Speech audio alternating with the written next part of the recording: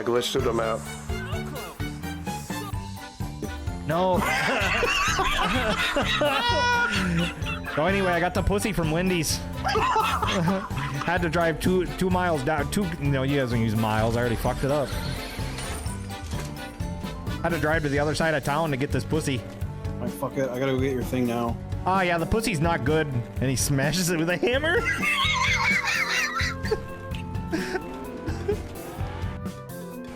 Ay, sí, chilenia, se toca el chile, digo, se toca el esquitenia, se toca el esquitenia. We need a phrase, we need a catchphrase. Stay cool, stay Half-Life. Oh my god, I'm being more embarrassing and awkward by the second. How about bye? Stay cool, stay in school. Okay, bye-bye, see ya! I want to grab him by that, just like with one hand, and go, and just shake him so he's going, and his stupid head's bobbling around. He's going,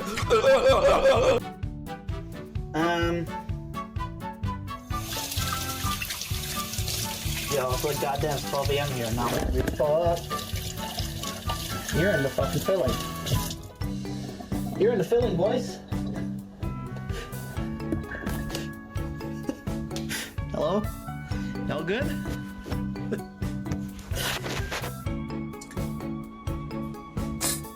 What is your question? May I know it?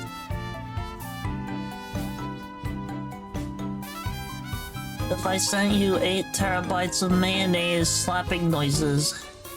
Wait, what would you do if I sent you 8 terabytes of slapping noises? What would I do if I had 8 terabytes of slapping noises of mayonnaise? Is mayonnaise an instrument?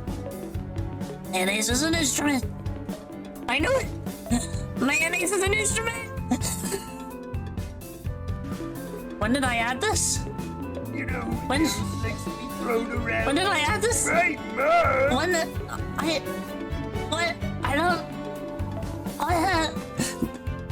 I don't remember.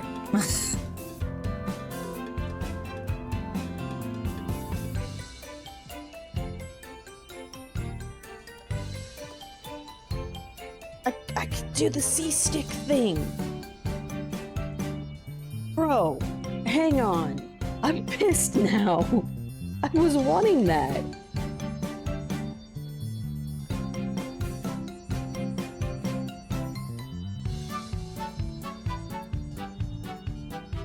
Was this built into... Oh my god! Okay, this is it. Okay, this is it. Ladies and gentlemen, Garfield and friends. We're ready to party! We're ready to party, we're ready! I hope you bring lots of spaghetti. I'm scared! Come on in, come to the place where fun never ends. Come on in, it's time to party with Garfield and friends. Dancing, fiesta, romancing, siesta, samba, la bamba. Ay caramba, disguises, surprises, and pies of all sizes. Come on in, come to the place where fun never ends. Come on in, it's time to party with Garfield and friends. Come on in, it's time to party with Garfield and friends. Garfield and friends. And pay attention. There'll be a test at the end.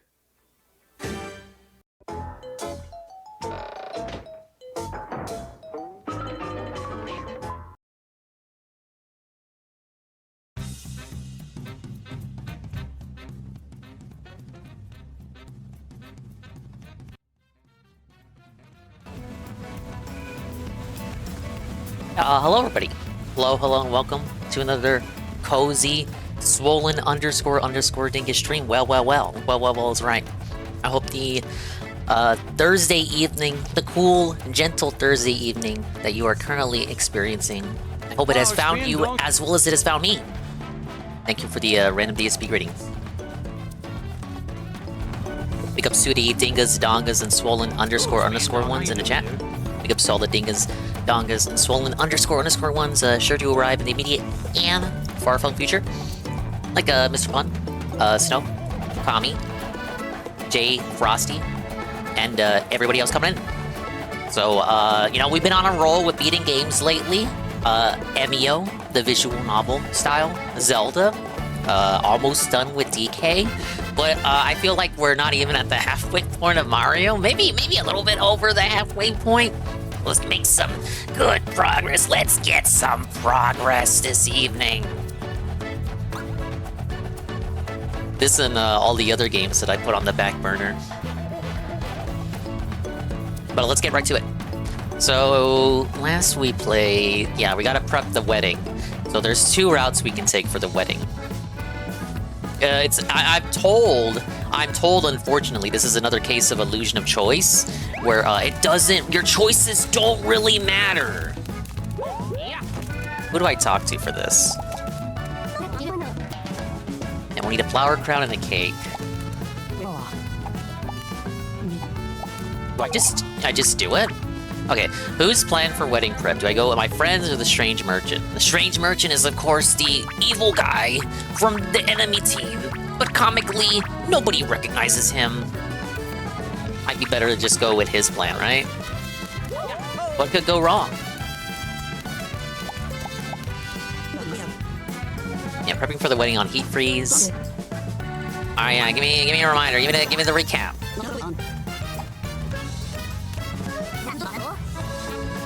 Yeah, the artist on Floral Island can make you a flower crown, or you can search for a special flower on Rainforest Island. Cake made with white chocolate from Slip and Glide Island might be nice.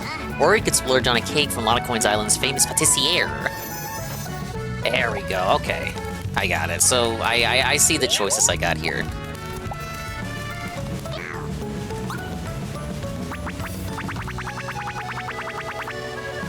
Got 7,000 coins, what the? This must have been after I sold off a bunch of equipment. Can I craft anything? Wait, did he have a request? Risk reward gloves. Scorching lava, slipping light snow, and 3 offens. Don't I already have these? No!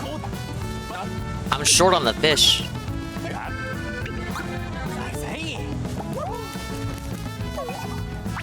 What am I looking at?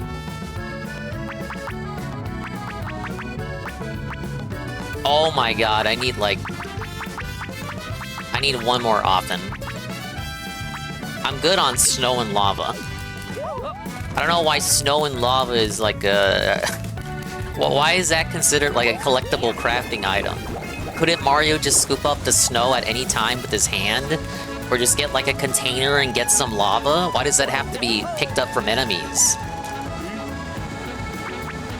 Let's get some rarest bait. I'm all about that bait. And then we'll have Luigi fish, because I'm lazy. Luigi's gotta do everything.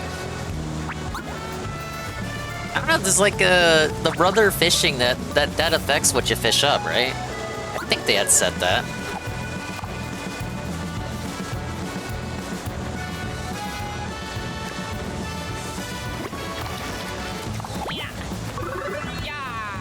Oh my god, it's the expensive fish! Now, unfortunately, this is the one opportunity in which I don't want the expensive fish. Why?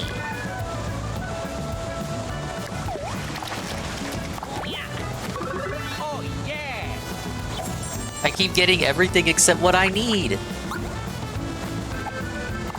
Many such cases.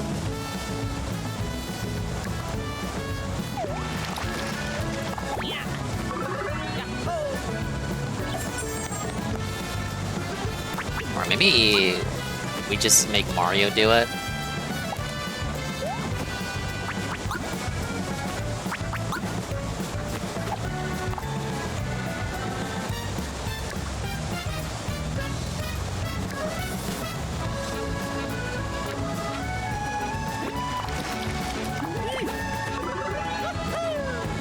Oh, and maybe the problem is I just keep getting the rarest bait. We don't need the rarest bait.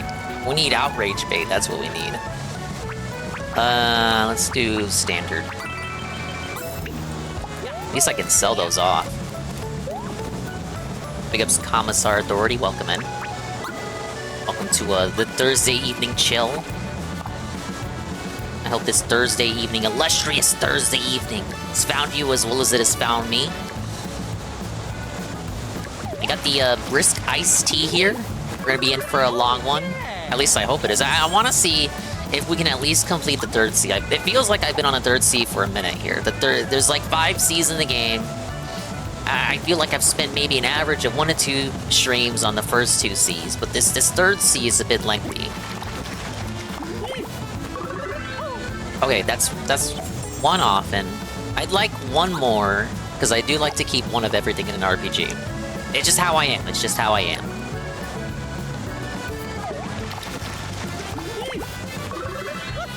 That's a coin fish. Give me an offin.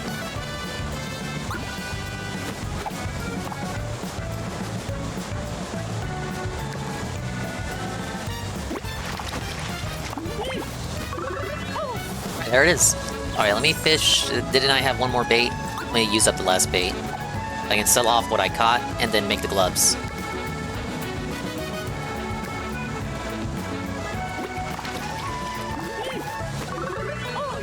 Oh, it's a bullion fish. Okay, okay, we're good. We're good.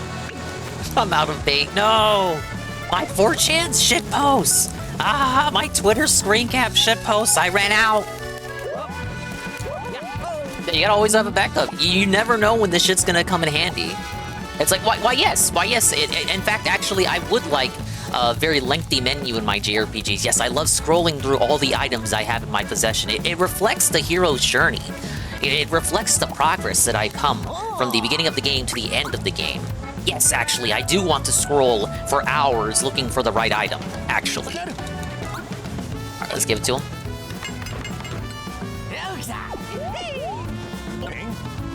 Got the trick down. I'm gonna sell these in my shop. Thanks a lot. Alright, we got the risk reward gloves. What do they even do? What else has he got? Groove boots, no snow effect. This is from the quest line. They increase speed a lot. They don't seem useful otherwise. Oh, you know what? I need 2 of these for an event in the desert. Well, no, I need 1 for an event in the desert, and then 1 for me. Could actually do that right now. And then let's get the groove boots just to have them. Just because I got the money for it. I'm rolling in it. Mario's hit all the tips. Goes, what? He's got even more shit.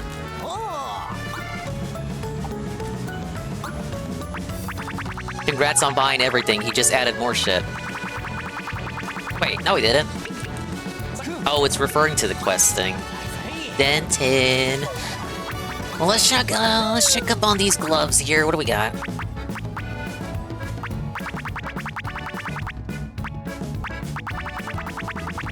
Here they are. Increases power and speed by 30%, but you're KO'd if you take damage. 1-hit kill if you get hit even once. Now, if you see me play this game, it's a first-time playthrough, I don't know what the enemy patterns are. Maybe on repeat playthroughs, this would be worthwhile if you memorized what attacks the enemies are capable of pulling on you, but for a first playthrough, that seems a bit, it seems a bit dented. Why would you do that? Boost speed in proportion to the number of battle plugs you have. Max HP by 20, and death by 10, but decreases stash by 20%. I would not want that.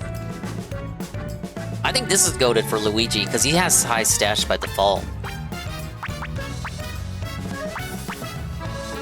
What did I give Mario? Oh, boost POW and death by 50% at the start of the battle. I think that's fair. Increase your chance of getting unlucky by 2 times. Whoa, that sounds amazing.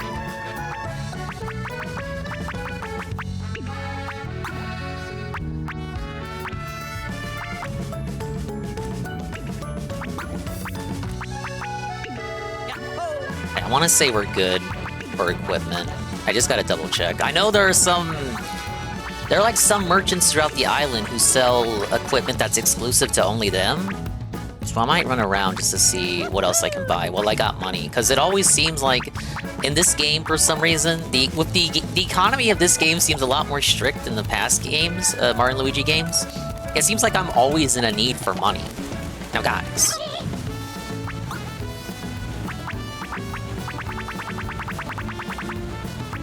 And I know I got a lot of beans. The game really wants you, like the game recommends you to use all the beans you get, but I consider it not necessarily cheating, but I don't know. I feel more proud of myself if I beat the game without relying on the beans. Like the beans are just straight stat boosts, just +1 to whatever stat they correlate to rather. Thank you for the puppy. There he is, right there. Look at him. Look at him. Let's get some puppies. Okay, here's the shit I can sell. We have 2 coin fish. And welcome in, Flippy. 3 bullion fish we can sell. Okay, I need to test out this desert event. I've been forgetting to do it. But welcome in, Flippy. Big ups. We're back to Mario. The goal that I have placed for myself is to beat the 3rd sea and get into the 4th sea. Can we hit it? Maybe. Hello, Pim Pam. As I said, we're gonna try to beat the 3rd sea today. 3. Coming up on February, coming up on the eventual 3rd anniversary of Dingus's existence. Zeru gave me a GameCube Netplay update. Now, I'm not necessarily asking for all the fellas to be awake with me for the full 24 hours, but it seems like some of them will try. We're gonna do a lot of GameCube Netplay for the anniversary, it seems. I'm excited, I've never tried it. Zeru seems to have it tested. I haven't tested it myself yet. I've been meaning to ask him to send over the stuff. I got Dolphin downloaded already.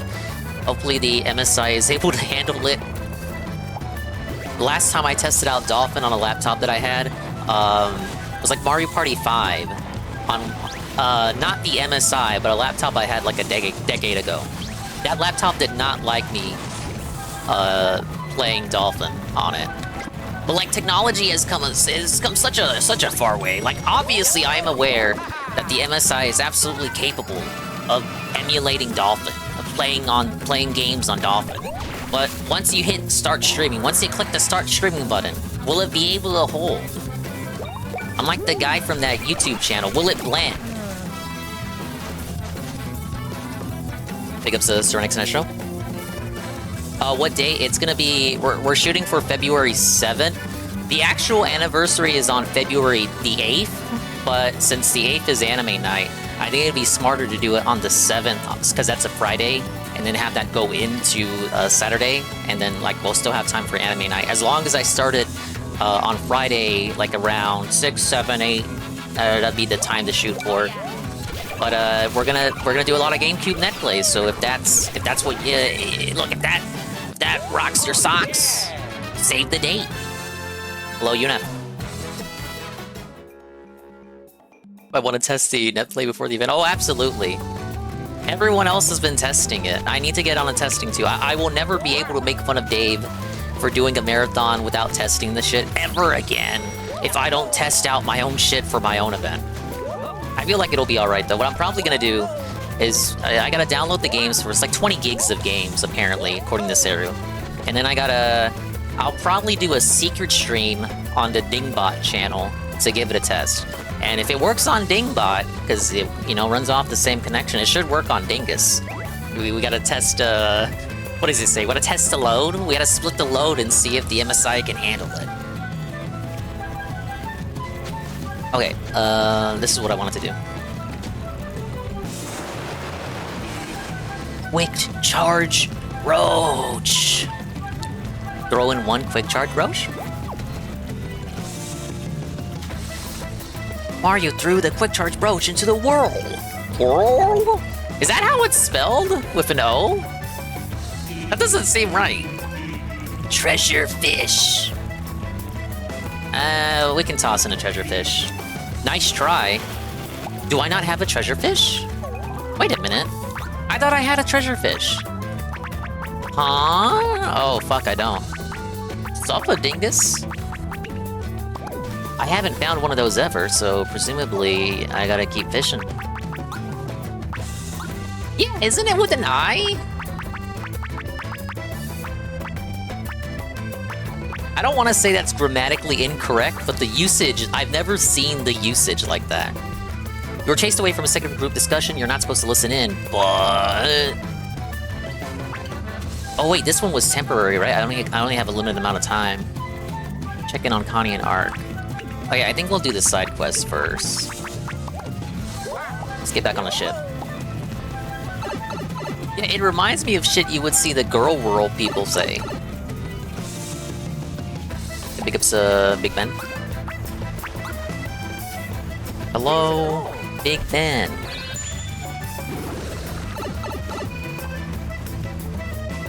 And hello, Egg Gang 1738.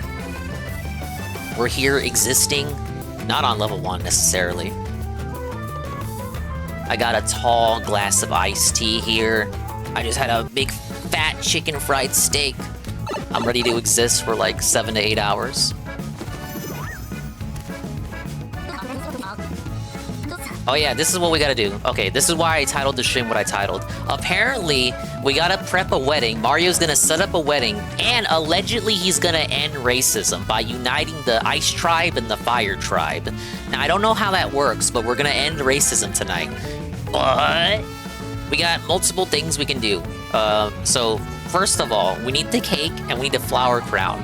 But, there's 2 areas we can go for both items.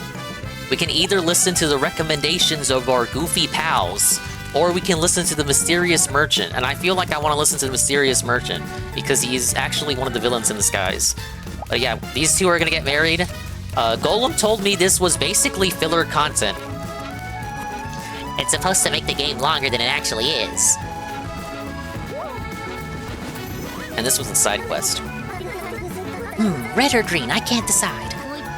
Oh, we can hear him. Should we listen? Oh, we're snooping. If you're asking me which is more stylish, I definitely can't decide.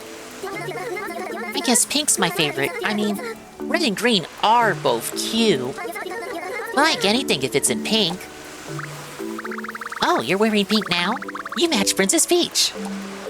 I mean, she's just not wearing... She's not just wearing pink, she is pink. Idiot. Big up Spirit Joe. Ah, yeah, that's a bonus. But really, anything other than pink doesn't work for me. It definitely makes you feel good when you can match with someone you look up to. How about you, Technicky? You seem like you'd have a unique and interesting takes on fashion. Oh yeah, interesting is correct. Oh, I don't know. A plain white coat works just fine for me. I don't need anything too fancy. Nah, D-Side, I'm a pushback. I love side content. Mario RPGs, outside of maybe Thousand Year Door and Super Paper Mario, don't give a single fuck about their side characters. For me, this is a much needed breath of fresh air. It's the most JRPG Mario RPG. I want durability, something that stands up to lab work. Heat and cold resistance are good. It needs to offer freedom of movement, and toughness to hold up after multiple washings. What else do I need? I can appreciate how wonderful that white coat is, but... Would you ever think about wearing something super trendy? Yeah, variety's kinda nice. Whoa, we got a regular Dave over here. Variety, it's a spice of life, I agree. And a long dress, it looked great on you. Oh, if you're talking about long dresses, talk to us. That's our favorite attire. Dresses? I thought those were towels. I'm kidding. You look great. What do you think, Technicky? Well, let me think. I suppose I could try something new. Perhaps something black? For the sake of scientific research, of course. Sure, scientific research. Speaking of which, Starlo, what's your story? Do you even need clothes? I mean, she's got shoes on. I guess it could be argued those are just extensions of her body. I actually don't know how that works. Is that... So is she wearing shoes, or is that just like how... That's literally her feet. Like, there's nothing... There's not... Like, those are just blobs. These amorphous blob extensions. That's just her feet. They aren't shoes. Isn't all side quest filler padding? Well, the wedding stuff is part of the main story, but Golem was treating it as like, as though the devs elevated filler content to be within the main story to pad the game out. Rude. You can clearly see that I wear shoes, can't you? Well, shit, mystery solved. Well, I mean, you're a beautiful shade of yellow, that's all. But we might need to adjust our definition of the word clothing. Let's say that shoes are clothes. I think most people would say they are. I guess you don't have much laundry, so I see the logical value. Is she calling her naked? Well, this appearance is only temporary. You know, I'm actually an 8-headed beauty. What? This is new lore. What? I need to know more. But first, what kind of clothing does Connie like? Her ensemble with that cap. It's a nice balanced combo. Some might consider her quite the fashionista. Is that the term? Maybe we'll ask her in secret sometime. But what about the rest of you? Peach hasn't said anything. Isn't Peach in this scene too? I love Birdo! Oh my god, Birdo! The game didn't forget about Birdo. Birdo is back. Birdo is back. Guys, it's Birdo. Holy shit. I thought they forgot she was even in the game. Can we get some Birdo love in the chat? It's your favorite character, Birdo. You guys love Birdo, right? Yes. This means I gotta do the Birdo voice. Hold up. As long as I've got a deep red ribbon, I've got no complaints. This stupid voice they gave her. It's bro, you know, it's like they have Banjo-Kazooie voice acting with how they talk. Unnecessary accessories around, doesn't everyone else think so? Agreed, that ribbon is cute. And finally, what about our dear Princess Peach? What do you think? Any styles you secretly want to try out? I'm interested, for scientific purposes. Oh, well, It's hard to go wrong with a pink dress and a crown. But I do like to change things up to match the task at hand, you know, right? You might not know me well enough to see it, but I do have many outfits. So she's referencing the other game, the Peach game. The one DSP didn't want to play, because he was embarrassed 672 would make fun of him. I'm so interested in the kinds of fashion adventures Peach gets up. They're literally shilling the other Peach game. We've got work to do, idol group. Let's go. Right, Princess Peach. Wow, you really are good at changing the subject. You thought Nintendo stopped using Birdo? Nah, actually, they've been using her more. She's in all the new Paper Marios. This is the first one she's appeared in for Mario and Luigi since the one on GBA. And she's in all the spin-offs. Mario Tennis, Mario Golf, all the Switch ones have her. Oh, they just put her back in Mario Kart through the DLC. Maybe because they feel like they don't have enough lady characters. Yeah, we recognize Birdo as a lady in this chat. Because I'm gonna get banned if I say anything otherwise. Big ups, praise that soon. Hello, praise that son. Luigi! Not cool, guys. Let's go, people.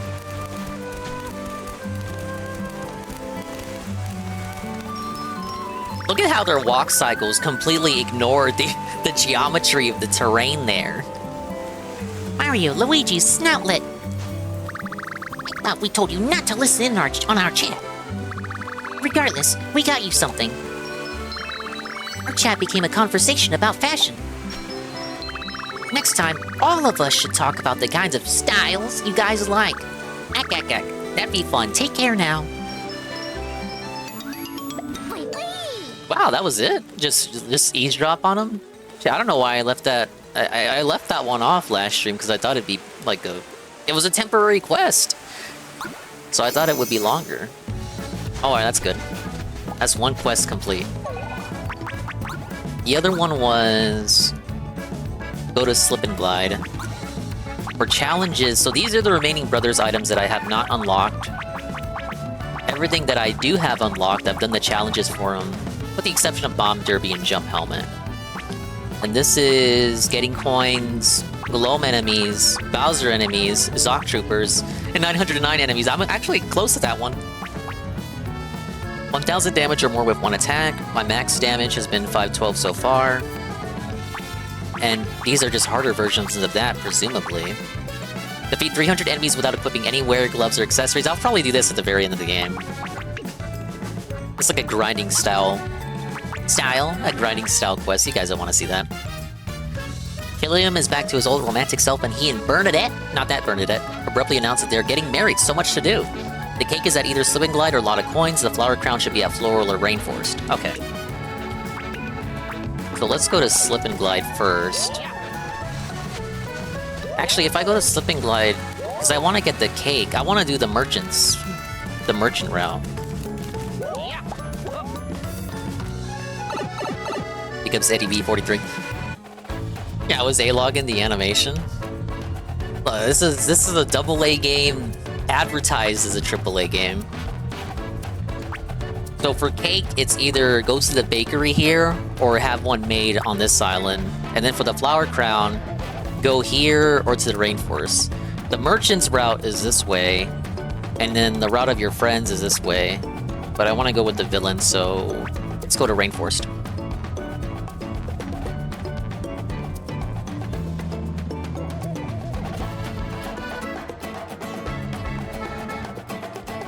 I also told Saru, since we're speaking out the GameCube, I told Saru to get 100% save files for all the games we're gonna play, so that all the content can be unlocked.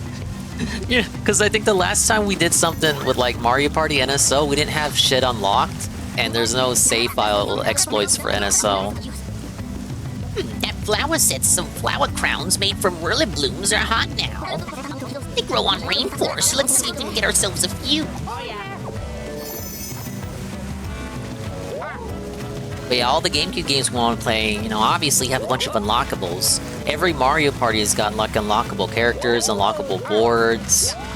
We're gonna do Mario Kart, so you obviously want to have all the courses and the characters. So I just told Sarah, be on the safe side.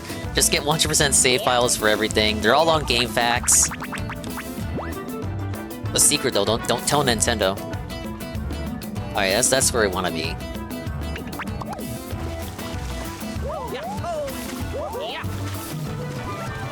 And the results for the Fire Emblem poll should be revealed Saturday, if all goes according to plan.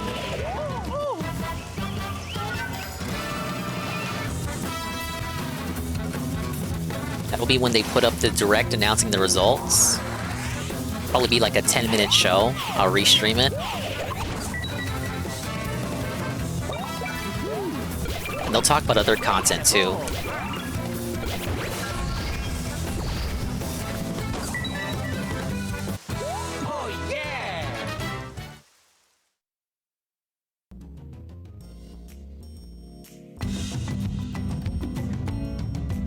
Dinga has a meltdown because Byleth loses. Everything looks good for Byleth. The only thing that could fuck him over is if the Reddit memeing takes over and overpowers him. But I feel like I'm confident in saying the Japanese Stacy's came through for him. I went the wrong way.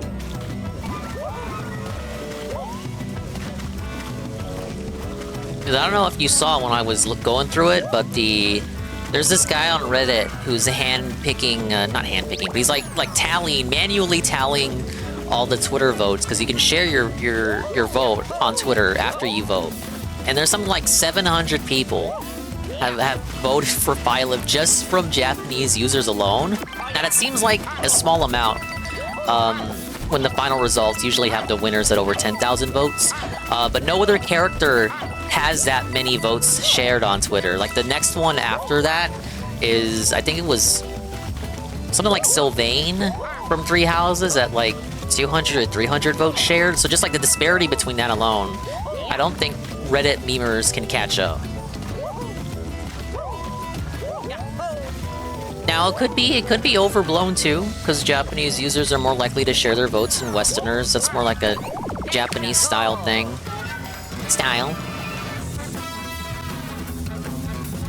confident. I've got confidence here. I'm not gonna get blown the fuck out.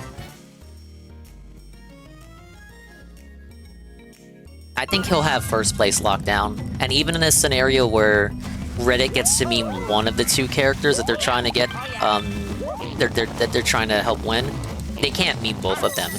So even if they're successful, one of the characters, and they get like first place, then Bylib is still likely gonna get second. The issue with the Reddit memers is that they're trying to meme up two characters. Now, when you're trying to meme vote two characters, you gotta split your votes, which is pretty bad, versus a voter who wants to rally a single character and puts all 7 of their votes towards said character. I want to say the Redditors self-felt it, as they say, by splitting their votes between 2 highly popular candidates. I could be wrong, though. I will acknowledge, concede, and kneel if I am wrong. But we need him to win so I can show for some other fucking character next year. I'm thinking Azura, if she doesn't win this year, which that's looking likely, it's looking like Azura is gonna lose. I wanted her to win because it's gonna be 10 years since Fire Emblem Fates came out in Japan. But if we don't make it, you can at least rally again for 10 years for the North American release next year.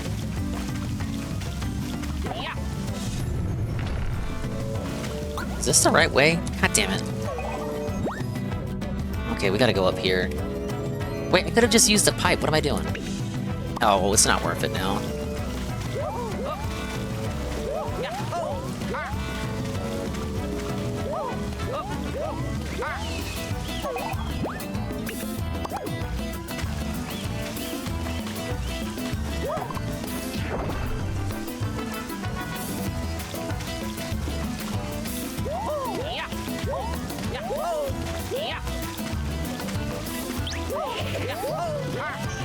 Yeah, I bet they wanted me to use the pipe. All I had to do was go over here.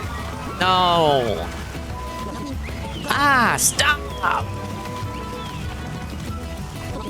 What are you doing to the whirly blooms? Go. Yeah, that ought to do it. I rule. Whoa, it's the merchant guy. But he's not in disguise. The flower garden's all messed up. How sad. ... For you! Why would you do this? Why? I thought it was obvious. Because it's annoying. Wanna hold a wedding? Connect an island? I'm here to stop you. Whatever you're out to do, count on me getting in the win. Alright, I said my piece, bye-bye. Why do we never fight these guys? They're like, obnoxious Team Rocket characters, but even in Pokemon, Ash blew them the fuck out every episode. There was at least an attempt at a fight. Alright, I'm fine. These guys are like, alright, I fucked with you, bye-bye. Belted. You chumps aren't good enough to fight me. These are more your speed. What's he dropping? Oh.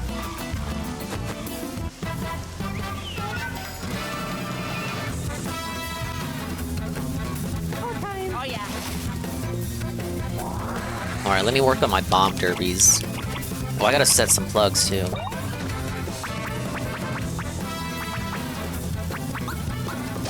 Let's do Iron Ball Kaboom.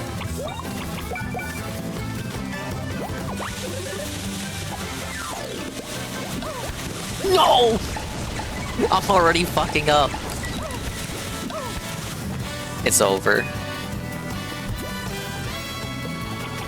What did Luigi have? Jump helmet. This is powerful, but it only attacks one enemy. Probably something you would more often use on boss battles than on regular encounters.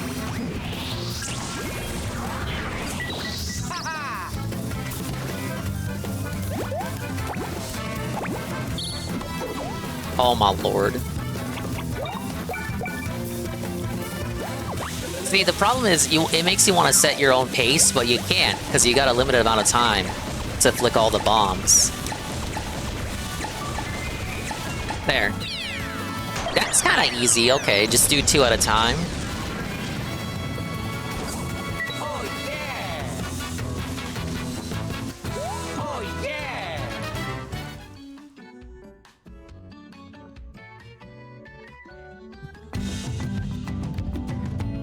Oh yeah.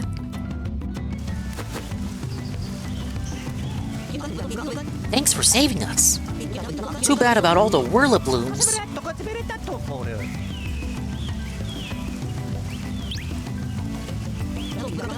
Although, come to think of it, hey, yeah! I've heard there's a blue Rafflesia no one's seen before somewhere on this island. Aren't those the last kind of flowers you want to get? That's like the flower that Vileplume is based off of. It's supposed to be a unique and beautiful flower. It's certainly unique, I'll say that. If you can find it, I bet it would make for a lovely flower crown. Bring one to me and I'll make it.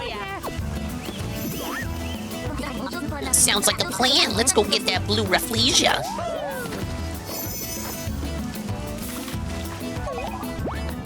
Oh, it's up here. You don't explore this area when you visit the island for the first time. So it makes sense that it would just already be in this area. Whoa, stuff I didn't get before. Holy shit. Wow. And another block I somehow missed the first time.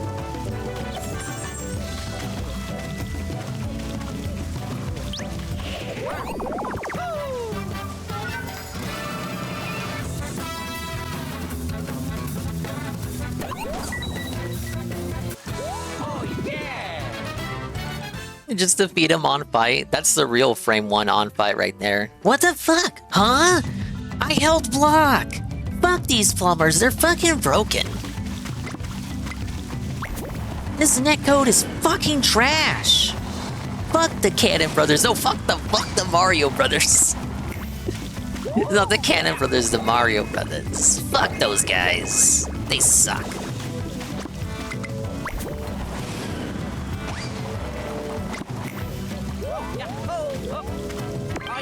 Alright, Luigi, jump to it. Oh my god, I'm inside Luigi. No. Oh yeah, stop fucking around. I'm sorry.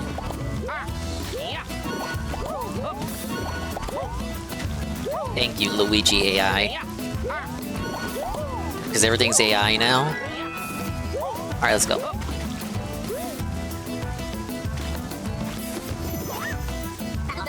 Is that it? No, that's not blue. What?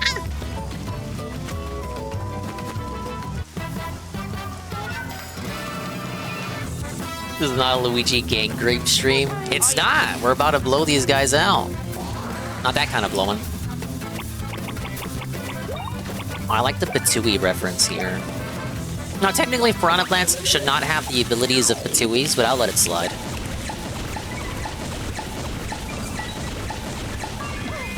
Missed one.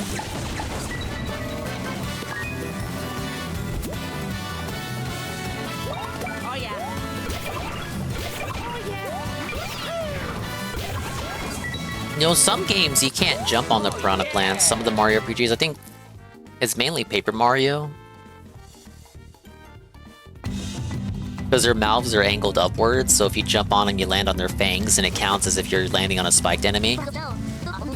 Yeesh! Those things almost ate me for breakfast. Think the goons we fought on Scorching put them there?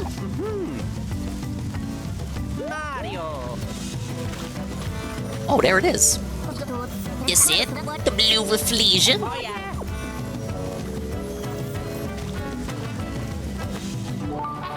Whoa, you got the blue Rafflesia. Rafflesia, I don't know how to pronounce this shit. Just assume I'm pronouncing it correctly. You found it! The blue Rafflesia! This changes everything. My mind is a fertile garden of new ideas. With the blossom this special, I can make you the ultimate flower crown. Alright, big ups, we got the flower crown. Alright, next up, the wedding cake.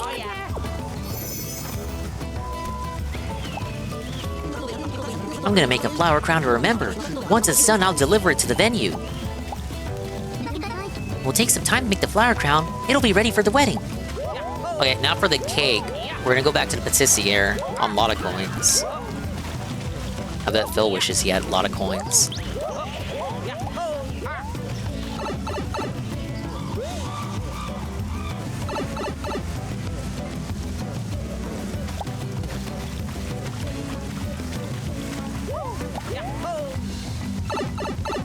Damn, I really should have taken that shortcut from the start. I just completely bowled over that green pipe.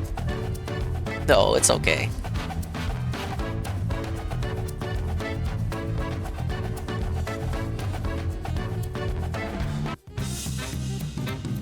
You guys see Phil raging about the top 10 best-selling games in the US earlier today? Now, he didn't acknowledge that it was a list of that considered only the US, but whatever.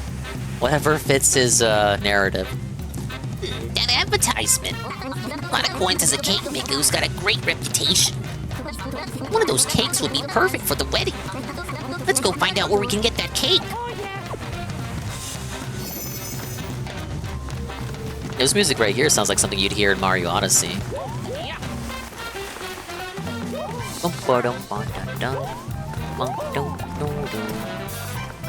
Did you find out he can't stream the Elden Ring beta yet? It's against our toss for the beta. Is it? And hey, Scrumbles. He brought it up earlier today on the pre-stream. I didn't know that was against the toss. I mean, like, okay, not to be like a neener, I'm gonna tattle on you. Look, if it's against the toss and he still streams it, like, I wouldn't report him. Like, you don't want the locale to be unable to have a venue with which to put out their content. So I wouldn't do it, but you know, if people were to do it, I would understand that they would be justified in their right mind to do so. But I would consider it an act of malicious compliance. That said, I feel like some other streamers are gonna do it anyway. Maybe they'll just put it on Kick. Actually, DSP could make it a Kick exclusive stream if he does feel afraid. I mean, you think Kick would really comply? Hope nobody tells him and he violates it and then he gets reported. Well, that's the thing. If the platform decides he shouldn't be allowed to stream there, then my rationale is usually, well, private platform, they get to decide who's there, so fair enough. If they think Phil shouldn't be there anymore, then suffer Dave. But if other people influence him getting reported, and then he gets kicked off, that's where I start to be like, well, you know, if it wasn't for your report, then he probably would still be on the platform. But obviously, you know, moderators can independently decide to kick off a creator without a report needing to exist. It's not the platform, it's FromSoft. Okay, so it's with the FromSoft toss. So it's like, who the fuck was it? Atlas? Atlas? Not Atlas the bookkeeper, Atlas the company. Atlas the company for Persona 5, which is a similar situation that Dave couldn't stop crying about. To this day, he still thinks that Atlas takes down people's content if they stream their games early. Even though that stopped like years ago, you know, Dave for some reason still thinks it's 2015. Same reason why he still hates Nintendo, because they made him trash his Wii U or whatever. He didn't actually do that. He picked it out of the trash after he stopped recording.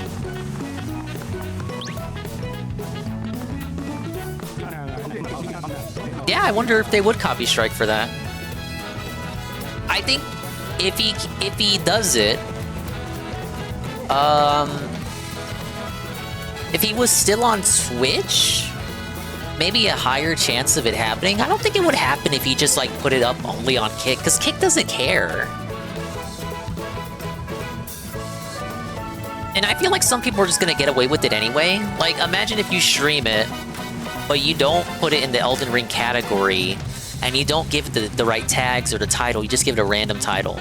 You just do it in just chatting or a category that nobody uses. And then you just do it for your core curated audience. How would FromSoft know you're streaming it? Eek, all my sweet creations, they've all been eaten. Oh, I want a feast. That'll keep those mustachioed brothers from getting their cake. Yeah, earlier than I expected. You've stumbled into my 100% fail-proof feasting scheme. Let's spread chaos, then distract you. A cake sneak attack. Well, you're too early. But still too late. I've eaten them all. My work here is done. Yeah, DSP is small potatoes. I can't see them caring unless they get a gazillion reports. Which I feel like DSP already gets a gazillion reports every day just for existing, just for being DSP. So maybe it's like, okay, DSP gets reported so often that we just don't even look at it anymore because he gets reported constantly. Self-belted. Trolls self-belted by reporting him every day anyway. That even if he did do something to violate the rules factually, no argument about it, no ifs, ands, or buts, they still wouldn't look at it because he gets reported all the time. It's like the boy who cried wolf. When the wolf finally comes, nobody cares because they think you're just fucking around.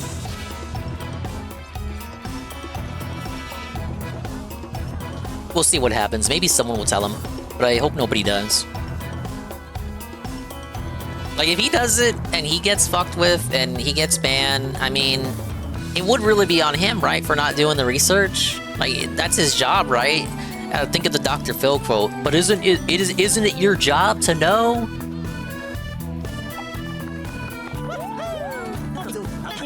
You guys don't let up. Hey, you! Get up already!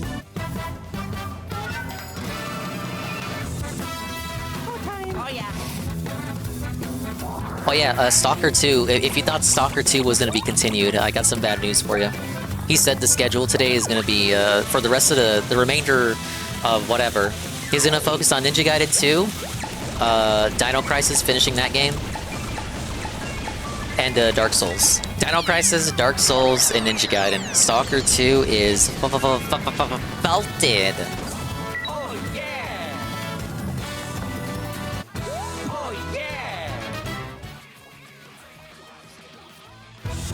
Well, DSP needs the illegals to do his landscaping.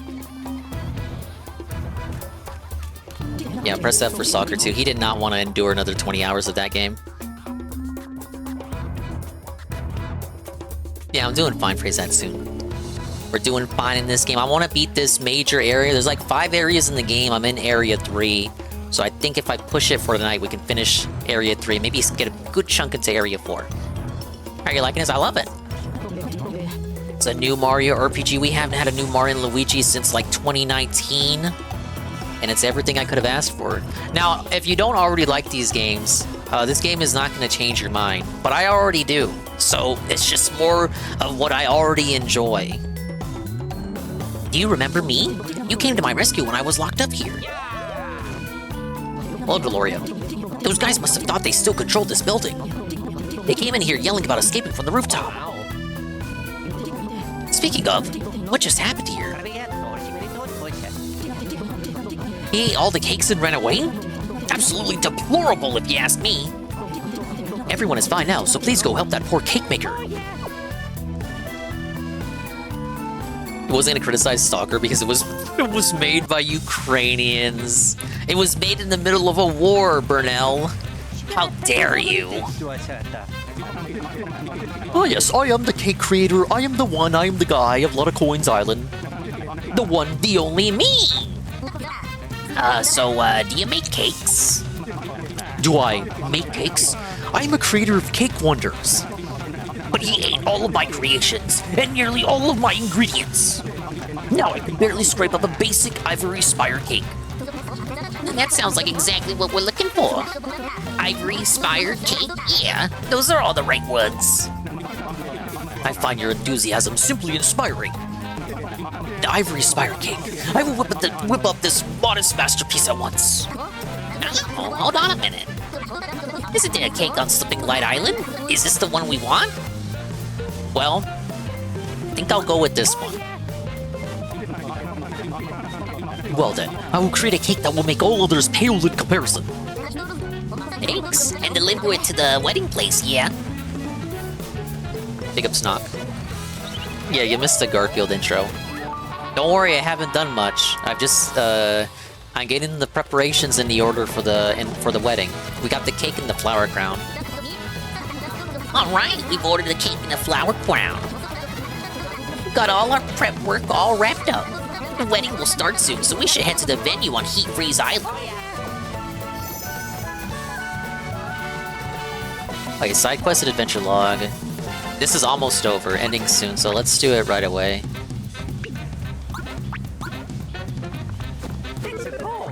Welcome in, knock.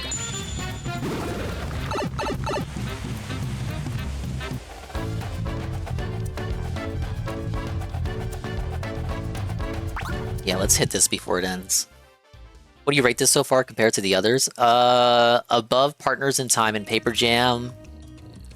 And honestly, probably... You know, I still gotta play it. I want to say the top ones are Superstar Saga for sure, and Bowser's Inside Story. But I really like Dream Team too. I think I like Dream Team more than most people. So... maybe I would put Brothership above Dream Team. Basically, right now, I gotta ask, the question I'm asking is it better than Bowser's Inside Story? Because Bowser's Inside Story is a great game. The only thing that holds it back is the overworld design is a bit bland compared to the other games in the series. But overall, other than that, it's stellar. So I would say Superstar Saga, and then either Brothership or Bowser's Inside Story, interchangeable right there in that ranking. Then Dream Team, then Paper Jam, then Partners in Time. But Paper Jam is hard carried by its gameplay. Paper Jam does count, but it doesn't. I like it. I like Paper Jam. There's none in the series I dislike though.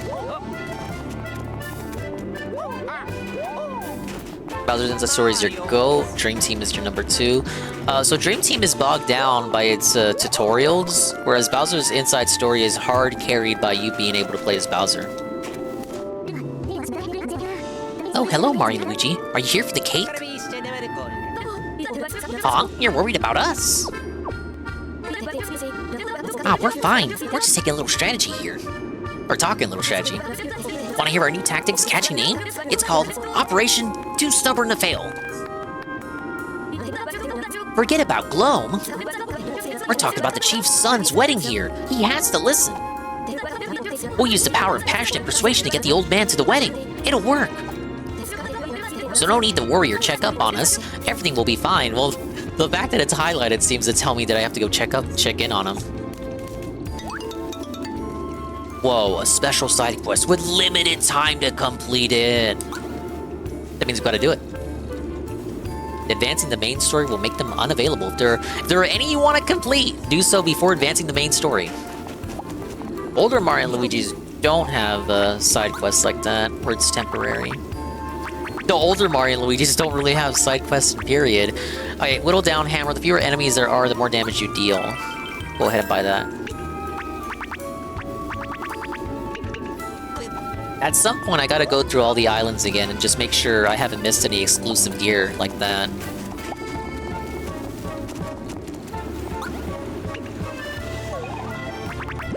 I like the music too. A lot of people were disappointed because Yoko Shimomura didn't come back after composing the music for all the other Mario and Luigi games, and she also does the Kingdom Hearts music for all games in that series. She did the Street Fighter 2 soundtrack, the Mana games, Secret of Mana,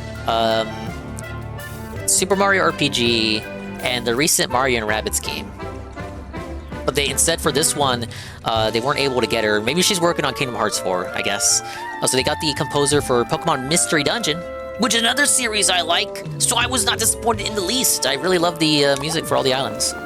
Takes a little getting used to, but I think the composer's got a vibe that this game just gels with.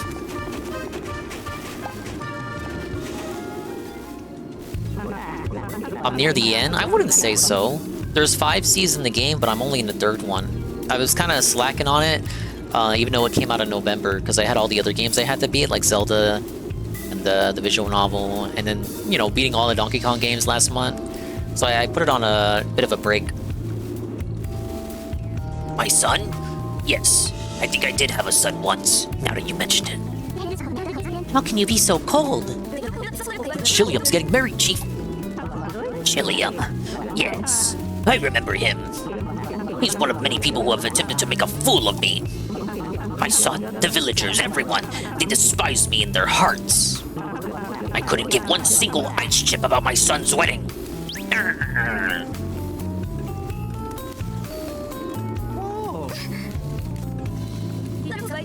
Ani, how can we have a wedding? Can't they obviously see he's like mind controlled by the depression virus? He's very clearly not himself. The depression hit him. Oh, this is the horrible power of gloom. No one wants to talk to anyone else. Yeah, I think this island has the most depressed NPCs out of any of the ones we've been to. One thing I think is real cool is if you backtrack to the earlier islands, like once people start getting hit with the depression session, you'll see some of the NPCs get like transformed. So like they're happy and positive on your first visit. When you do the revisit for like backtracking or part of a side quest, some of those positive NPCs will turn negative. Now obviously they're all gonna get turned back to normal at the end of the game, right? Right. No one wants to talk to anyone else.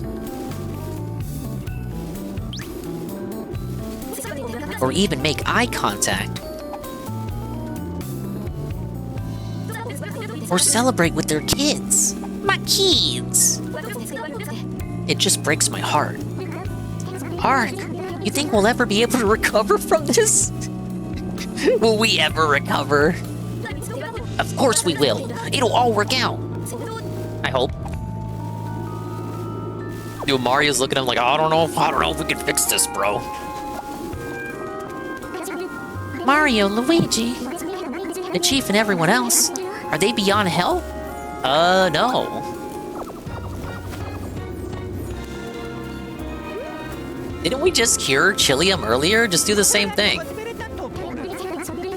You think that inside their gentle hearts, there can be strength? Dude, Mario's a shonen protagonist? What the hell? Can you believe that I'll make it come what may? What kind of pep talk is this for Mario? This is almost out of character. I'm always cheerful. And I keep everyone's spirits up? Oh, yeah. You say that's the art you know? Yes. Hammer the guy. Mario, Luigi, Thank you. So we need to push past all the negativity. I can't. Coming from a sector where we hear the words positivity and negativity used comically for comedic purposes every day, I can't take this script seriously. That's fine though, it's a Mario game. We need to do what we can, here and now. We need to march forward positively.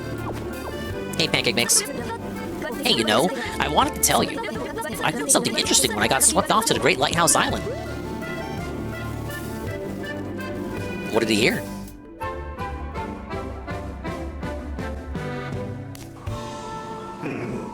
Collect more negative energy. Spur on the revival. Hey, it's the guy. Gather more negative energy. What is that egg, though? Looks like a cursed, evil, dark Yoshi egg. It's gonna have the negative Yoshi in it. It's gonna have Black Yoshi, the evil one. Ooh. Oh, that wouldn't be interesting. Black Yoshis already exist.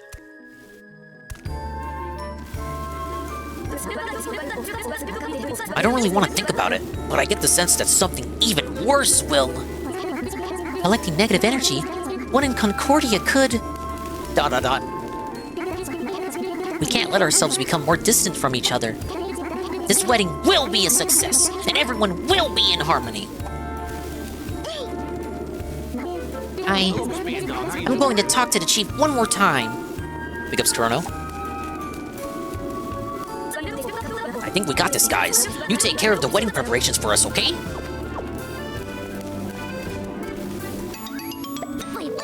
Alright, it's completed. 2 fast gloves, we got them. That was a real good scene. And that was a side quest. There was a chance that you could beat the game without seeing that scene. That scene should have been mandatory. That was a real uplifting, inspirational situation. It's unfortunate we can't do anything for all the depressed NPCs, though. That's a bit of a shame. Though I think it is a bit dented for the 2 kids to not realize that the dad is obviously... he's been hit with the depression session virus. We need to bring... If they could bring the doctor from the lava island over here, we could easily cure him. I guess they forgot about that. They were there. They were there for Chilium getting cured from his depression.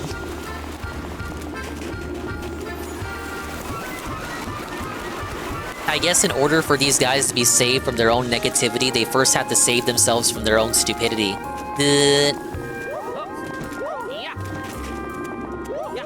Live in Urban Mushroom Kingdom. Peach doesn't talk about it. Nah, this ain't the Mushroom Kingdom. It's like another dimension or something. It's an isekai. You didn't see the intro. This is an isekai.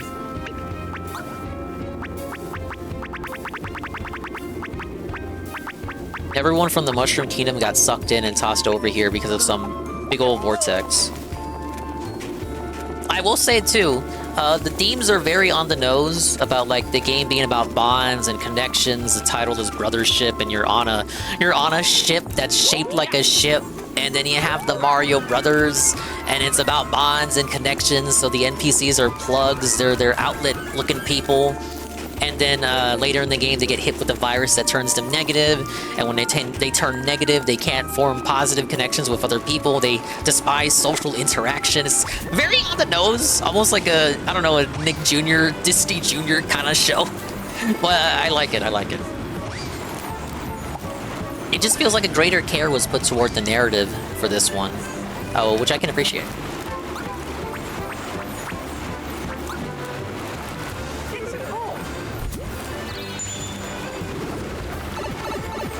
So we got the cake and the flower crown.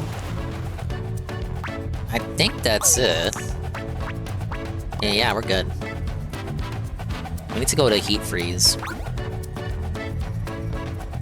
I'm an ex-plumber. My brother and I got sucked into a different world to save the princess, or something like that. Peach doesn't need any saving, though. Not yet, anyway.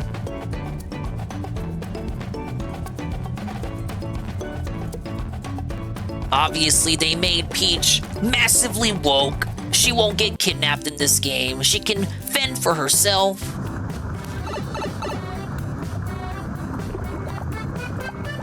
Wait, is this different music? Is the music livelier for the wedding? I don't remember this being the island soundtrack.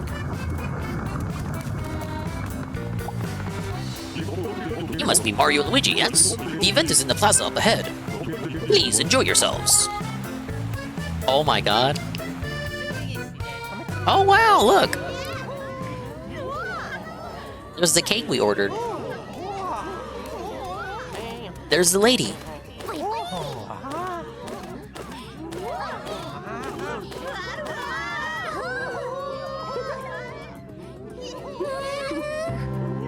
Oh look, everyone, all the other NPCs from the other islands. Even the named ones, the relevant ones are here. There's the dad! Look, they were able to convince the dad to come. They cured him of his depression. Oh my god! She's got the crown we gave her. We're ending racism. Racism has been felted. Guys, why can't we just all get along, right? You know, the old Mario cartoon had an episode about racism. The Mario 3 cartoon. I think I've got that one on tape. Where was the kiss? We didn't get a kiss. There was no plug-on-plug action. Where was the lip smacking? Smackaroonin'. We didn't see them mac on each other. I feel ripped off. Well, it's a lot of yes. Let's mingle. Mario Luther King had a dream about pasta. Prince Chilium's dad came. I never thought Connie would make such a bold move. So Connie was the one who convinced him? I can't keep my eyes off the captivating newlyweds. This is the beginning of a new era. It truly feels like a historic day. Yeah, everyone's getting together. No one's fighting. I wish them both every happiness. Oh, it's the guy, it's the chief from Bulbfish. Mario, Luigi, it's been a while. I was so awful to those two on Bulbfish Island, having them locked up like that. To think they'd still invite me to their wedding. I honestly feel like I could cry. By the way, my dad was going on about finding a new specialty to replace goldfish. He left to celebrating to me and will be absent from today's happy festivities. Oh yeah, so Dad's not here. It's Wilma from the first island. This reminds me of the ceremony I had with my husband. Though it wasn't this luxurious. And someday even these kids here will... Oh dear, I'm getting tearful just thinking about it. Whoa, this cake is huge. How did they make it? The real couple in repose. I feel a verse coming on. Word to you, lovebirds. The drew in your heart stirs. Feel feelings as they burn into souls that converge. Our dear prince, he's grown into a wonderful young man. Chilliam's dad came. We practically had to stuff an antberry into his... Okay, so they did end up curing him. I was wondering if they were able to cure him without relying on that. He didn't want to eat it, but he gulped it down with some water. It wasn't a pretty sight. Not at all. I'm so glad that I could live long enough to see such an auspicious day as this. Wow, the bride is beautiful. Her outfit is lovely too. He's positively glowing. Eat it! Yeah, they had to make him Eat it! They both seem really happy. That makes me happy too. So this is a wedding, huh? Honestly, it's kind of boring. But I ate a ton of food, so I had a great time. What does the lady think? The bride and the groom, they look so happy, don't they? No matter how different our worlds may be, these occasions can be choice. Man, Peach said end racism. It's in character, I guess. Wow, this is all pretty cool. I don't know why, but I feel so excited. Look at the cake. It's amazing. It's a rare sight to see a wedding between the scorching and slip and glide people. Yeah, that's what makes it so inspirational. So these two really got married. I can hardly believe it. This wedding is on fire! I'm burning up! Weddings? I never had much interest in them before, but... When I look around me, I feel very happy for some mysterious reason. If I had someone who understood things I want to develop and experiments I want to do, someone who would support me, well, no harm in thinking about it, I suppose. Still, I doubt I'll find anyone like that. Oh, look at that. She's secretly thinking about getting married herself. Hey, mustache bros, this party is crazy. I bet I could show off some sweet dance moves from on top of that fancy cake. Do not get your shoes on a cake, dude. We're often called upon to do celebratory dance steps at weddings, but the degree of luxury number of guests at this wedding is on a whole other level. Yeah, Chippy's in this game, but she's not your partner. She's just hanging around. Long live Princess Bernadette! When I'm older, I'm gonna be a fiery princess too. When I grow up, I want to be as cool as our prince. Thanks to my wax, both the bride and groom look absolutely and positively stunning. Oh dear, your mustaches are all in disarray. A gentleman's facial hair must be flawless. Yeah, we got full mustaches. We don't have patchy stashes, unlike some people. Oh, Phil doesn't have a patchy stash. He has a patchy beard.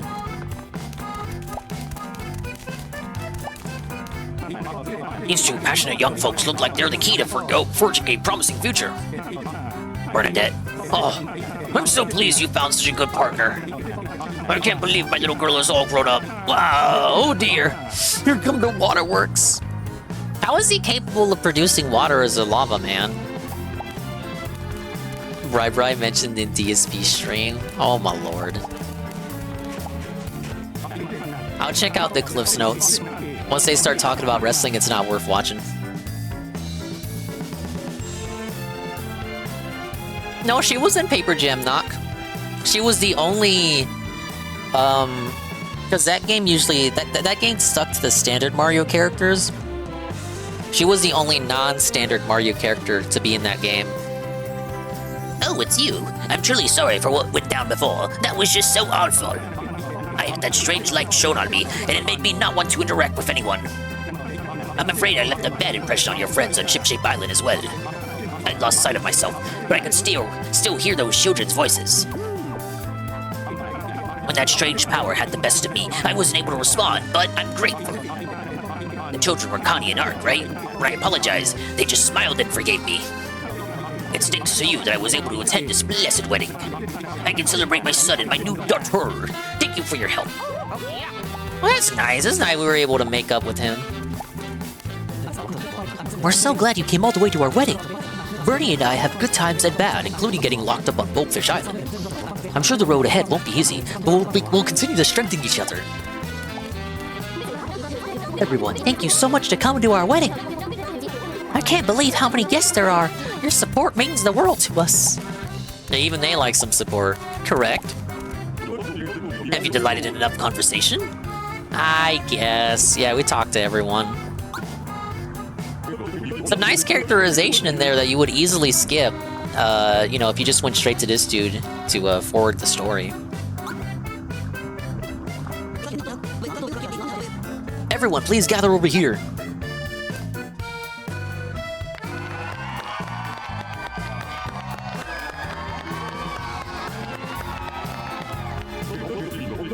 I know the party's in full swing and everyone's having a great time, but it's almost time to wrap things up. Our last performer of the night is none other than the exalted master of footwork, Groove Master Yode! Thank you! What an honor! Hey, my Groove-tastic brothers, Mario and Luigi, get over here! Oh my god. We gotta do the minigame again? Normally, my legendary moves would be the highlight of any event, but you guys are pretty close with the bride and groom, yeah? Ooh, I'm sure your fancy footwork will be an even better treat for the happy couple. They're giving me the DSP golf clap. Oh yeah. Oh, I'm not surprised he's doing his support tips out. It don't matter though. He only gets 50-50 of whatever he makes on that show. Alright, let's give it a go. We haven't done this since the first stream.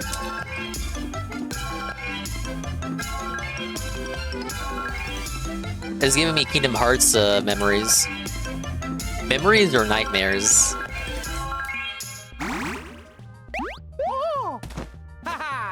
Okay, nice save.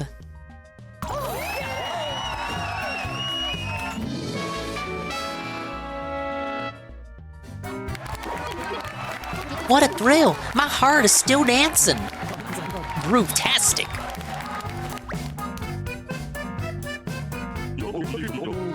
This is much better than I'm reminded of not the Little Mermaid shit, the ice cream machine shit in Birth by Sleep. Okay, this time I mean it. We really do need to wrap things up. So let's hear it from the bride and groom. Everyone, thank you so much for coming. The two of us have had our hearts set on having this wedding. We weren't sure if anyone would approve or wish as well, but here we are. The Scorching and Slip and Glide people have been known to quarrel at the drop of a hat. So we're incredibly happy that you're all here today to give us your blessings. From now on, we hope that both groups will become better at coexisting. We want to act as an example for all of you to follow. He's basically saying, yes, we're acting as an example of race mixing. So no matter what happens, we'll live in peace forever.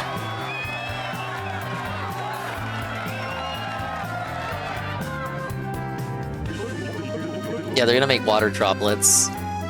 Now then, finally, dear bride and groom, as proof of your love and to symbolize the restoration of the bond between your peoples, please make your vows. Where's the priest at? I thought that was the security guard. Oh, we go. Okay, we gotta kill the music. It's a super serious moment. Chillium? Bernadette. Something's gonna go wrong here. Someone's gonna crash the party. It's a pre-rendered video. Someone's gonna crash the party. Racism will not be killed tonight. The villains are gonna come in and turn everyone negative.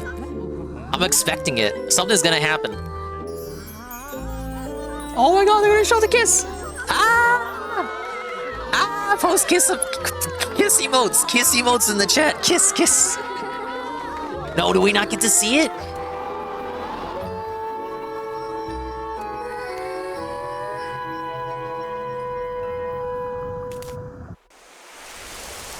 Oh, we don't get to see it. Scam!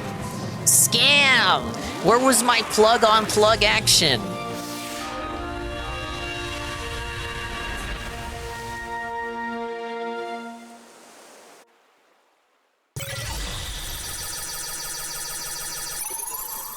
Is the lighthouse next? Separated currents have been reconnected. Surely we should be done with this sea by now. The Unit Tree is surely wishing you the best in this new chapter of your lives, too.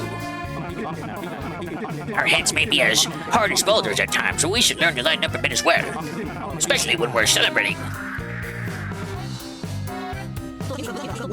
Long live Prince Chilium! Every happiness to Princess Bernadette! I want to hang out in Freezing Village sometime. Yeah, they gotta visit Boylan Village. What a marvelous sight to behold! Best wishes for a bright future for both the Scorching and Slipping Glide peoples! Switch a Christian site? Yeah, I know what joke you're trying to make, but Switch Christian? Big ups Golem. You missed the wedding! I can't, Golem, we sent your invitation! What the? I went the Rainforest and Lotta Coins route, because you said it didn't matter. What a wonderful wedding, absolutely romantic! It's good to see folks happy. That was nice. The Scorching and the Slipping Glide peoples have become friends. All that's left is a trip to the Great Lighthouse. No, so we're almost done with the sea? Mario, everyone, you're needed at the Big Cannon on Chipshape Island. I guess we couldn't stay for too long. Yeah, okay, that's the route I went on, and all they did was give me more enemies to fight. The illusion of choice. I'm gonna try to finish the third sea, because I've been on it for a minute, and then we'll maybe get a good chunk into the fourth sea. A new current has opened up. We're approaching the Great Lighthouse Island. Nice. We should go tell Connie the good news. Huh? Going on a trip, Connie? Yep, I'll be on Heat Freeze Island for a little while. Connie's got the urge to roam again, I guess. I don't want to leave for the Great Lighthouse Island without Connie. Why is she always going off on her own? Whenever we gotta go to the island, we always gotta go chasing after her. Like, why does she always do this? Why don't we follow Connie and talk to her? We can tackle the Great Lighthouse Island after.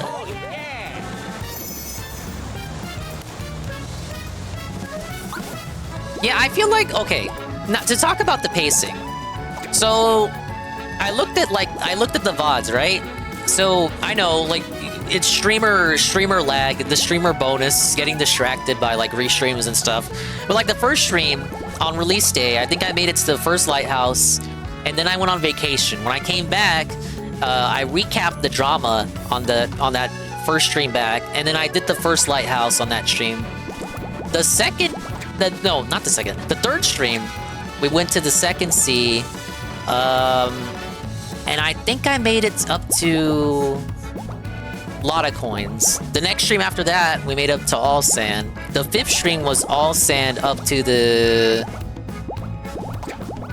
I think we made it to the third sea, and then we finished Bulbfish. And the sixth and seventh streams were kind of like bouncing from Heat Freeze and Scorching and Slip and Glide. So yeah, I would say for the biggest chunk of the playthrough has been spent here so far.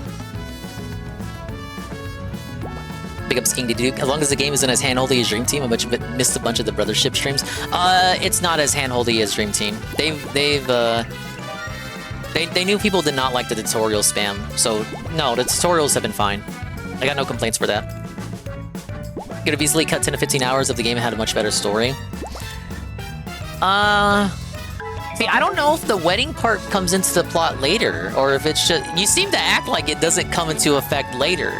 I don't mind learning more about the side characters, because it's not often in the Mario RPG that, you know, that they care about the side characters like this. Like, Like, these feel like... It feels like another, you know... The way that the side characters are being handled feels like it's not a Mario RPG, but like another JRPG. That's why I said it's the most JRPG Mario RPG.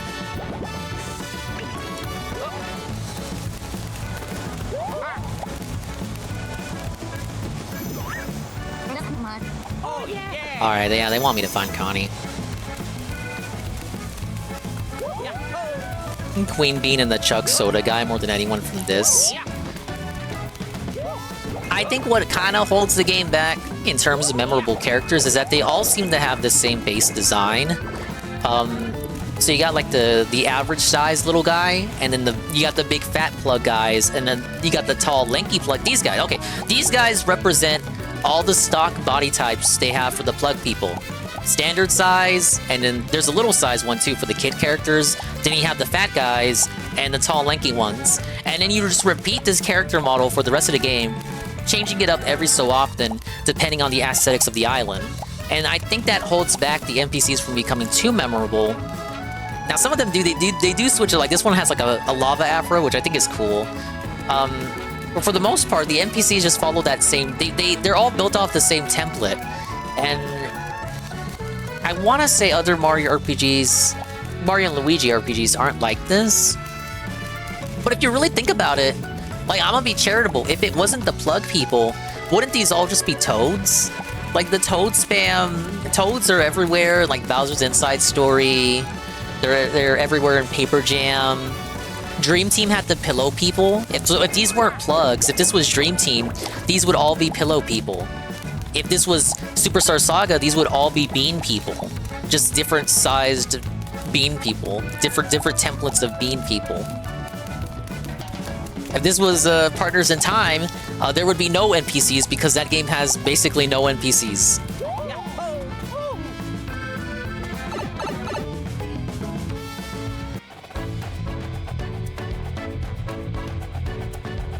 Okay, I know they said I had to go talk to Connie, but I want to make one last round trip for every island just to make sure there's no equipment I'm missing out on.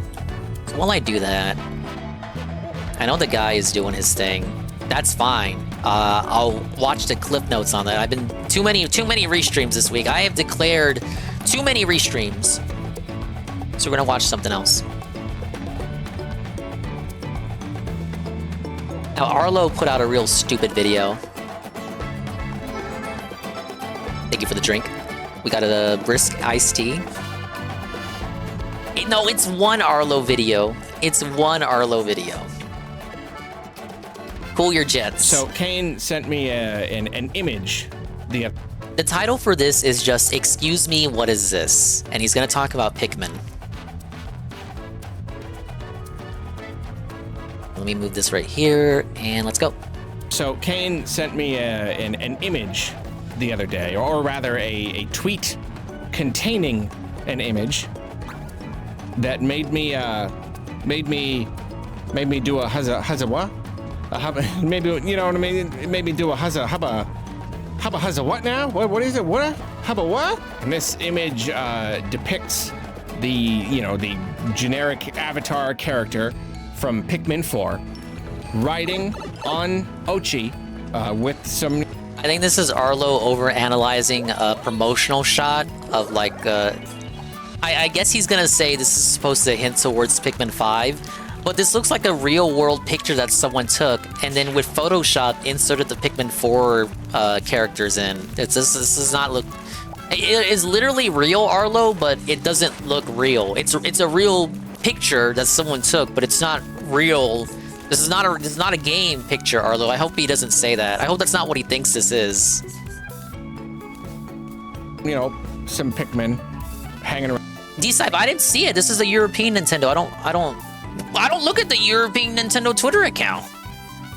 Around on them, and they're moving through snow against a wintry landscape, and for whatever reason, this was only on the Nintendo of Europe Twitter account. I was like searching through Probably because it's not I relevant. couldn't find it. For some reason, only... Now, I will say this.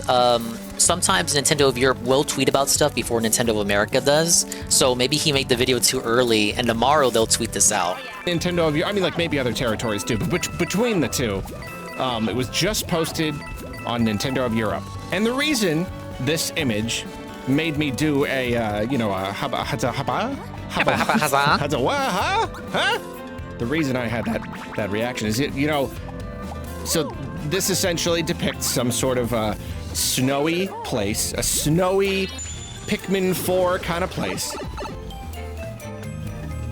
But there's no snow level in Pikmin 4. Have you ever noticed that? Honestly, I don't actually know if I put that together until now, until this image. I don't think I quite got that Pikmin 4 doesn't have a snow. Well, Pikmin 2 and 3 have snow levels, but 1 and 4 do not. I don't think it's... Like, 2 out of 4, is it really... Would you really come to expect a snow level in a Pikmin game? Like, if a new one got announced, would you expect there to be a snow level just because 2 of the 4 games had it? Level, even though this is the game that introduced Ice Pikmin. It literally introduced...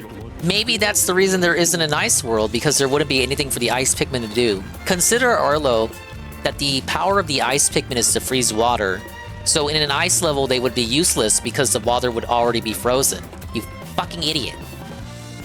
Ice Pikmin, and yet there is no snow level. There are, like, cold, themed levels, caves. There are caves where you find icy, snowy kind of stuff. So, but not like a greater level, not a place where you're walking around in the snow and looking at the trees without the leaves and all that stuff. Basically what is depicted here. And I suppose it sort of makes sense because in that game, you know, rather than the previous games where the different areas are kind of like different parts of a planet, or rather like geographically like kind of spread apart, whereas in this game most of them are kind of centered around a house. I guess there are some areas that look like they may be a little further away, but they don't really stray too far away from this this house, this kind of central thing, which is very cool, by the way. I love that about Pikmin 4. It's a very cool thing. But we're not reviewing Pikmin 4 today. Point is, though, there is no snow level in Pikmin 4. There's Biggest one in Pikmin fan ever did not 3. review Pikmin 4.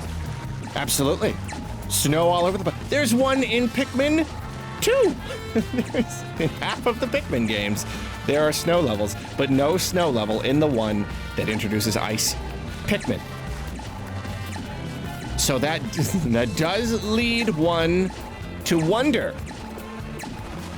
what is this? Why would they randomly, like been a year and a half or something now? They're still tweeting about Emio. It might not lead to anything. Damn it. Random image that somebody made on purpose of a Pikmin 4. They were still tweeting about Paper Mario 1000 Year Door Remake the other day. It doesn't mean anything. Now, I know what you're thinking.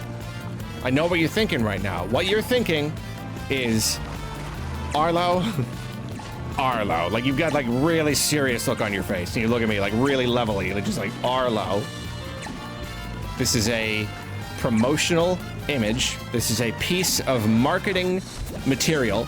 Yeah, exactly. This is the Mario Sunshine 2 watermelon situation all over again.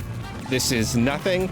It means nothing. Sure, somebody went out of their way to make it, but they make a lot of like, I don't even know what he's referencing with the Mario Sunshine thing. And season-related the mission in things Sunshine where you roll a watermelon? For the various IPs, the Mario and whatnot. They'll make, here's a little like Happy Winter from Mario. Happy Valentine's Day from Samus. They haven't done that one yet. I'm hoping they do one of these days. But it's just... That's probably what it is, though. It doesn't matter. So Arlo understands, like, it's just a promotional tweet, but he wants it to be something more. Something that seems to have been created separately from the games. It's just a piece of marketing they material. took a render and they put it in a real life photo. Apparently, this comes from the just like a wallpaper on the Nintendo website. You know, you can like spend your coins and points and stuff on. So it's based off an various already prizes, pre-existing and some wallpaper. Of those prizes Okay, are really Belted. cool wallpapers, and that's where this comes from. And when I learned So it's that, not I was something like, new, oh, just so made that for means that this tweet. has probably been around for a while, right? Yeah, that's probably wrong. nothing. No, it's new. It is. I don't know exactly when it was added, but it is marked as new. This is a thing that was added pretty recently. Now, so like I said, I know that's what you are saying right now. You're saying that this doesn't mean anything, and you are right. You are correct. You're not wrong when you look at me with that look on your face and you say that. Here's the thing, though. When you are forced to wait for something that you want so much for as long as we Pikmin fans had to wait, it does things to your brain, okay? It does. It kind of breaks. I don't know. I just breaks patiently you wait for shit. in some small way, and you can't help but see something like this as a sign. It's what people do, you know. We take chaos, we take randomness, and we try. Well, yes, to I do pull overanalyze meaning things. from Why it. do you we ask? assign meaning to that. We look for patterns, and I know logically that this is just an image that was whipped up by someone because I don't know, someone at Nintendo was like, let's whip up some cute little marketing images for the season. I don't know why. It's just kind of like, I don't know, it's a PR thing. They like to give the impression that they're always using their characters, and they like to do little things just to make us smile. You know, there's not even a real big reason. They're not going to make money off of this image. This is a sunk cost for them. Whatever they paid the person with the Photoshop or whatever to make this image, it was just for fun. Because you know what, there's a lot of other cool wallpapers on there. I was looking, they put some like really cool like Echoes of Wisdom ones with like not official looking art style. It almost looks like fan art. They've done a lot of really cool, just like Echoes of Wisdom stuff, you know. They've done the little like puppet things, and now they've got these cool wallpapers. Sometimes I feel like he just talks about shit just to get the video over 10 minutes. I know that this is just a cute little thing, but there is that little illogical part of myself that I cannot deny. I wish I could snuff. I wish I could just. Now, you bring up Star Fox Golem. Apparently, I talked about the secret rumors of a out of nowhere February direct for the Switch 1 in which they will announce the final games for Switch 1 and only Switch 1 prior to the April Switch 2 direct. Now, apparently within that Switch 1 direct in February, a lot of people are saying that Star Fox will get something. Now, this could mean absolutely nothing, but what if it did mean something? It is kind of wild to think about that we're gonna go the whole generation without a Star Fox game. With F-Zero, it's like whatever, because F-Zero is gonna like multiple consoles without a game. But Star Fox at least got a game on Wii U. It skipped the Wii, but it got a game on Wii U. So to go like the most successful Nintendo console ever for nothing for Star Fox, like, except maybe that stuff in Star Link Battle for Atlas, but we don't talk about that game. I don't know, people seem confident that the next one is going to be Star Fox's, that'll be the big Star Fox Direct. Maybe it'll be a cross-gen game. Whatever it ends up being. And when I say whatever it ends up being, that's because I think it'll more than likely be a remaster. F-Zero games, they did get F-Zero 99. People don't like to count that one, though. They like to say it doesn't count. Just shoo it away, because I know it's wrong, and yet I can't. And it's that idea that, like, boy, what if this image came from something? And I cannot help but recall the Cozy-ware. You know, I barely think about it. It doesn't really come up that much in my mind, but every once in a while, once in a blue moon, I will remember how Pikmin 4 didn't get any DLC.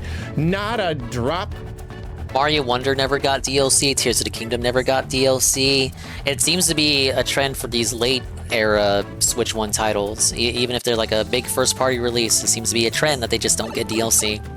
Probably because then I assume it seems to simply be a case of all hands on deck for Switch 2. Don't waste time on DLC.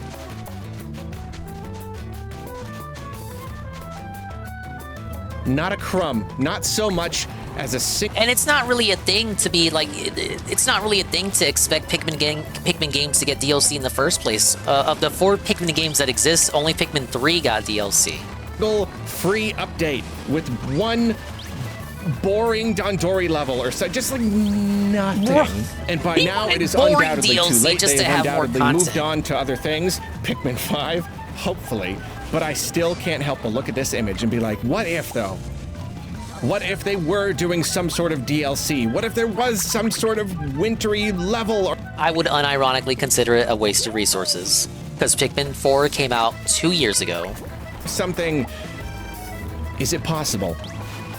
Is it possible? Or am I just pulling meaning and patterns from the randomness? And Arlo shits on Nintendo's DLC too, and how like the Mario Sports games and Kirby and all these other games that get free content updates, but they stagger them out to keep interest in the game. He's complained about that, ruining it ruins the perception of the game at launch if you stagger out the content, even if it's free updates. If you stagger out the content over time, because you're forcing me to go back to the game. You could have just had all this on launch day. So whether it's free or paid DLC, he hates it. But I guess today it's Pikmin, so he has to want DLC. Out of desperation to make this world feel a little less scary and confusing. I don't know. And it's true that if they were going to give us some sort of winter-themed DLC, wouldn't they have done it already? We're already pretty good, about a third of the way through winter, but we've already passed through like the holidays, your Christmas, your New Year, etc. Why would they wait? I mean, if they're going to have a Direct in February, there's that rumor that there's going to be a Switch 1 Direct in February. That's there's that rumor. Pretty much smack dab in the middle of winter. If they were going to release some sort of Pikmin 4 winter DLC level, I mean, I don't know. Wouldn't be the worst time. The thing is, he put out a video on the main channel. Why did he have to do a rambling channel video? You know, that would certainly be material for a Switch 1 related Nintendo Direct. Is it possible? And is it possible that I normally wouldn't put stock in stuff like, oh, we're gonna get a secret Switch 1 Direct in February, but there does tend to be Directs in February, and everyone seems to be parroting this. Pikmin 4 even the guy who leaked the Switch 2 reveal date. Switch 2, and it'll be the deluxe version, and it'll come with the winter DLC. See, I just can't help it. I cannot help it. Nintendo, you've done something to me. You've done something to my brain. You show me a picture of Ochi in the snow, and this is what happens. This is what happens, and I can't help it. I can't help it. I want to be logical. I know that this means nothing, and yet I cannot let go of that little spark. And you know what? Maybe that's good. Maybe that's a good thing. Maybe we should hang on to that little spark sometimes. That little spark of hope, that little touch of magic. Maybe it's okay. Yeah, the leaked Kirby Robobot remaster, as well as, we've been hearing about Metroid Prime and 2 remasters forever, so there is stuff they could potentially reveal for Switch 1. Those projects, as well as this rumored Star Fox game everybody's talked about. I feel like even if that's true, it's just gonna be another remaster. Just sometimes to see an image of some Then just have Pikmin third party and carry snow the rest and of it, and think, there you go, you have a mid 5 out of 10 Direct. Maybe there is winter DLC coming. Maybe I'm not just crazy. Nah, you're crazy. I don't know. But I do know.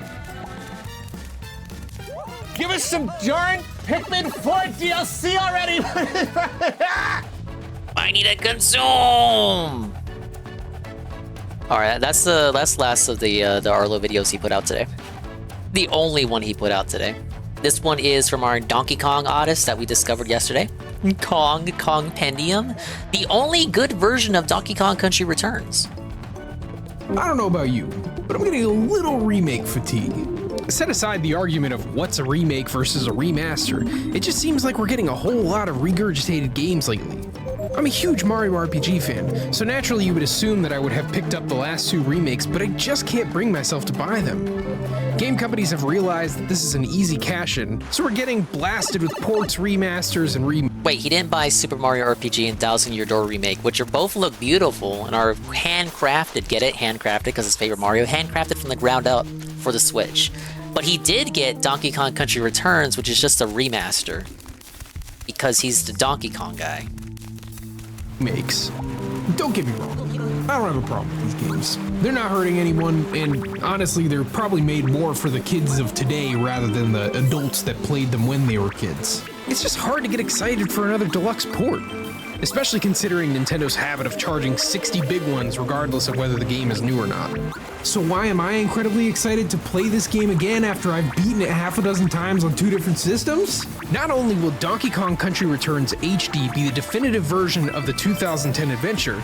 Now this came out before, we're going back in time. This video was before the game came out, so please keep that in mind, as well as the Guitar Punk Master GPM raid. Big up GPM for the raid.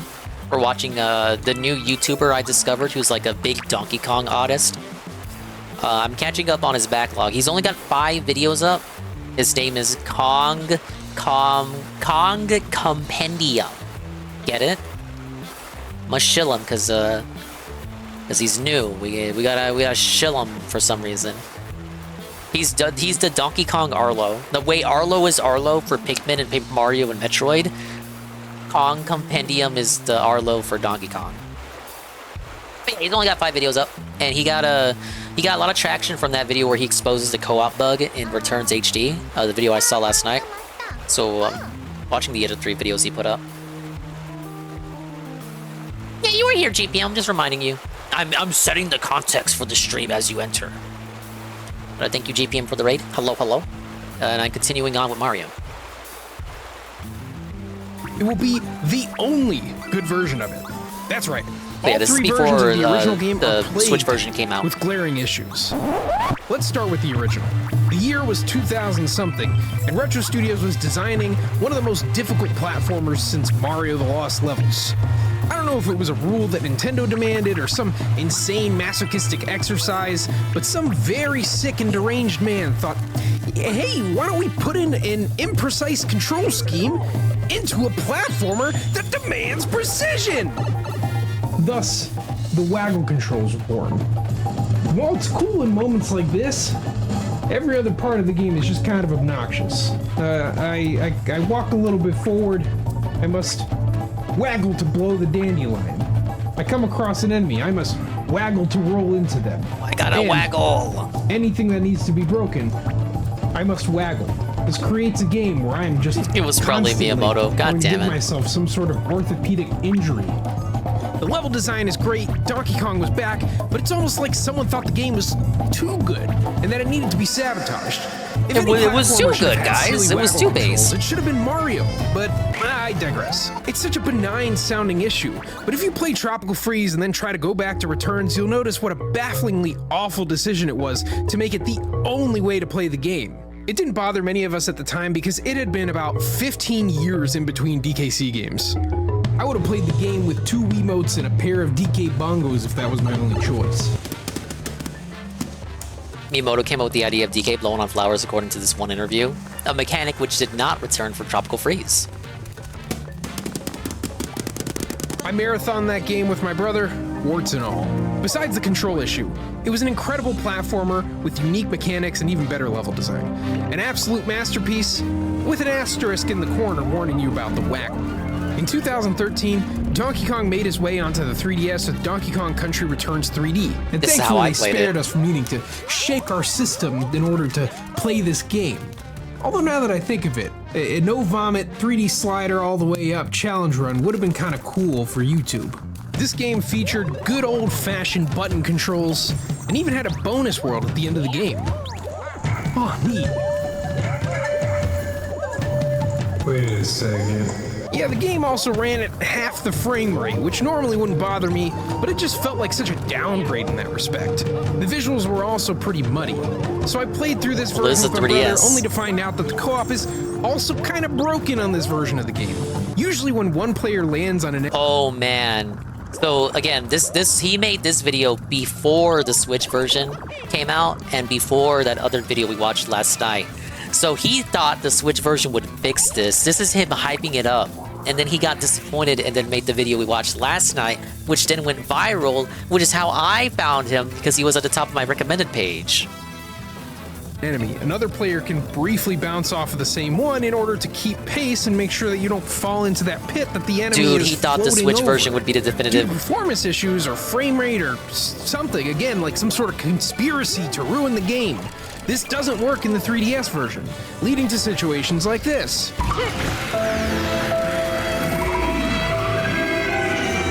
Oh, yeah. That being said, the new stages were great and you didn't have to waggle, so this was the best version of the game?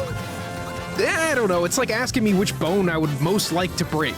I might have a preference, but let's just avoid this altogether. In 2019, when all hope was lost, a beacon of light shone in the distance. Beyond the Great Wall, yet another port of Donkey Kong Country Returns debuted. Oh, on the this NVIDIA version of the Shield. game would run at 1080p, 60 FPS, and have button controls. Exclusively in China on the NVIDIA Shield TV. Now, as you might know, China has always had specific policies for what games they let into their country. Nintendo has long been trying to break into that market, and in this attempt, they put a bunch of Wii games like Mario Galaxy, Twilight Princess, and Punch-Out onto the NVIDIA Shield TV as downloadable games.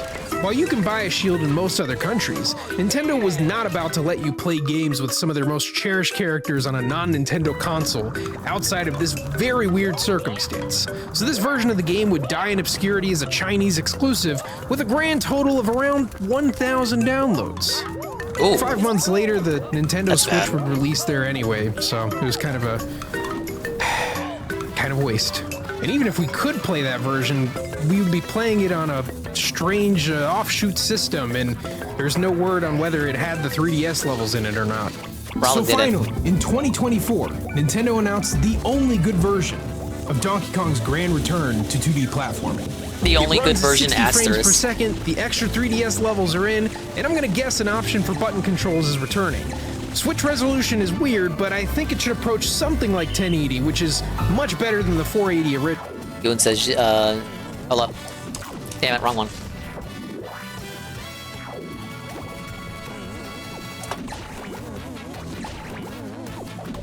Ooh, that was early. JPM is struggling to get off Zoloft and Lexapro. Can you offer encouraging words? You can do it, JPM. Don't give up. Don't listen to the haters. They even freshened up Donkey Kong's fur. You can even see Donkey Kong's fur. After 15 years, we finally have a version of this game without some giant issue stapled onto it as well. Little did he know. Kind of stinks that we're gonna have to pay $60 for that one, but way to the price. invent a problem only to sell the solution later for more than the original retail price of the game. That's slick, Nintendo. Cynicism aside, I'm excited to experience this game again. In some ways, it feels like I'll be playing it for the first time. Hey, did you ever wonder why DK wears a tie? Where did it come from? Who gave it to him? Find out in this video we made right here. Alright, so that was the video he shilled. I think that's the first video he put on his channel. And then the game came out, and then he realized, oh, it's not actually the definitive edition. Wah! Then he put out that other video about the bizarre state of the Donkey Kong franchise and how it's getting treated by Nintendo.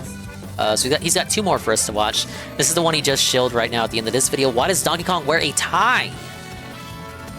As humans, we have to grapple with questions we may never find the answer to.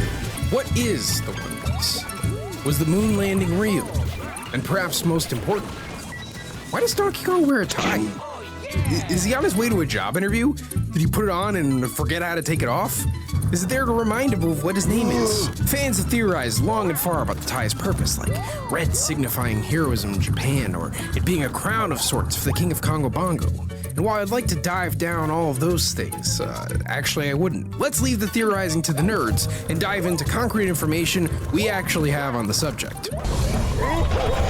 The year is 1993, and Donkey Kong is set to make a huge comeback. It had been 10 years since the disaster of Donkey Kong Jr. Math, and it was time to give the old ape a makeover. This is where played Rare that game comes last in. month. But contrary to popular assumptions, they didn't give Donkey Kong his time. Greg Mails had finished design work on Rare's Battletoads and was producing concepts for a new Donkey Kong game. Early concepts looked like he could have been plopped into the Battletoads universe as ideas hit the pages of the concept book, Donkey Kong and the Golden Bananas.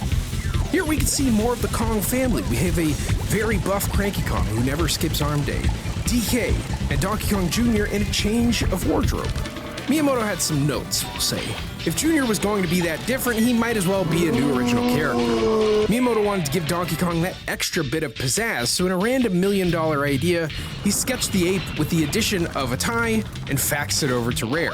This design of Donkey Kong would be his first barely clothed debut for Donkey Kong 94, which released months before Donkey Kong Country. I brought that up before, so the tie was actually not a Rare thing, it was a Miyamoto thing. Once again, Miyamoto, the guy, interfering in the development process.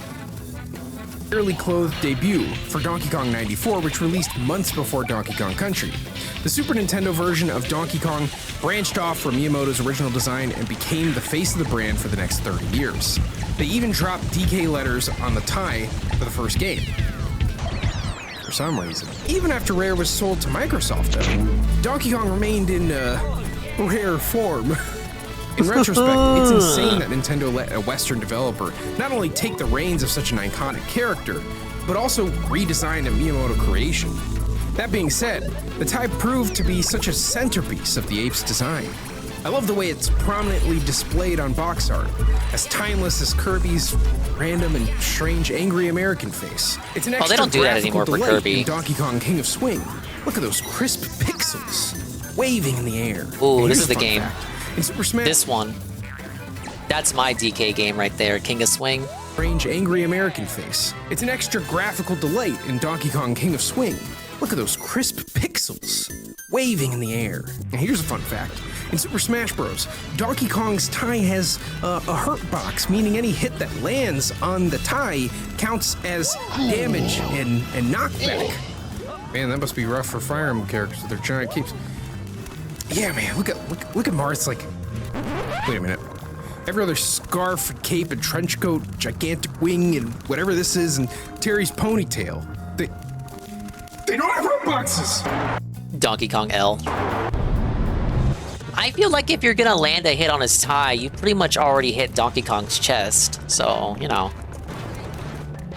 Hey, I'm just here to talk to Mr. Sakurai about the tie hurt box. You know, just want to have a little chat about it. You know. I don't know, this guy's he's a big goofy oaf, but at least he likes games. He has a series he's autistic for, and he's passionate about it. He's just making videos about a series he loves. Just a little chat.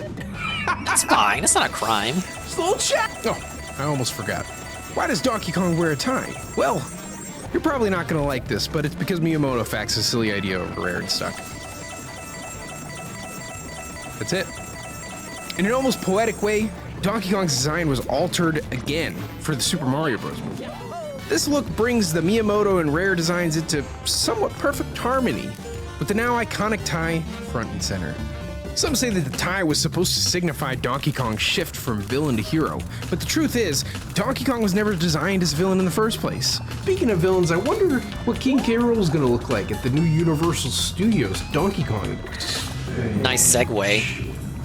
He's not at the amusement park, but and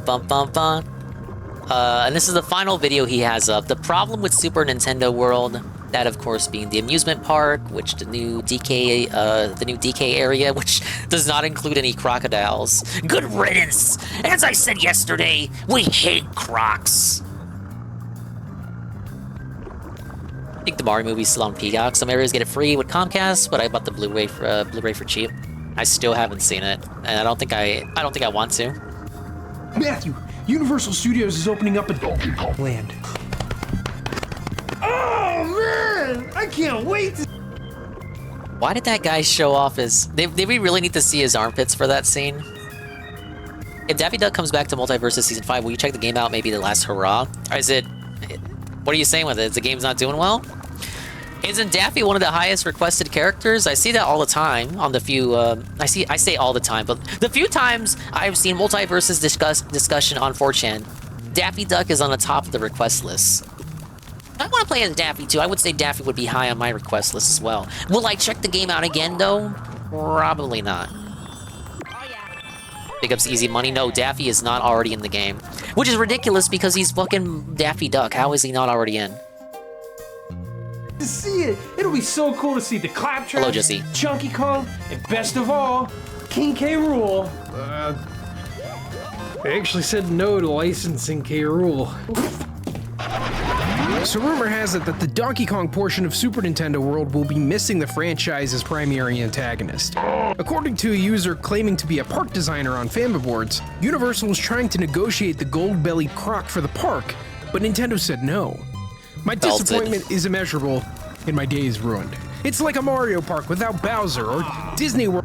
Now, he's probably going to get into it, but I said it last night. Oh, the park is based off Donkey Kong Country Returns, which is why they ported the game. It wouldn't make sense to put K. Rool prominently in the park, and the most recent Donkey Kong game to have come out is a game that doesn't feature him in it. Without a 40-year-old woman sobbing and hugging people in a suit, it's like you're in the right place, but something doesn't quite add up. Now that I mention it, Nintendo's merchandising arm has been very selective of what parts of the DK brand travel outside of the gaming medium. Besides the Mario movie, it's incredibly rare that any part of the worlds within Nintendo's purview are invented outside of the game studios. As a gaming company first, I can't complain about that. It makes sense, but there's a problem here. You see, the Donkey Kong franchise has been sort of, lacking in the game department, we'll say. The renders and assets that they do have come from way back in the Rare days, K. Rool's old stomping ground. The problem is that these renders, as vaporwave as they are, don't really fit in a modern theme park. So what did Nintendo do when Universal asked for K. Rool? They said, here you go, guys. This is, Professor Chops. This really got me thinking. Ever since K. Rool came to Smash Bros, we've been assuming that they were both... Pete does have a costume at Disney World. Don't ask how I know, but they don't use it often because he's Pete. Be a new Donkey Kong game and that K. Rool would be in it. But is that really true? I have some doubts bubbling up like that one stage on Donkey Kong Country 2 Diddy's Conquest. For being the Bowser of the Donkey Kong world, K. Rool's had a tough time since the... Is it Pete or Steamboat Pete? It's just regular ass Pete. Who is Pete? The rival, the fat cat, Disney, Mickey's nemesis, that Pete, that guy. The Rare buyout. Even though he continued to appear in the spin-offs, they kept playing around with erasing Rare's fingerprint on the series. It started with Jungle Beat, where they put Donkey Kong into a royalty-free landscape with... Well, Jungle Beat was supposed to be the debut of Nintendo EPD, who would go on to make all the 3D Mario games like Galaxy, 3D Land, and 3D World. They were, their debut game was Donkey Kong, and kind of just like, it was supposed to be like a showcase of the new studio. Miscellaneous creatures accompanied by his famous friend, the Helper Monkey. There he dukes it out with other first draft type of bosses like Sumo Kong and Karate Kong. Since this was the first major original Donkey Kong game in a while, the crazy change in identity didn't stick out too much. And honestly, it was kind of refreshing to see an established franchise play around with so many new ideas. And while the bosses aren't quite up to Rare standard, they're likable enough. Then we got to Donkey Kong Country Returns, a return to the 2D platforming that made the series so impactful in the Super Nintendo era. Here we would see another departure from basically any influence from Rare outside of a few Kongs. Squawks and Rambi made the cut. That was Jungle Beat for the GameCube. but everyone looks a lot more like they belong on a cereal box now. Now this kind of made sense. The DKC series was always built on technical fidelity, something the Wii was in short supply of at the time. Any attempt at realism would be laughable, and anything too stylistic might scare off the normies. So we have Donkey Kong and the Tikis. They're alright, I guess. Now, according to Retro Studios employees, they could use whatever they wanted of the previous material, but they just had so many new ideas, like this frog? I'll take them at their word. Then we have Tropical Freeze, where instead of the Kremlings, we have the Snowmats. These guys are a huge step up from the Tikis, which is consequently not saying a lot. They have a lot of personality in the way that they look and move. Like, look at this guy. He's so ill-equipped for the job, it's hilarious. He stands no chance, but he's got to make rent next month, so here he is. The bosses have these mini-arcs that give them some grounding. There's just one problem. This all culminates in the final boss battle, Frederick. Okay, he's gonna say the final boss is so much like K. Rool that it should have just been K. Rool. Design is fine, but the execution is kind of wacky. Like, why does he feel so much like K. Rool? Is this supposed to be a reference? Like, hey, Donkey Kong fans, doesn't this boss remind you of better boss battles? Apparently, the One True King was supposed to return as a secret boss in the re-release of Tropical Freeze, but the story goes that Sakurai was planning on the big revival of the character in Smash and didn't want Funky Mode to steal that thunder. Probably a better idea. That if they're gonna have him as a secret boss in the re-release of Tropical Freeze as extra content, yeah, I get it. It sucks that they had to scrap that, but yeah, Smash Ultimate was definitely the place to have the revival of the character. Yeah, I mean, honestly, that was probably the right choice. I can't really argue with that, but there he was, so close, yet so far away from returning to his own franchise. That sucks to hear, big and true, really but things up for the character. Probably the right idea. He remains one of the most interestingly designed, fun-to-play characters in Ultimate. That being said, it sort of kept K. Rool out of the franchise for who knows how many more years. All of a sudden, I'm not so sure he's coming back for the next DK game, or if there even is an next DK game, or who would even make it.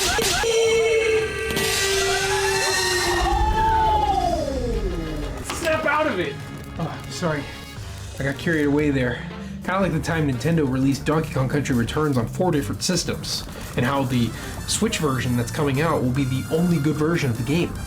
If you want to know more about that, check out this video here. Boy, he was going all in with the segues. Well, there you go. That's his channel. He only has 5 videos up, so I'll link it again. This is the Donkey Kong Artist. I feel like DK is gonna get a game for the Switch too. If not this year, for year 1, definitely next year. I think the redesign is shaping up to it. So this is a channel that I will be keeping an eye on, so I'll be subbing that guy. He'll be the Arlo's DK for Arlo. Or no, Arlo for DK.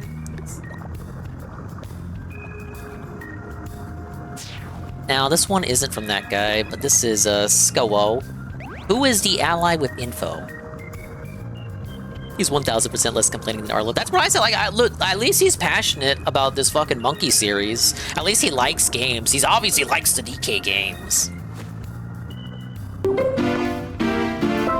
Yeah, so who is the ally with info anyway? Watch the Pete video? Okay, let me save that. We'll do it after this. Alright, I see it. This one's only 4 minutes. I thought this was pretty interesting.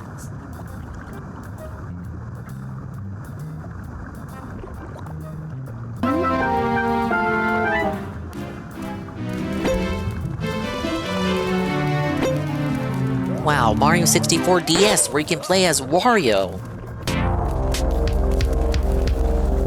Despite having some of the most skippable text in existence, a few of Mario 64 text boxes have always mystified people.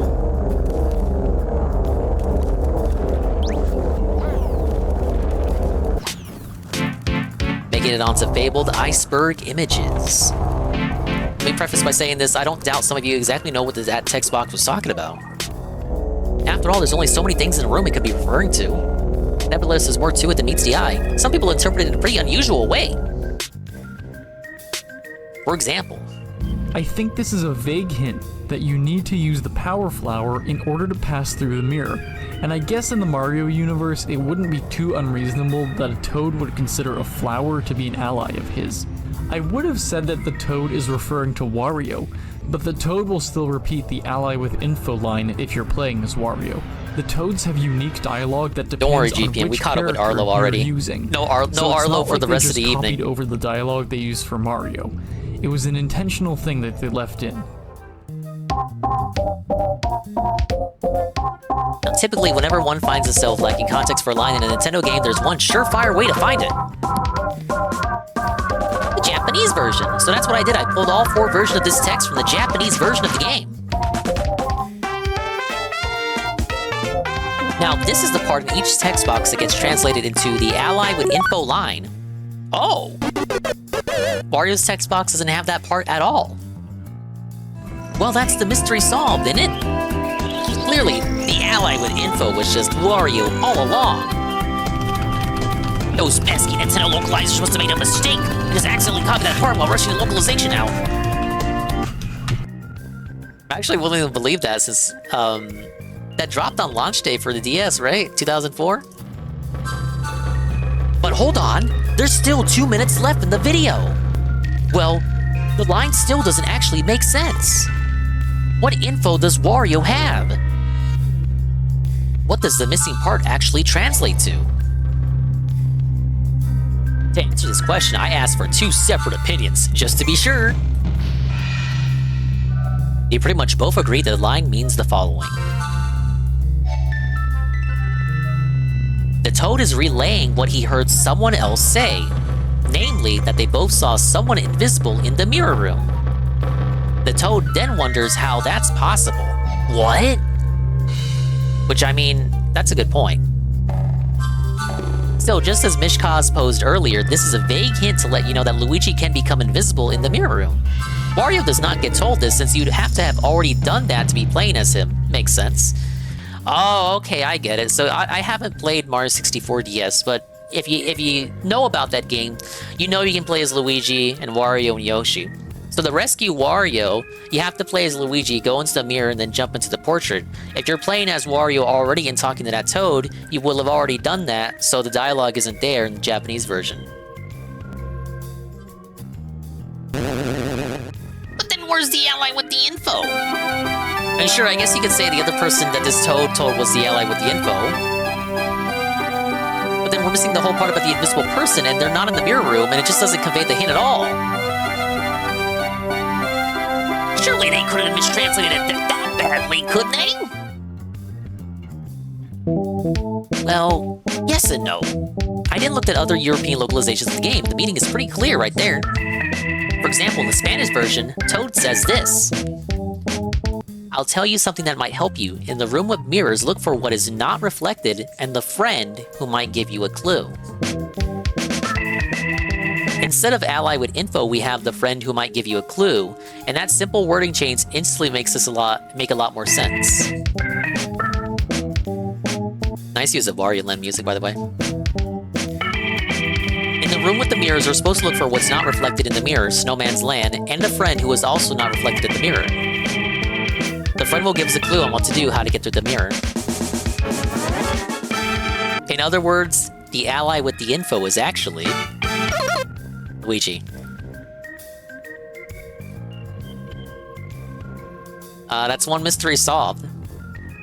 So yeah, it really did get translated very poorly. That Spanish translation was pretty good. It tells you what to do.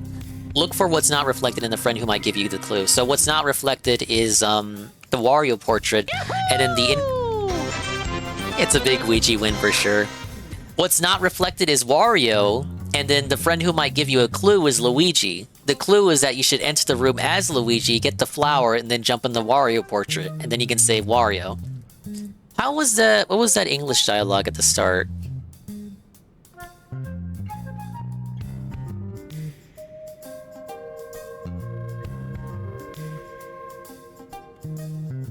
In the room with the mirrors, look carefully for anything not reflected in the mirror, and an ally with info. Oh, that's a very poor translation, ally with info. friend who might give you a clue, that makes much more sense. And just compare that to the Spanish translation. Look for what's not reflected in the friend who might give you a clue. Friend who might give you a clue is a much better way of conveying that. Interesting video, interesting video. Big ups.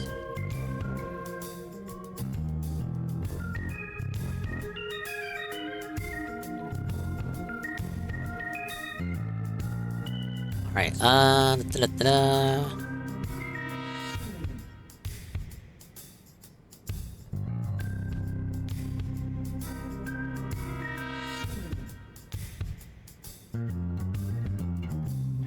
Where's, okay, there's Easy Money's video. Easy Money wanted me to play this. Supposed to explain who Pete is. That guy. This is Pete the Power Cuck. I don't think this is a real episode of Goof Troop, guys.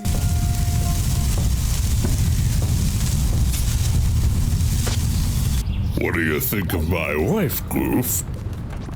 Pretty hot, huh? I've never thought about it.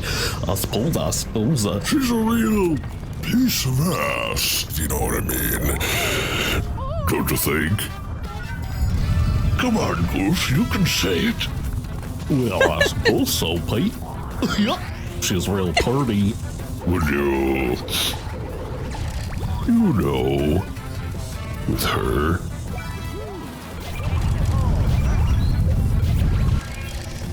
What? You wanna do my wife, Goofy? Be my guest.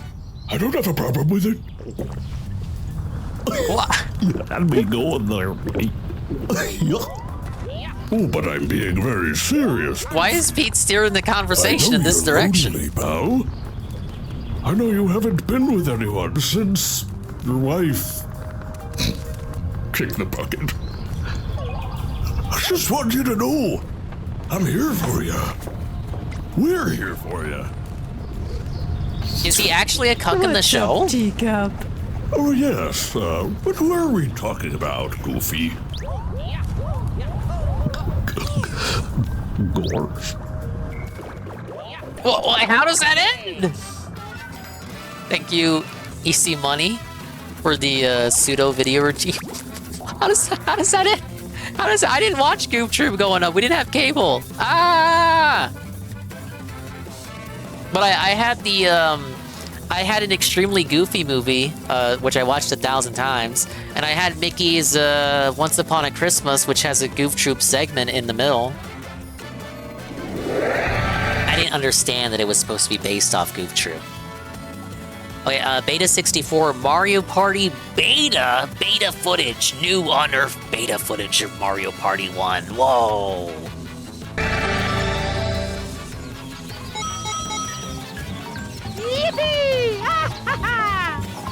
Mario Party is one of the most iconic... Oh my god, look at this dude. You guys thought the Donkey Kong guy was a dork.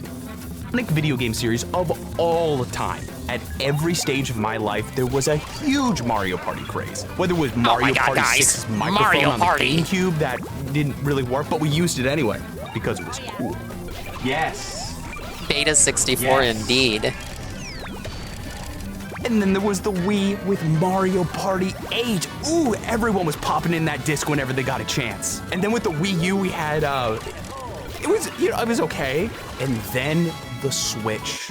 We had Super Mario Party, and I'm gonna go out on a limb and say it is my personal favorite. Though we'll see how I feel about that after playing Super Mario Party. That's what I was about to say. This video came out after Jamboree released, and he still maintains Super Mario Party is the best one on the Switch. I don't know about this guy. Jamboree. But here's the deal. My gaming experience really started in the GameCube era. I never had a chance to play the original Nintendo 64 Mario Party while it was the hot new thing. The white hot new release. I was also getting complaints sent into the Attorney General's office, which went on to cost Nintendo an estimated $80 million by purchasing gloves for injured players. So on this episode of Beta 64, we're gonna take a look back, respect the classics, and check out exactly how the Mario Party series came to be while we look at the development of Mario Party 1. Mario Party began development in 1996, but not under the name Mario Party. No, it was originally going to be called Mario Board, since it was specifically intended to be a virtual board game featuring Check out Mario. that old logo. This wasn't intended to just be like a mini-game compilation party game. The board itself was the actual focus here, and they wanted that board to be flashy and fun to look at, and were surprisingly given very little restrictions on what they could do with the Mario character and universe, so long as they preserved that Mario style.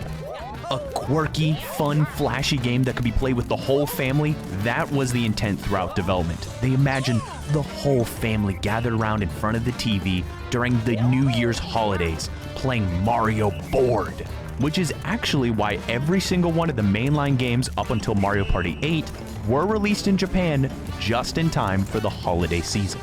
Wow, and since this I didn't know was that. made for families to play together, they wanted to make things less reliant on skill. I mean, if you pit me against a child in Mario Kart, I will crush them without mercy. There is nothing I can do to stop that. So to prevent that from happening, Is that they decided Smash to add in a lot of luck-based minigames. Was that commercial footage from Smash 64? I recognize those costumes. You can see a TV crew. It's a child in Mario Kart, I will crush them without mercy. There is nothing I can do to stop that. Oh, to it prevent might that be from Mario happening, Party they 4 decided to add in a commercials, lot of 'cause Peach is luck-based there. minigames, bonus stars, basically anything they could think of to even the playing field. That way non-gamers had a chance. And parents also wouldn't have to lose on purpose to keep their children from screaming and crying saying this was the worst Christmas of their lives. Oh, that was a Now, good ad. speaking of those mini-games, That was a Mario Party 1's ad. He gets arrested by the police. No, but it's me, Mario. Yeah, tell it to the judge. screaming and crying saying this was the worst Christmas of their lives. Now, speaking of those mini-games, let me tell you something.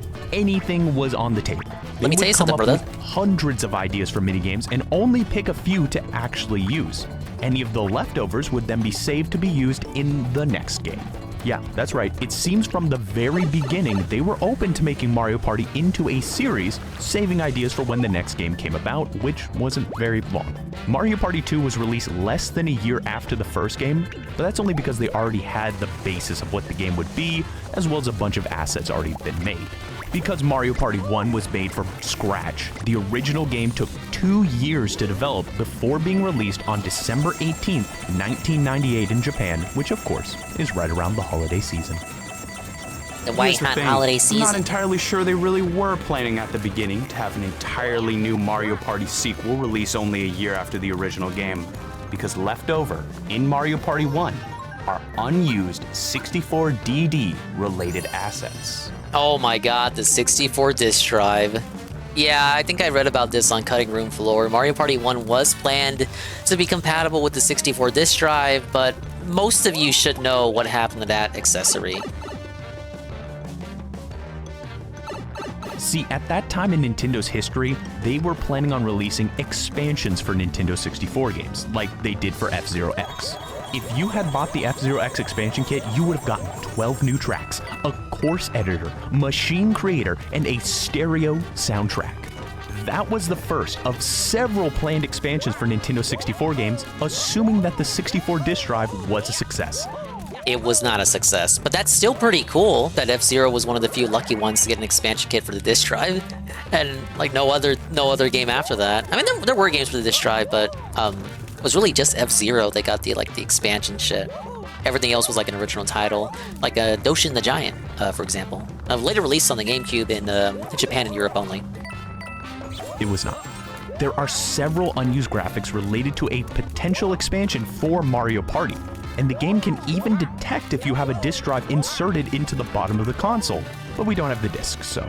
We do know the disc ID was supposed to be ELBJ in Japan and ELBE in the US and Europe, but we never got any details about what this post-release DLC disc would have actually added to the game. The only thing that we got post-release was a nice little promotional website that outlined the features of Mario Party. There are no mentions of an expansion here, but we do get some cute little images, including these character portraits under the minigames section. Why do I bring this up? Guess what? they are different from their final counterparts. Oh my And not god, just look at one, DK there. All of them. And that's not all. We also have footage of these early icons in the Nintendo 64 1998-1999 new software introduction video VHS. In this video, we get to see the icons in action and also get a different version of the Peach portrait, which doesn't appear in the final game either. We can also see that the icons are rounder than the final version, plus a ton more stuff. So without further ado, let's boot up Mario Party and see what changes there are. Or, I'm sorry, let's boot up Mario. I saw people's dick sucking Arceus on Twitter a few years after the release. I'm pretty sure people didn't like that game, right? Fake hype. They liked the idea of it, but it felt a little. They felt it was a little underbaked. That's why there's so much hype around the sequel, Legends Z-A, which we're allegedly supposed to get this year, but we don't have any information on it. Presumably, we will get information on it for Pokemon Day, which is at the end of February. Board. Okay, so the first difference, besides the name, is how the logo slams onto the screen in the early footage. The final game just has it where it slowly and beautifully, I might add, builds the logo from a spinning star and ribbons. The logos look quite different side by side, and the kanji under the logo in the early footage just says temporary. So maybe from the beginning, Mario Board wasn't completely settled on for the game's name. Now, when the game starts, all the characters jump out of their pipes, landing on the ground, which makes a sound in the...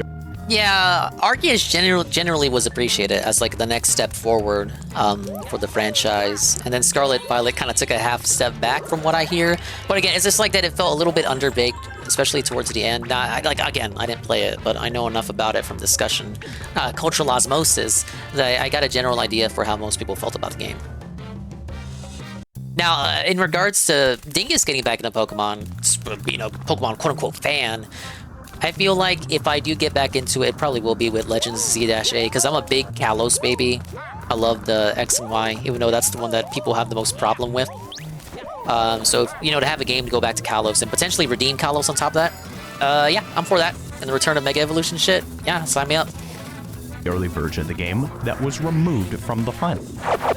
And speaking of sounds, the sound when collecting a star is also different in this footage. It's more Oh my god, look how ugly Toad looks in this beta build. What the fuck? Similar to the sound that plays when the final star picks the winner in the final game. Now, during that part of the early footage, you can also see a removed feature of the game, happiness. See, in the final game, when you collect a star, pretty much nothing happens. They go, wahoo, yeah. But that portrait stays exactly the same.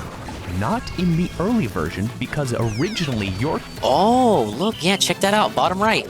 Mario's portrait went happy. It's a happy Mario.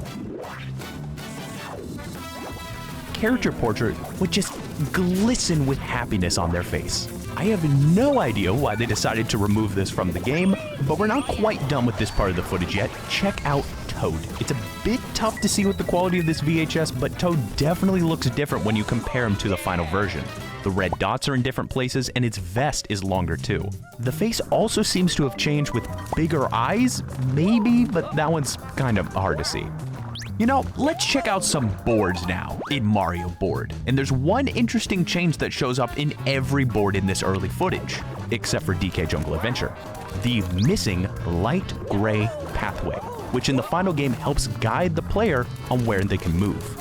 The easiest place you'll notice that is on Yoshi's Tropical Island. And speaking of that board, all the signs here are missing too, which were added to tell the player which direction they're allowed to go. He's got a better eye than me. Jungle Adventure is also missing an arrow too, right in front of this swamp. But that is enough about boards. Let's roll the dice. After doing so in this early build, the number you roll, in my personal opinion, is absolutely massive. In the final game, it shrunk down to a much more reasonable size before the player actually starts moving. It's time for our first minigame, Bobsled Run, which features not one, but 2 timers, each one featuring a different font and color compared to the final game. There is also no record time shown on screen, maybe because it hadn't been implemented, or maybe they wanted it to be a surprise at the end if you actually got a record. Now, this next minigame, Bumsketball, has a really interesting change. See, in the final version, once you get a basket, an explosion particle effect covers the screen. And while it's covered, the wall is replaced to a version that has a giant hole in it. But in the early VHS tape, it's much more complex, with the wall actually exploding in front of you into tiny triangular shards. The instead of just N64 couldn't popping handle in. it. No. Well, That's all the VHS had to offer for Mario Board, but there's one more place to get an early look at the game, and it's on an extremely difficult to find CD-ROM for Windows 95, 98, and NT called Nintendo Dictionary and Encyclopedia Special presents CD-ROM Set, which was released by Soft Business Research Institute as an encyclopedia on all things Nintendo at the time. Now, I don't have a copy myself, so I'm just... Hey, nice Professor Layton sticker. There we go, yeah! Nintendo Dictionary and Miku merch he Encyclopedia has? Special presents CD-ROM Set. As you can guess from the title, it was a set of discs, 2 to be exact. There are 6 chapters included in the set featuring Nintendo's history, policies, unreleased interviews, as well as screenshots. Wait, what's with the furry characters? Coming right up. Whoa, big ups Serpental, Sempiternal. 20 months, 19-month streak, what the? Big ups, thank you. We're playing Mario and watching Mario Party beta footage. Videos, animations, the works.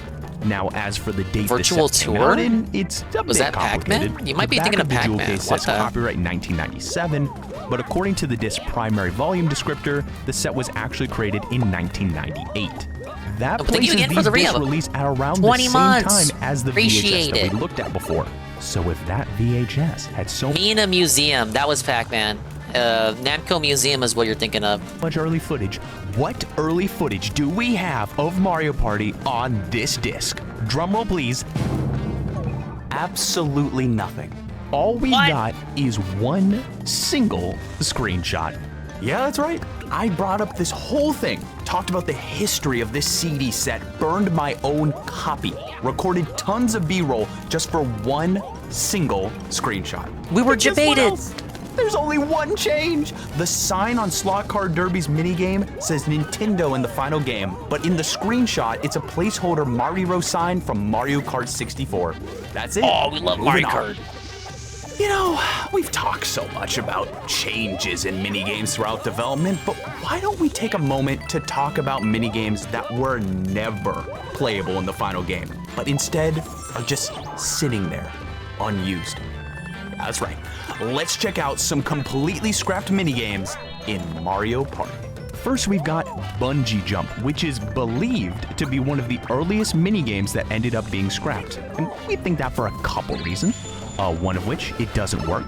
Like Guy at has all, a the soy game will vibe, but he's refuse to alright. even reach Yeah, the- he obviously seems to be passionate for the games. He's been around for ages. Beta 64. Beta.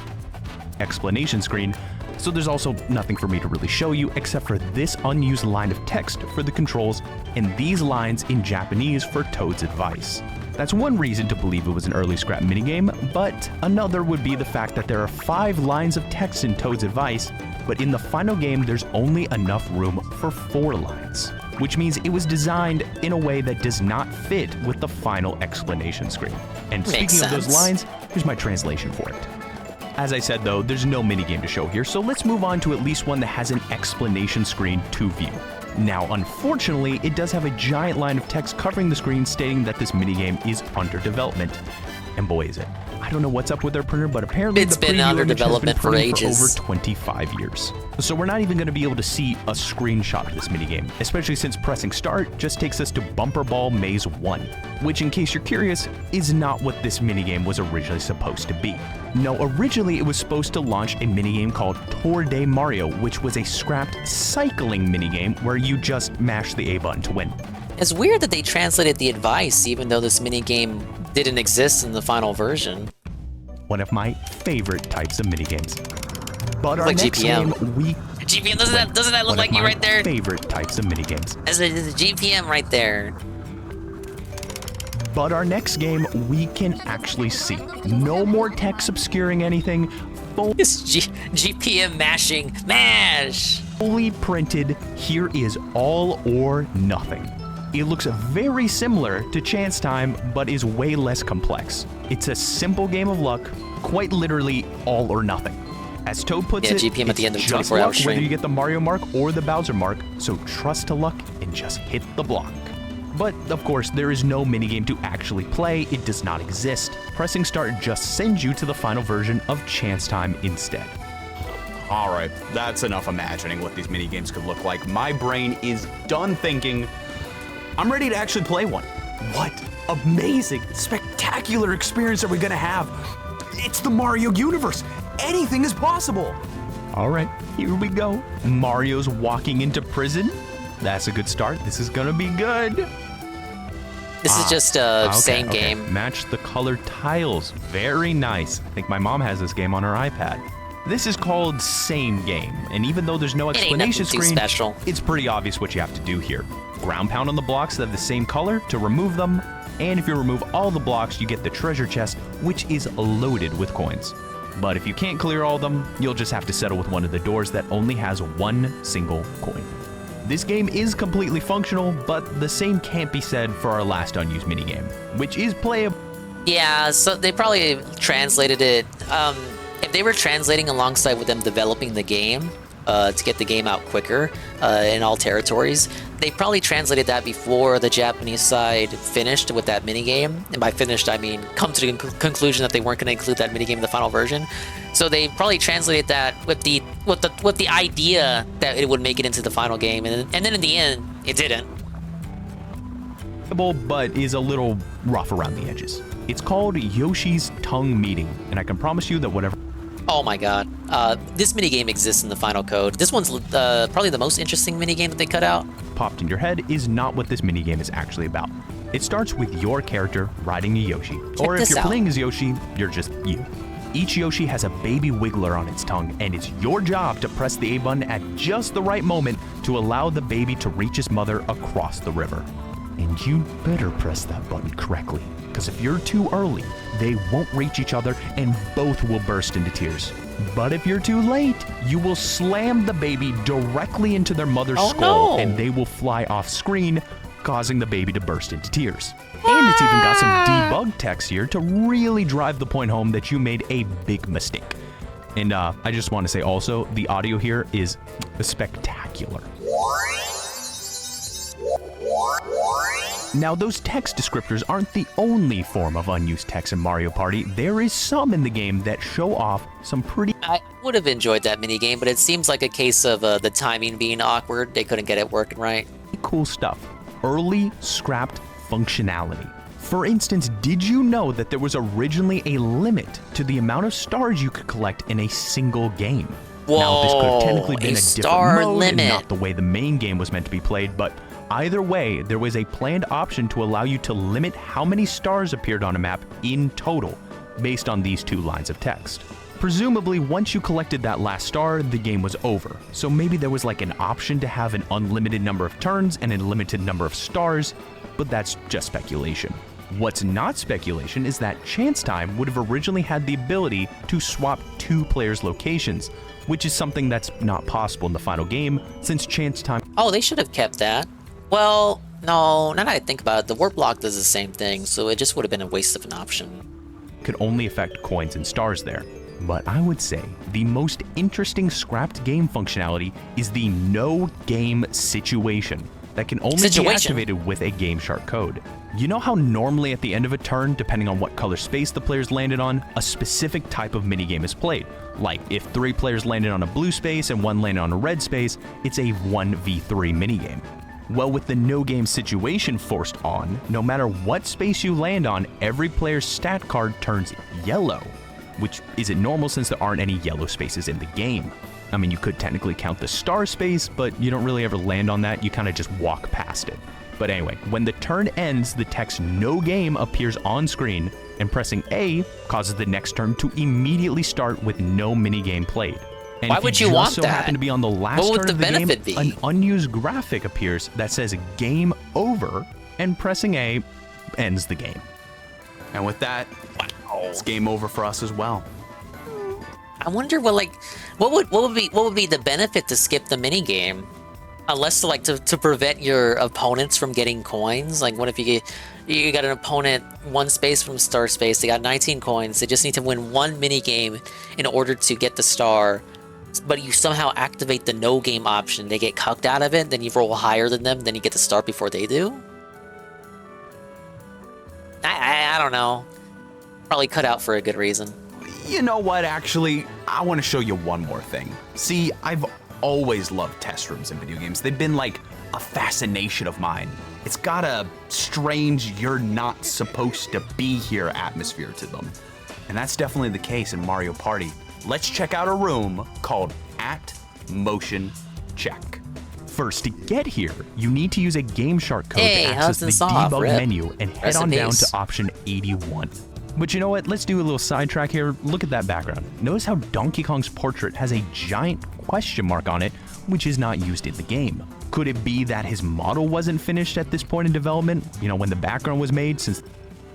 I think around this time, at least for the renders, the promotional renders, Rare gave Nintendo the Donkey Kong model to license and use for the Mario spin-offs. That's why in Mario Kart 64, the characters in that game are all sprites, so DK looks pretty much like his Donkey Kong Country self, because the model is from those games. For Mario Party, they probably had to decide whether they wanted to use that model that Rare gave them, or just make their own model of referencing the Rare model as like a base, and they probably went with the latter option. They didn't have a render yet? We don't know. So moving on, let's head on down to the test room. Oh, we gotta pick a player, so let's pick Mario. So Motion Check spawns you with 3 other random NPCs in a grassy area with a giant flower from Coin Shower Flower. And there's also this bright white object orbiting the flower that will hurt you if you touch it, so be careful. You can also hurt the 2 NPCs on top by attacking them, jumping on them. Basically, they just act like normal. But the one on the bottom, you cannot interact with at all. It will just stay there, motionless, unable to move. And that same thing goes for the camera. It is not able to move from this position, so in order to show you more of the area, I did a little cheat to force the camera to move. Now you're able to see that the triangle in the background says slope on it, and as you can guess, it was for testing slopes. If we jump up the stairs to the left of it, we can slide down for maximum fun. And if you're curious what that gradient blue block on the top is, it's too tall to jump on, so it's practically just there to be in the way. And fun fact, you can walk up the slope very, very slowly. To the right of the slope, you've got this tall tower that, despite its look, you can actually walk up it. And once you reach the top, you'll fall right through since there's no collision. Luckily, the back of it also does not have collision on the inside, so you can walk right out. And if you're curious, no, there's nothing behind the tower, but we do get a good look at these blocks, which are right in front of the flower. There are several of them, so let's start with the 2 that say 2.5 on them, which are simply there to be jumped on. Other than the big difference being the size of the blocks, they are slightly different in another way. If you punch the smaller one, you get a nice little particle effect and get slightly pushed back, but the big one does absolutely nothing. To the left of those blocks is a 1.5 block that moves up and down all on its own. Yeah, Crash Bandicoot, the first one, has this too, as well as the first medieval game. So if they wanted to test something back in the day, at least with Crash, because I remember reading interviews by Naughty Dog people that talked about this. They had to like load a whole level to test anything out, and that would take like anywhere from using the technology at the time. They said it would take like hours to load up a whole level in order to like test shit.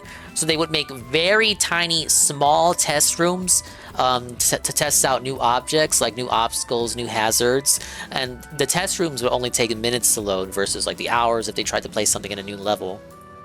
So they would test shit out there. They would make it there, test it there until it was perfect, then insert it into the level, and that would save time. And if you decide that you want to stand in its way, seems like it was no different on the N64. Don't worry. You will simply pop up on top. And last, but certainly not least, we have the small 0.5 block that can be picked up and tossed around. And get this, folks, if you aim your jump just right, you can even get a slight bounce from it. Wow! Interesting stuff. So that's Mario Party, a party game that from the very beginning was designed to be unfair. I kind of like that. Sure, I've had people I've played with get so mad they throw the controller across the room and don't talk to anyone again for the rest of the night, but that doesn't take away the fact that I won. Even though it was because of bonus stars. I won. I won. I'm the guy. And they can't take that away from me. We are the superstars!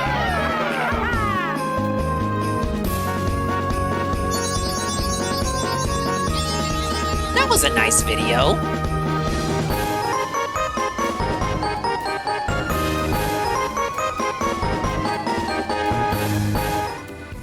Had that in the recommended for a while.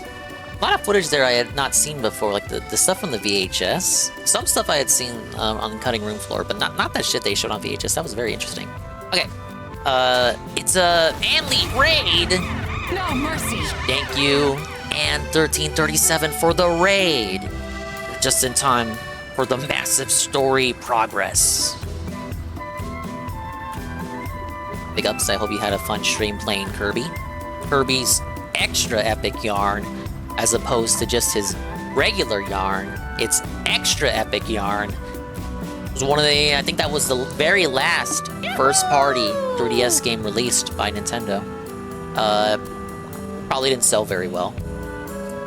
I didn't realize OBS had set my bitrate to like 3000 from the last update. Let me check my bitrate. I think it was Robobot. No, Robobot was 2016. Extra Epic Yarn was 2019. Big ups to Joe Blah. Yeah, okay, mine's is still 6,000. Okay, I wonder what Connie the newlyweds are chatting about. You missed it. We had a wedding in a Mario game. Hey there, Connie. Thanks for coming to our wedding ceremony. Of course, and what a wonderful ceremony. Now, thanks. We'll be happy to shower you with some hospitality. Get the chef. Oh, no. Please don't trouble yourselves. I remember a time when I visited in the past. It was a long time ago. Before Concordia was all split up, my mentor brought me here. We keep flashing back to the mentor. It always happens before we gotta go to a lighthouse, too. Cool, there's snow in one place, but there's magma in another. It's cold and it's warm. It's kind of a funny feeling.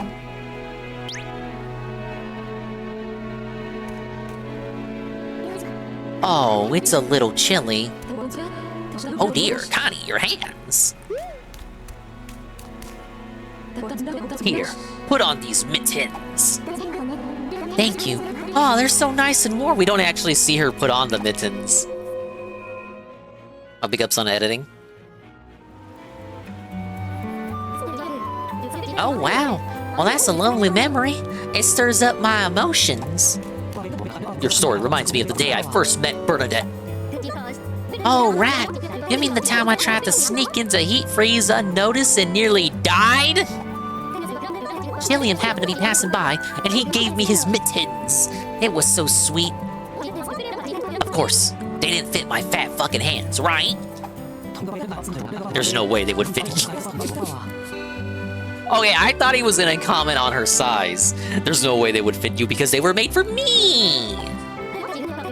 That's kind of a comment on her weight because he's like talking about his own body. But I found Chilliam's absent-minded kindness so charming and so absolutely endearing. That was the moment I fell in love, baby. Oh my, that's beautiful. And we both have precious mitten memories. You know, Mario and Luigi have been both so helpful. Maybe some souvenir mittens are in order. I can give a lecture on how to make them. That's a nice idea. Please do. Let us know if there's anything we can do to help out. You have the important role of reconnecting Concordia, you know. Restoring light to the Great Lighthouse is a wondrous job. I'm counting on you, Rue. I'll be cheering you on from behind the scenes. Behind the scenes. Good luck. Sensitivity reading warning? I don't know. I don't got the box with me. I'm too lazy to go out and reach it. So, nothing for me then. Is that how it is, Mario? For real? I mean, sure. Don't give any minutes to the incredibly smart and cute flying helper. Fine. Let's head back to Ship-Shape Island and wait for Connie. Wait, no, I still have to go check on the gear. God damn it. I wasn't done with that island. And I gotta backtrack for the sprite bulbs.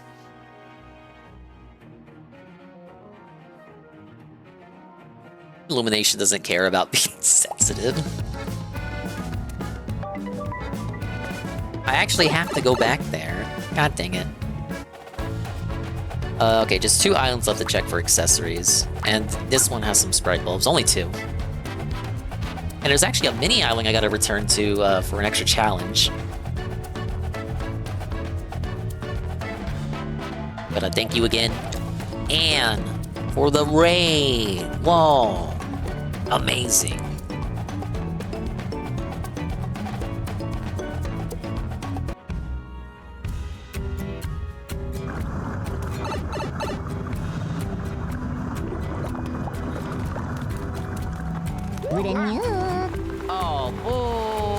Thank you for the hand check, Mr. Bun. Our people are living more peacefully together lately. I believe we can get along and appreciate each other, just like me and my love. There's been less conflict between our peoples as of late. The peaceful Concordia Chilium and I Desire. No, the peaceful Concordia Chilium and I Desire will be a reality soon, I hope. Alright, so there's one store here. Okay, there's 2 stores here. There we go. And for the sprite bulbs, over here. Okay.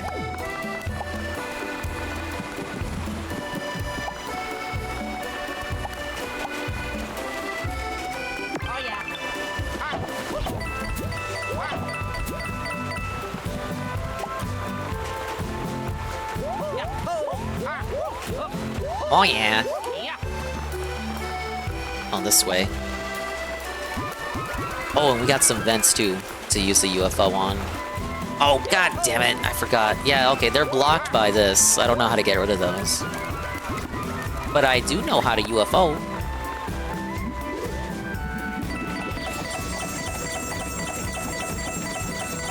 Money, money, yeah, yeah. Money, money. Oh.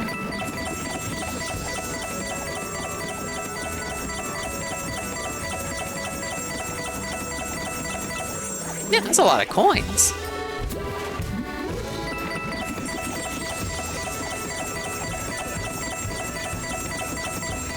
Have a fun night playing some Kerbo and enjoying the music. What do you actually think of Kirby's Extra Epic Yarn? Because I think Sari will tell you that that game was not meant to be a Kirby game. Did you know that? It was supposed to star an original IP, an original character made by the studio Goodfeel. That was made by the studio that would later go on to do Yoshi Woolly World and Yoshi Crafted World. You can kind of see the identity, the shared DNA between those games. They have like similar sound effects, and they got the same composer between Epic Yarn and Woolly World. Kind of like the similar concept too, like arts and crafts and whatever. But it was not supposed to be a Kirby game.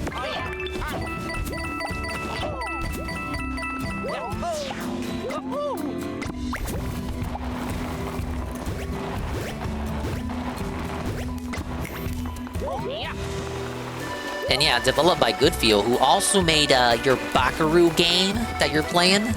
Also made Princess Peach Showtime as well. And the Wario Land Shake It. Oh yeah, we got to get the Friesenware.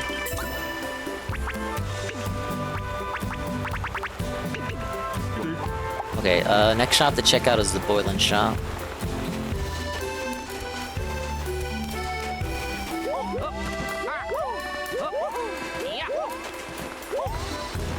Extra Epic Yarn should get a switchboard. I wouldn't be against it, but it seems like their focus is on the Robobot port, if that's a reality. A lot of those late era 3DS games pretty much got sent out to die. It is a shame, and it's like, oh, I wish they got a second chances, you know, second life, but it's like, for some of these games like Epic Yarn, it's like, oh, okay, yeah, re-release it for a 4th time, why don't ya? Whereas games like, for example, the aforementioned Wario Land game haven't even been ported once. Okay, I need to sell some stuff for the Boylanware.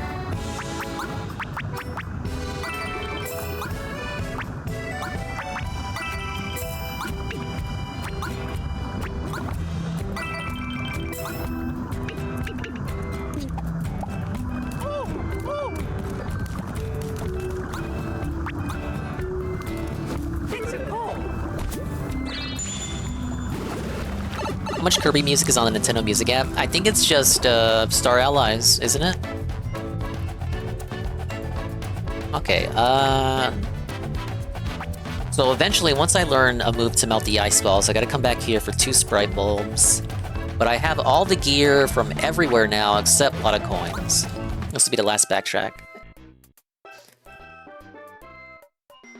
I would say okay, for Star Allies, it has a lot of remixes. I don't think it's like direct recycling of music.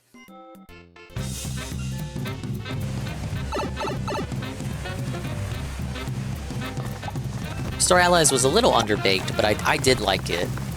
Then I played Return to Dreamland Deluxe, and I thought that was really great. That was better than Star Allies for sure.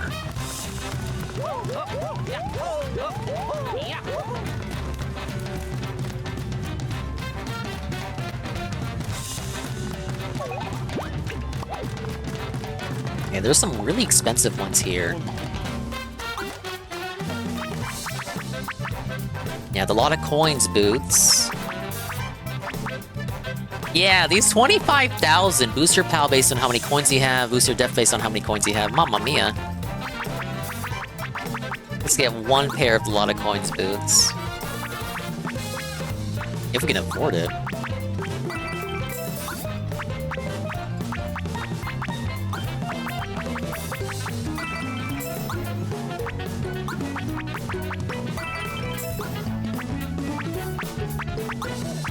I'm selling my nuts, baby.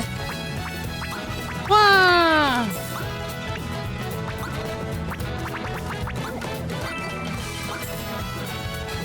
Alright, I'm broke.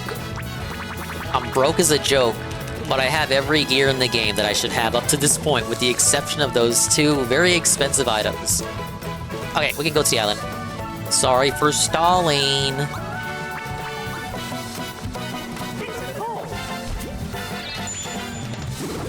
No way those little NPCs can say I'm underleveled now, right? If anything, I'm overleveled, which is a good thing, actually, question mark.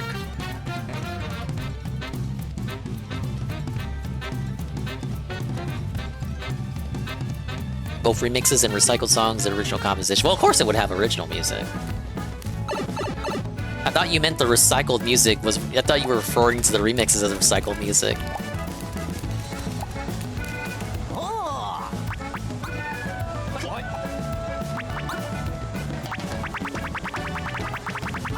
Yeah, I've got everything you can offer me.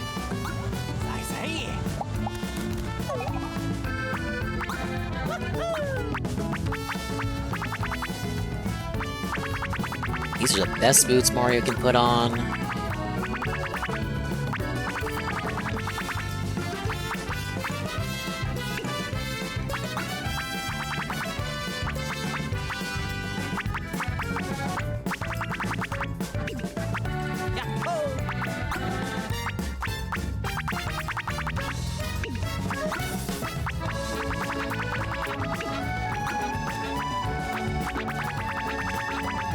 Alright, we're good. I don't have to change anything. Wait, I can make 1 plug, right? Spirited item, not dropping. Second helping, countdown to cure, countdown to charge. Oh, these... Oh yeah, let me save up for the good ones.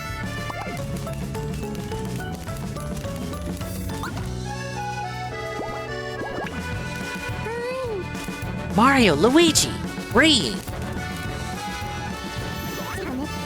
So, I was over at Heat Freeze, and I know they're funny looking, but...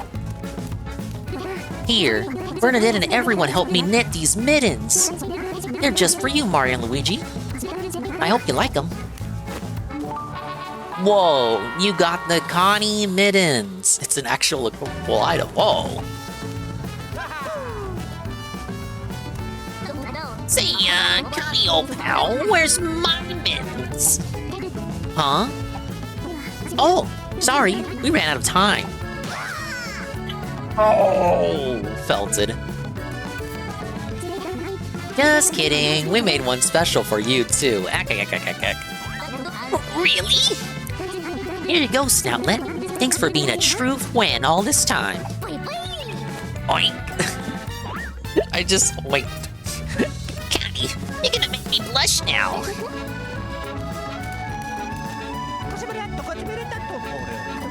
You ready to hit the Great Lighthouse Island and light up the next sea? Also, Bernadette and Chilliam gave this to us. Whoa, it's the temperature guard plug. They said it's protection against burning and freezing. It's kind of a charm. Uh-huh. I'll be waiting by the big cannon.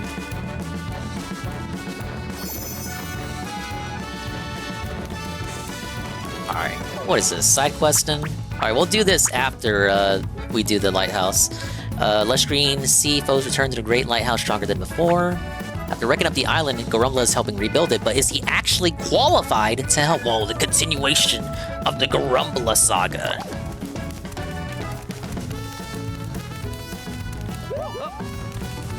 Oh, little plug girl? Yeah, I was saying they got like Banjo-Kazooie voices in this.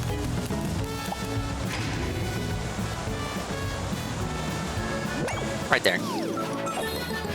It's the Great Lighthouse Island of the Burning Sea. We'll do this, and then we'll open up the 4th sea. And then, there's one mini island I gotta go back to for a side quest. And then we'll do the other 2 side quests we just opened up. It was like a little mini game. It was a mini island with a mini game on it. And she needed me to backtrack once I learned how to do the Sonic the Hedgehog spin dash.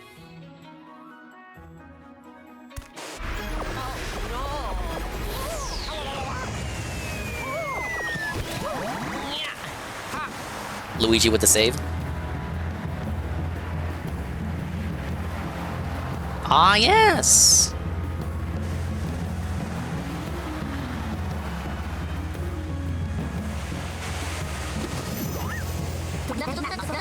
That was an easy flight. What's wrong? Oh, I feel a chill. I wonder if the gloam is being created here too. I'm the guy. Right, we want to stop Zocket's plans, so we have to confirm what's going on inside the Great Lighthouse. Alright, she's gonna journey with us for this island, because she's the only one who can turn the big lighthouse back on.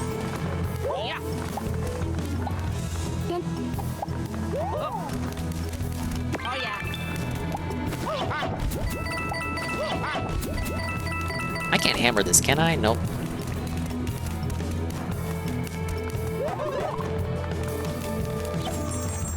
Bit of a slow walker here, aren't you, Connie? Come on. Oh, we got a merchant. Loser. Does he got some new gear for me? No, he does not. Alright.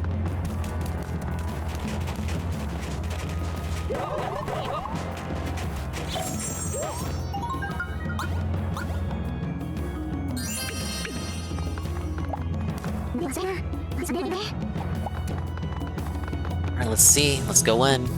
We got a Zelda-style dungeon ahead, surely.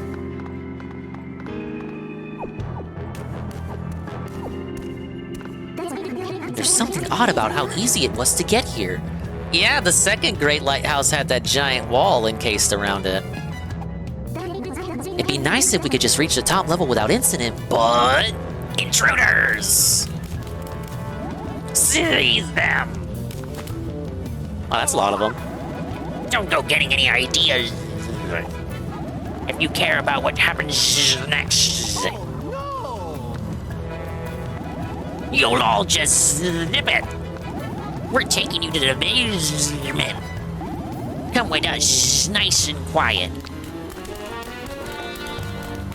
Why don't they just stomp on them? They're just like... they fought like thousands of these earlier in the game. I fought thousands of these, now they just submit to them? This way, Pipsqueak, and get ready to work. You're checking the plumbing in the freezer room. Move it! Snap to it!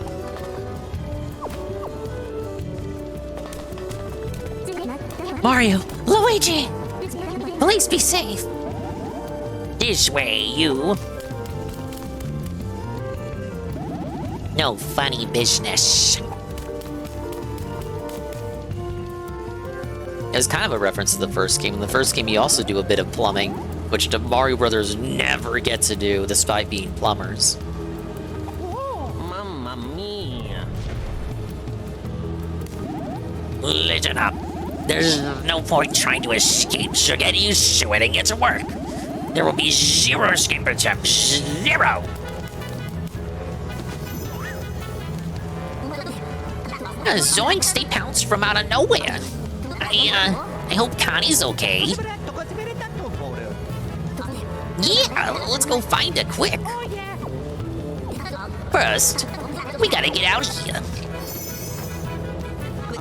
Hey, newbies. Quit standing around. You gotta check the plumbing on this machine. Looks like it carries a lot of glommy glom or whatever that stuff's called. You better put in some solid work or the bosses are gonna get mad. He's got a nice phone. Huh? You wanna bust out of here? No, you can't think like that. Everyone says stuff like that at first, but no one ever pulls it off. I mean, there's guards everywhere.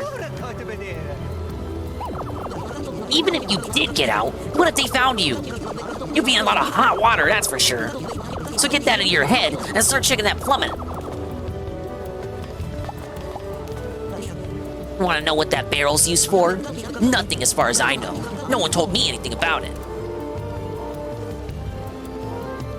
That barrel all the way over there with the big Mario button next to it, the big red Mario button. Oh yeah, I don't know what that could possibly be used for.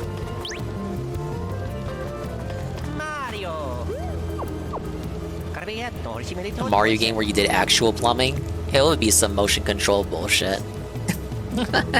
It would be a launch game for the Switch too, to show off the gimmick. I get it. If you put on that barrel, you might be able to sneak ahead. First, let's try getting over there without the gods spotting us. Well, that's pretty simple enough. We did that on the last lighthouse.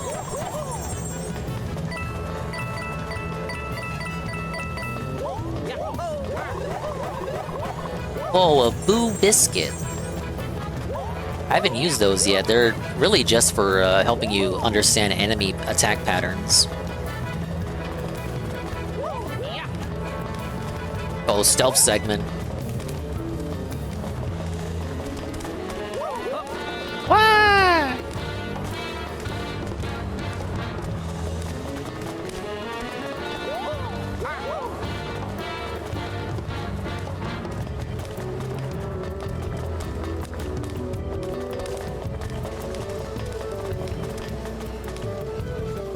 How do I get over there where those coins are?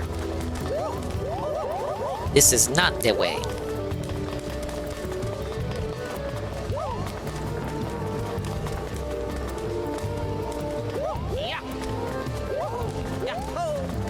Watch out, watch out.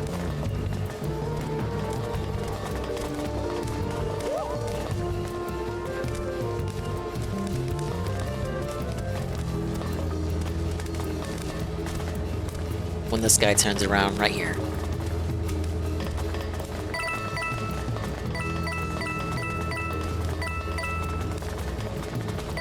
Wait, was there something down here? No, okay.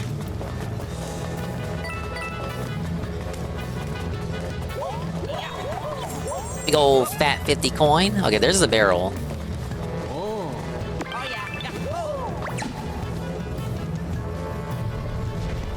All that did was lock me in.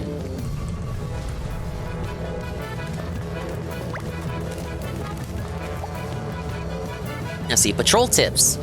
When doing your patrol rounds, pay attention to strange noises. If you see something, check it out. If you run into trouble, yell.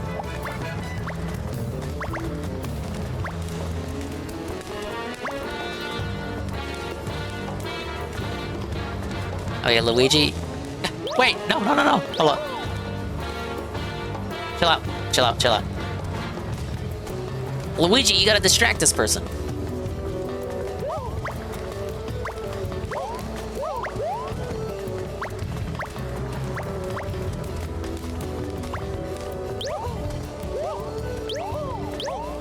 Is he using me as a platform here?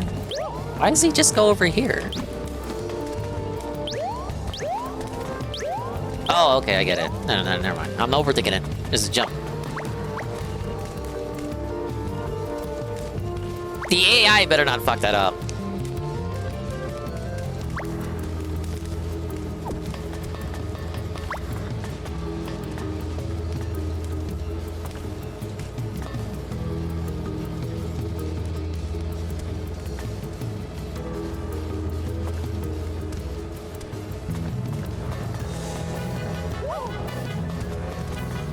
Not really wait for Luigi. These are the most dented security guards in history.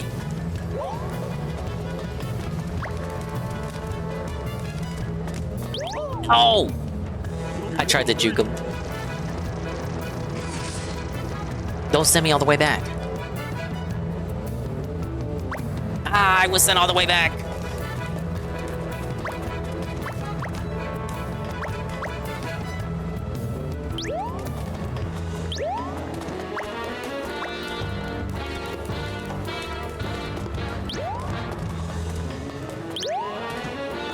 No.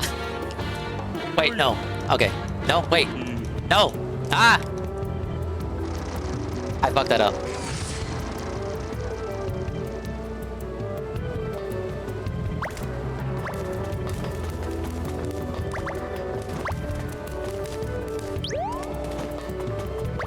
Now, so you can do it there, because you cannot clearly see due to the barricade that someone is in the jumping barrel. But it doesn't work with this next guy, because there's no such obstacle.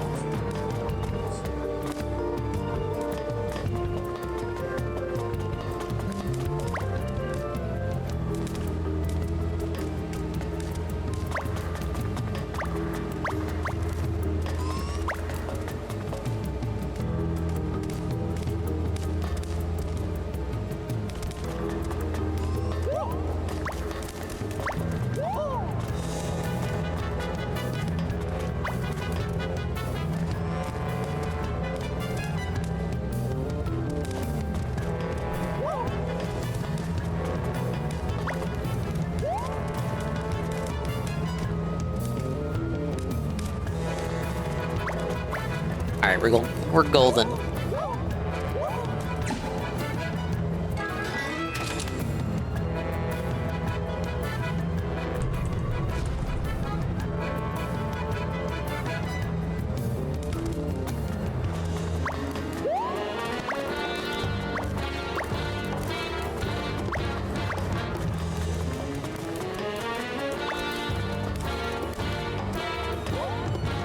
Oh, I obviously want the coins.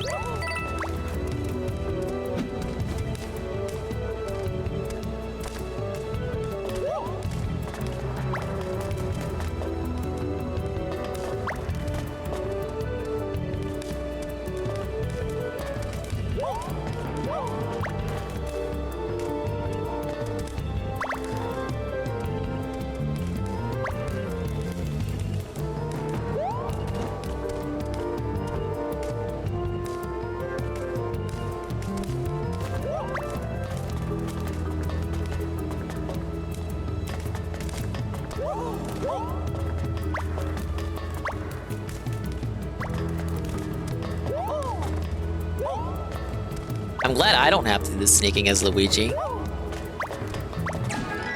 Alright.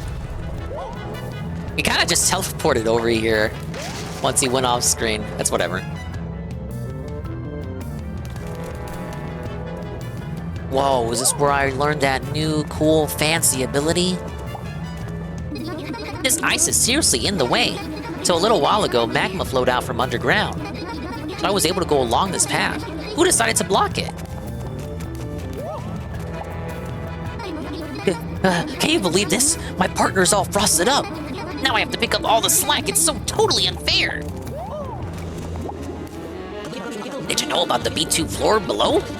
There's a rumor that it's 1,000 times hotter than where we are now. Guess those guys really have no idea what an ideal temperature is. Ack, ack, ack. There's a little small girl through here. I wonder what's up. Do I not learn the ability here? I guess not.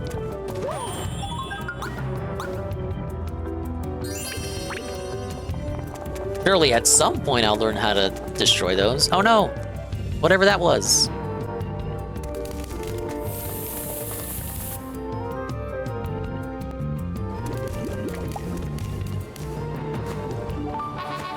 It's the Patriarch's Note 3. Zocket's here, the big fish. He's always creepy, but today he's even more off-kilter. He was talking to an egg, a weird egg. Only 67 more. Almost done. Just wait a little longer. Very soon now. I was shaking my boots, but kept recording. It's my duty to the hero who will save us. From history's front lines, Patriarch. That's Ark's dad, as indicated by his name and the punny name they gave him. Maybe he's pushing the limits, Dingus. I'm well aware. It's the reason why I don't watch the wrestling show on the stream.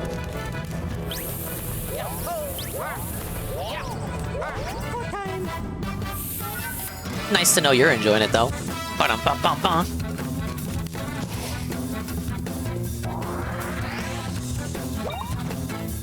A Ring Zoc Trooper and the Spike Zoc Trooper. Yeah, instead you gotta see my lame, boring, awful gameplay instead of lolcow shit. For one stream out of the week. Lame. Snoresville.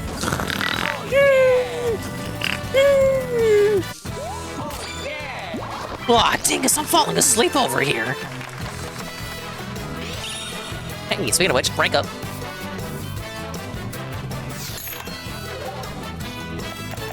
Increases damage dealt with counterattacks by 50%. Damage dealt by lucky attacks increases 1.3 to 1.5. Increases the damage received from enemies by 20%. Okay, this is interesting. What do I pick for the rank up? So for Mario, I got Jumpman, 20% jump attacks, gear slot, power, quick leveling, stash +1, HP, speed, def. Damn, and there's only one rank after this. I don't think I would do Iron Body or Hammerhead. I picked Hammerhead for Luigi just to be special. Just to be ultra specific.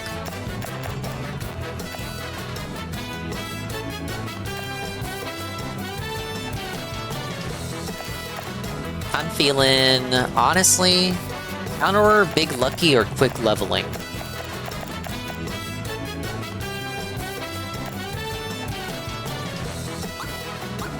We'll do big lucky.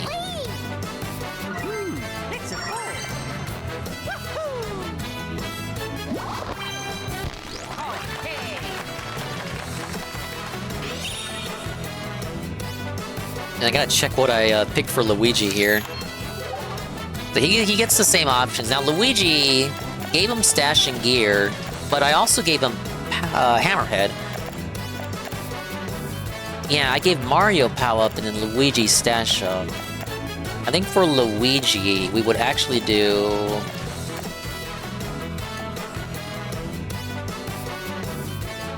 Mario's stronger, so Big Lucky makes sense on him.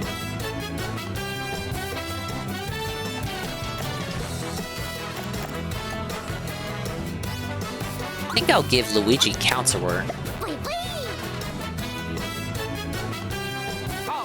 This will make his hammer defense attacks even stronger, I guess.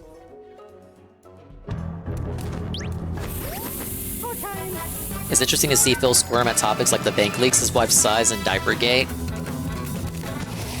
I feel like some people had concerns that Phil... I think you brought it up, that Phil was sabotaging the Grill Phil segments by intentionally being a clown, so that PvP only grills him on stuff he did that week. But no, PvP brought up the bank leaks in addition to the stuff he clowned on about this week.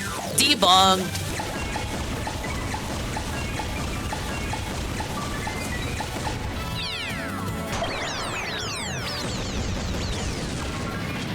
Ain't no way to juke PvP like that.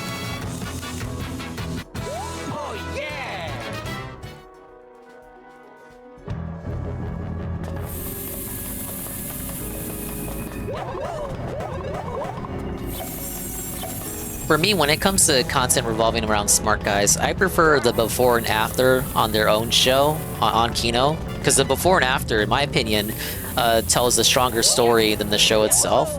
Because the show itself is when it's when the mask is on, It's when, you know, the kayfabe is on. I prefer everything that happens before and after the shows in question. You seen a girl wearing a hat? I'm in a hurry, and we've been told not to let any information slip. Hey, we won't tattle on you. If you're looking for a girl, they took her up there. Someone's in the gate. Where do they go? Find them, find them. I'm out of here. This place is the best boss in the game, in my opinion. Oh, okay.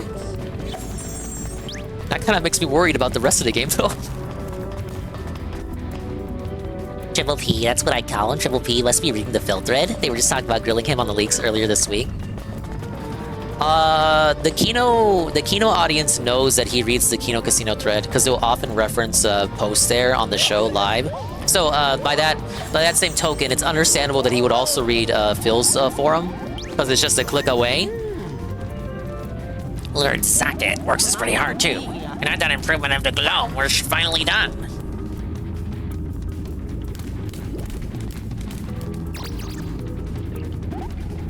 Hey, you seeing anything suspicious right now? I am. We see you. Luigi should have kept the barrel. Hey, you guys. How did you get out of the freezer? You were told not to escape. Keep the escape here. Bill's at 350 for smart guys. Too bad he only gets half of that, allegedly.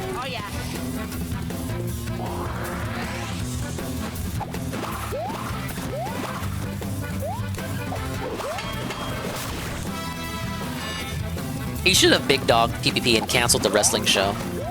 Just because PvP canceled it on Tuesday. Or PvP was the reason it was delayed on Tuesday. Instead, it lets PvP walk all over him, even when it comes to the topic of his wife. If it was anybody else, Ryan wouldn't get away with bringing up Cat on stream. Ryan!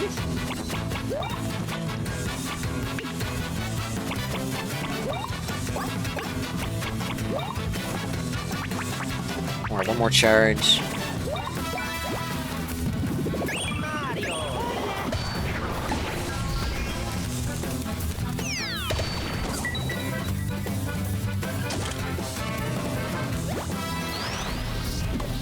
What am I doing? Oh, okay. Never had that attack used on me before.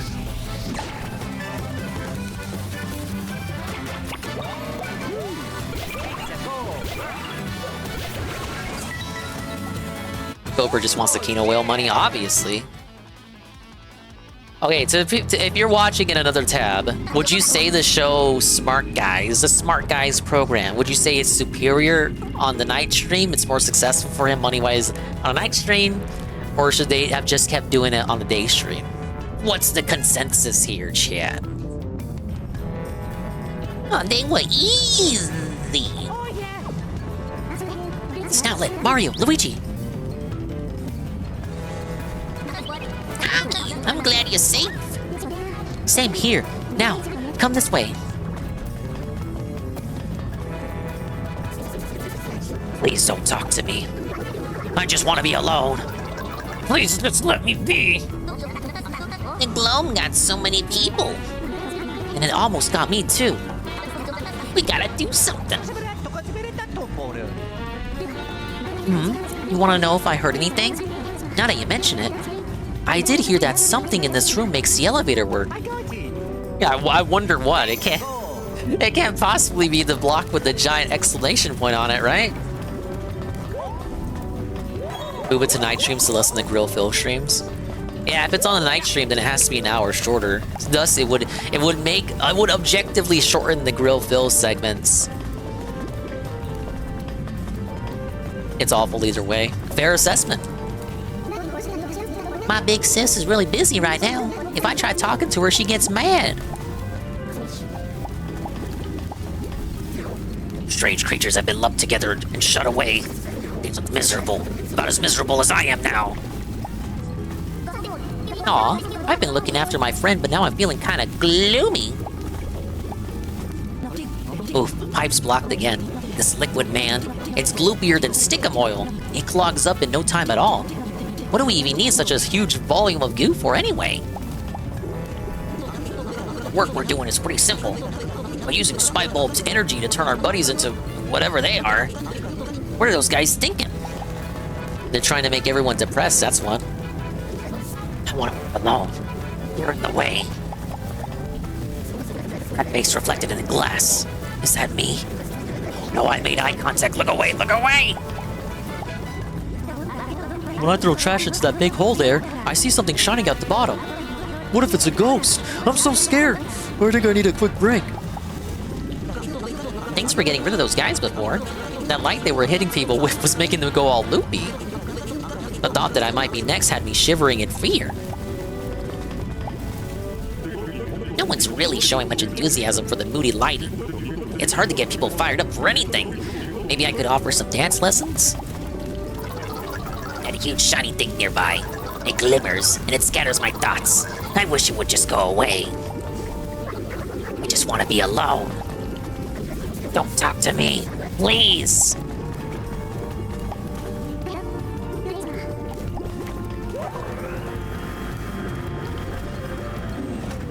Elevator operational?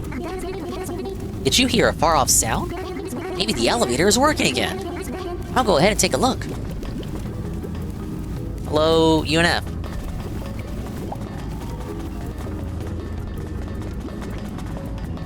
No, it's 11. It's about to be 11:30 Dingus time right now.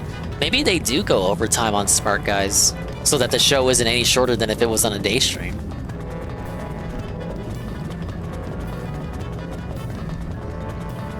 I think it makes sense for it to be on a night stream when Kino Casino isn't on the air, because if it's on the day stream a day after a Kino Casino episode, PvP, it'll be harder for PvP to be at 100% energy. Especially if it's like after a 10-hour Kino Casino episode, then within hours he has to be live again with Phil.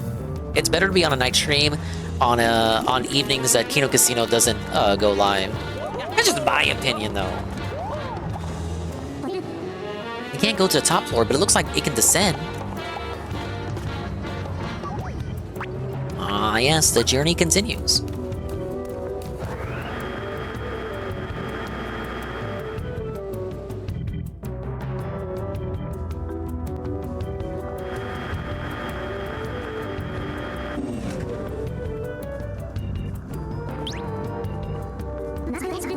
Mario, look there! Whoa, the plugs I need to access the big bad boss. It's the same kind of plug as the ones we saw in the Colorful Sea. We need to use those to get where we're going. That's what I'm thinking, BR Joe. So, like, the reasoning from... what I gave was the reasoning from PvP's side. The reasoning from Dave's side is that the night streams don't do well anyway, and Dave's people don't care for the wrestling show, but they do care for the gameplay. So they still get the gameplay streams on the day streams where Phil makes more money. And on the night streams, we can kind of salvage it if the PvP whales come by, but they're not really coming by, but sometimes they do come by. It depends on... It depends entirely on whether they want to show up or not. Basically, it's like a gamble, but it's kind of in his favor that he'll make more than he would have if he just said night stream gameplay, is what I'm trying to get across. So it kind of, this time slot, I want to say, on paper, works out better for both of them. It works out better for PvP's schedule and Phil's potential money.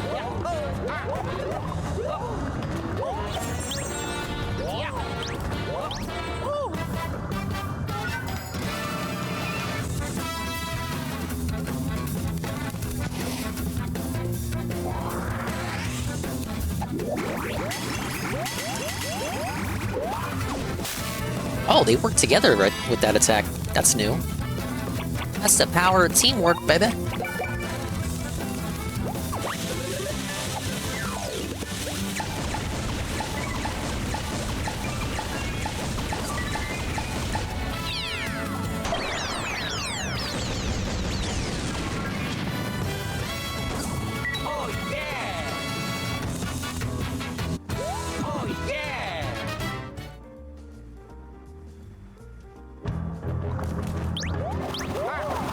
No, let me alone. Let me alone.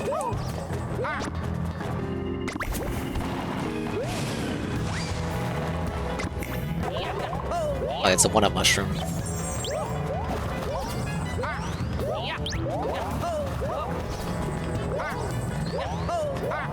Oh, there's 2 ways to go.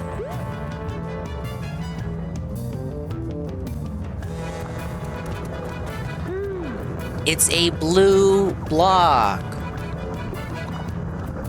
Whoa.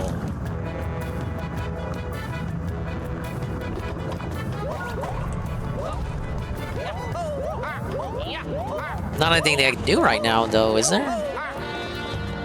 There's some rails, but I can't use the ball on those yet. One of you needs to open a door while the other one needs to proceed past it. For that reason, you'll need your power to make a path that one of you can take. This is cooperation. If you can grasp that, you can create something stronger than glow.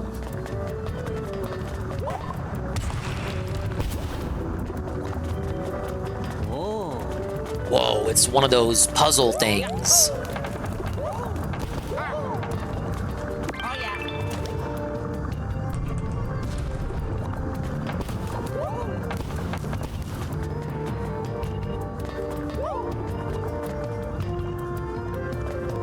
Okay, I see.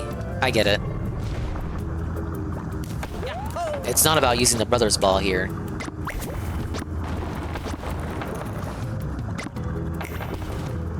Okay, this is gonna be weird.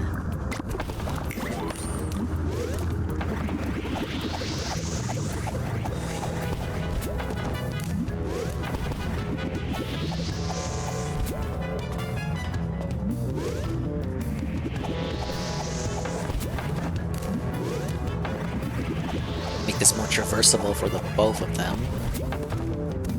See, I don't think a single jump's enough, though.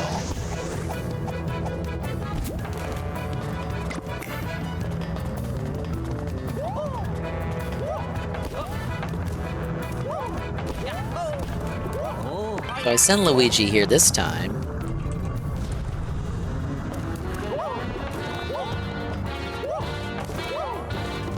I don't think Mario is making that. No. Xander! Xander?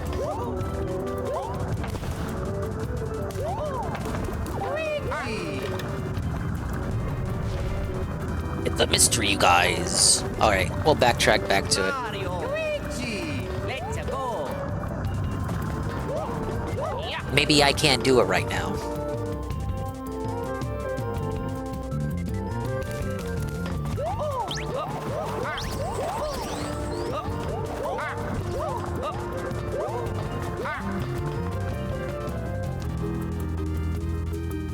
I didn't donk quit, I'm exploring. Oh, wait.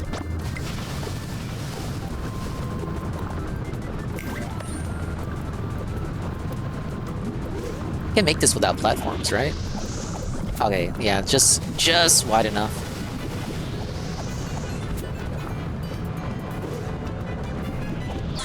Oh, yeah, now that, okay, wait, hold up. I'm sorry.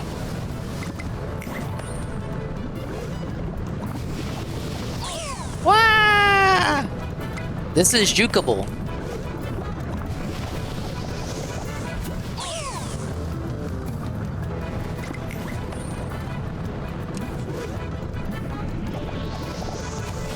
There, see? Watch out. Come on, Luigi. Luigi, come on. Okay, looks like I gotta spin dash when it's at the right place. Right positioning.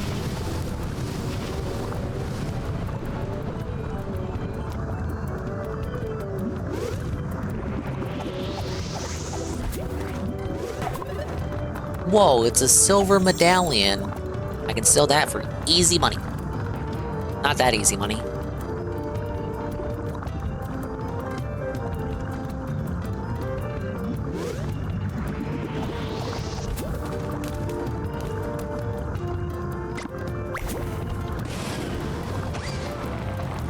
Wow.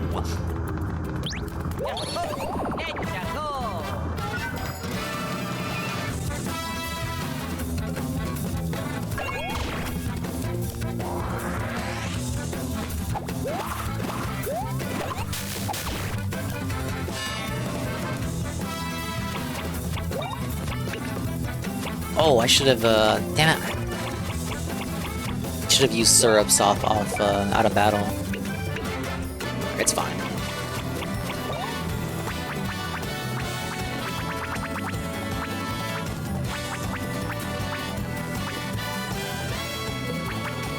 Let's try out Back at Ya.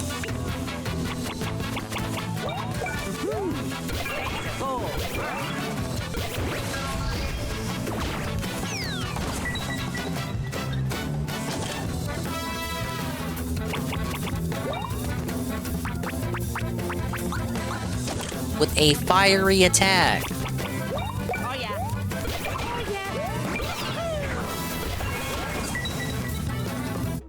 Oh yeah.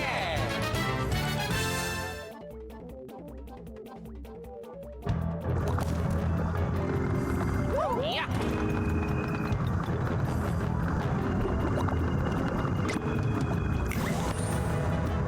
Wait, no, we don't got a UFO. Hold up. Ah, that felt pretty good.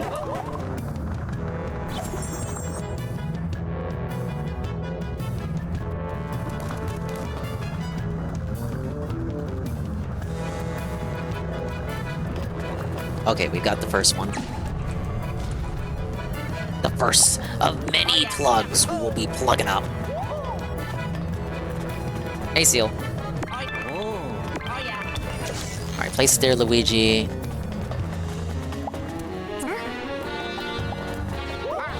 We need 2 more.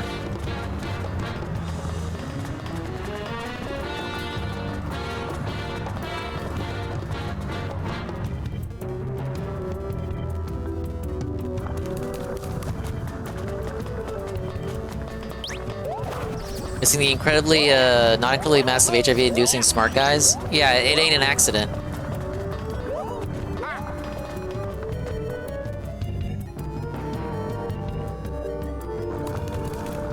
Oh, no, the other way. I gotta go back to the dong quit route.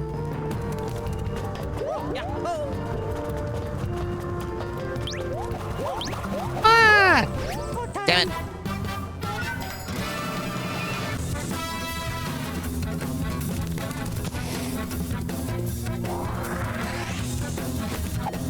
I forgot to do fucking BP again.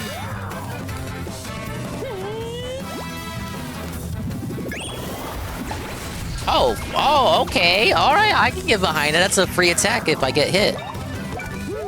But it only gets 3 charges before I gotta recharge. I can get behind it. That would be great to use on bosses.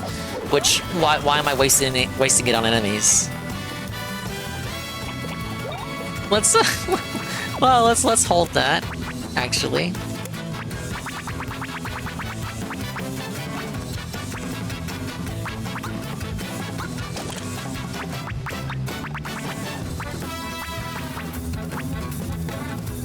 Actually, yeah, no, let's use Compiler and Loot Booster. Forgot I had these. It's been a while.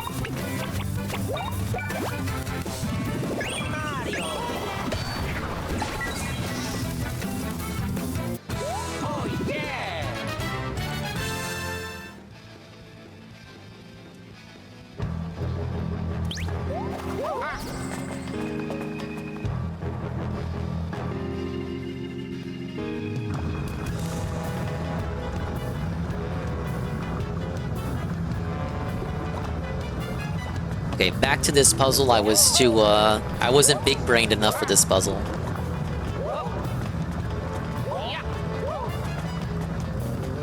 Now, obviously, there's something I'm missing here.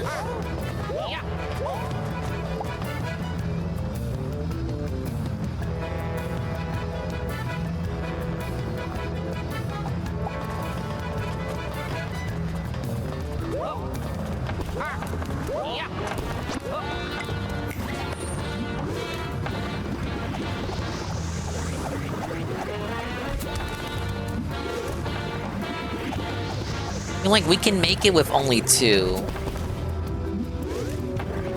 You can't do the jump with 1. That's a fair assessment. So you need 1 there. The thing is, like, you can't make this one with 1 either. I don't think.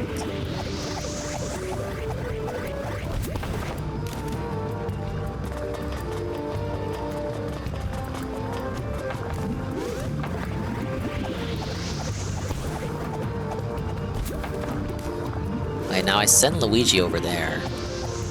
Yeah, park him right here. Wait, okay. Oh, wait. I was thinking, like, okay, well, now I don't need this one. So now I don't need that one, I can just move it. But it's like, I can't move it without Luigi.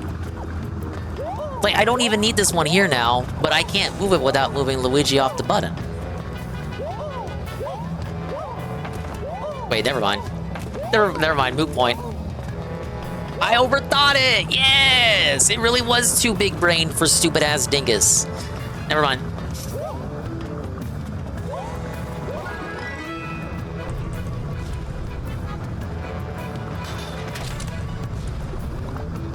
Dude, if this was Dave, he would have took like 12 minutes on that. Minimum! Okay, now we can go that way. We're not gonna ask how Luigi got up here without Mario's help. Don't think about it.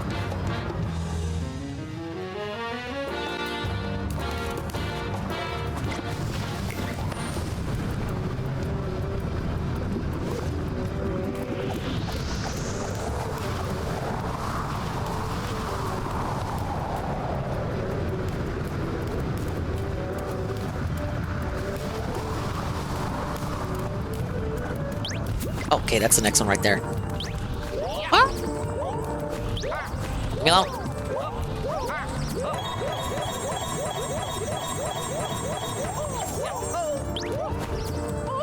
They didn't leave me alone.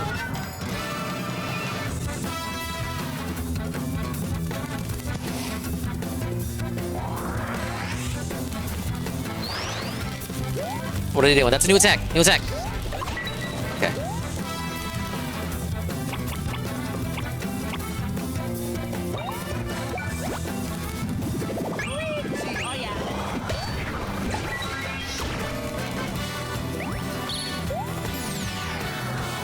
Okay, he changed position right there.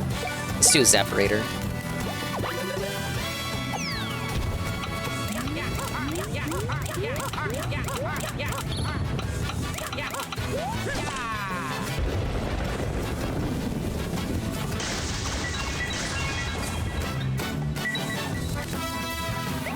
They're still alive? What is this? What is this? What is this? What have we done? Okay. I thought I wasn't supposed to jump that one because it was going above me. Damn it.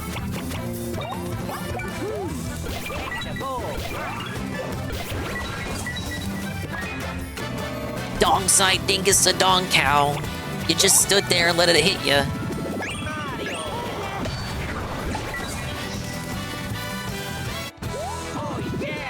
Usagi Calamari, is this some kind of Paper Mario type? Yes and no. It's Paper Mario, but Luigi is also relevant.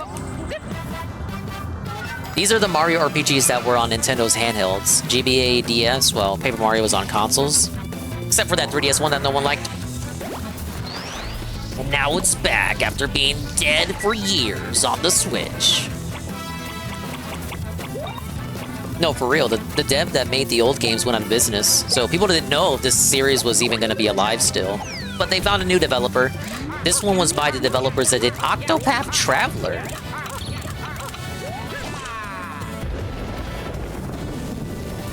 Yeah, unheard of Luigi actually doing stuff.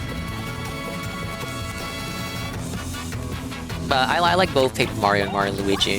I think Mario Luigi is a more consistent series, whereas Paper Mario has higher highs, but far lower lows.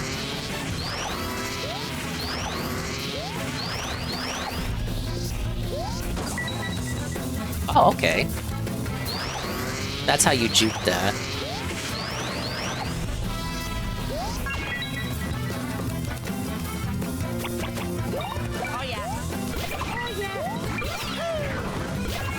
But this game's an isekai. Mario and Luigi get isekai to a plug world. This is not the Mushroom Kingdom we're in. We're in Plug Land. It's full of plug-based, wire-looking characters. And get it? Because everything is a plug. Like, the game's about bonds and connections and the bond between brothers. That's why it's called Brothership, because it's about connections, both literal and metaphorical. Some very smart writing here we got going on.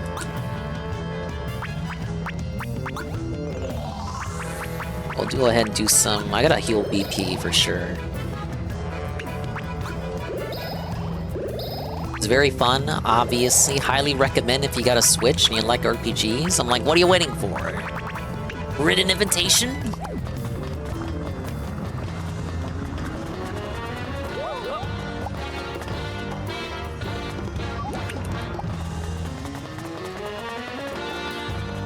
So I gotta get that one up there.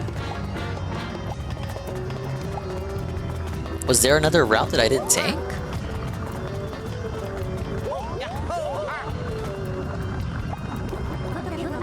Wanna know what the deal is with that rubble?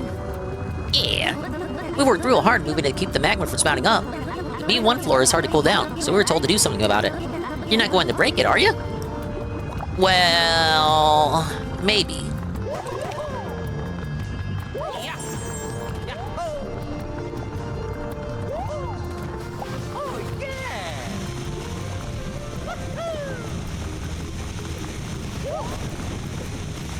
Luigi! I guess we're not doing it that way.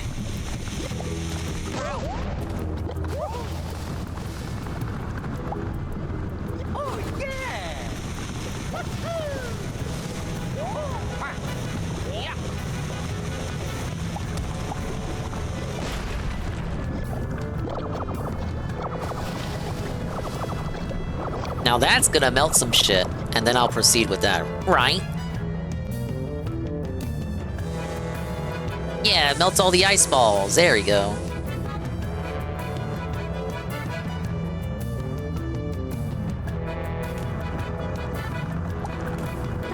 What have you done? We covered that for a reason, you know. I bet the ice on the B1 floor is gonna melt. You wouldn't be wrong there, brother.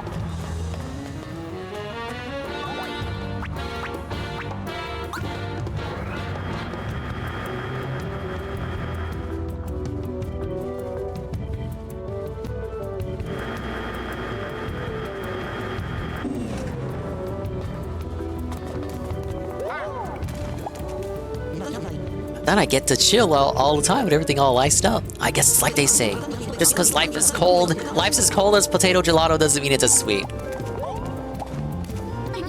I'm so grateful you melted the ice. I'm gonna make my bud work hard for all the time off he got.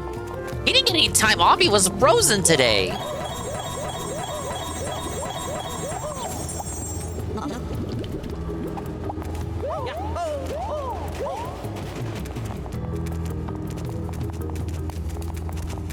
We got some areas down here. Sleeper candy.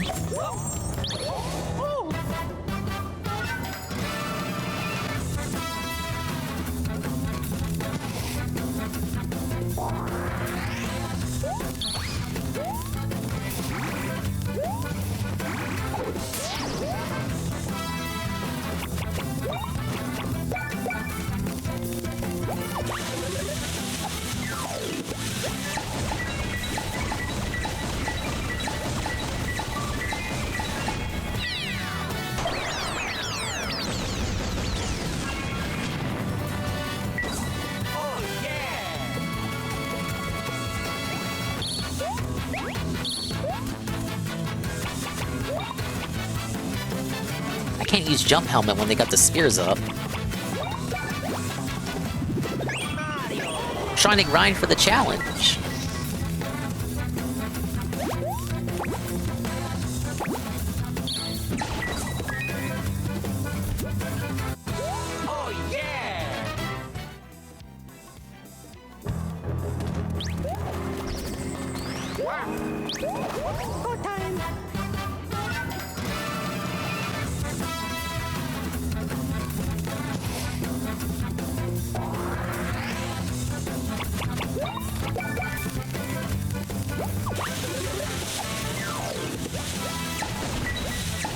I already missed one, shit.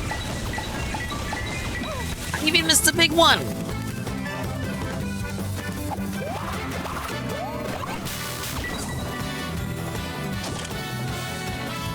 Alright, more let coin pilers out of charge. In its place, we'll do... temperature guard? Just to try it out. Just to put something there.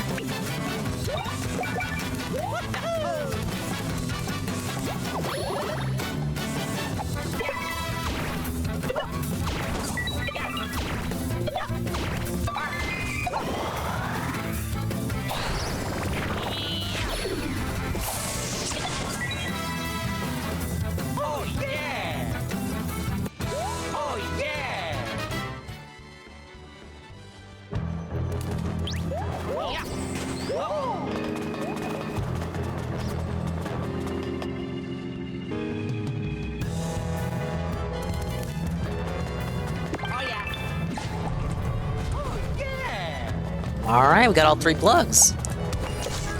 Boss time?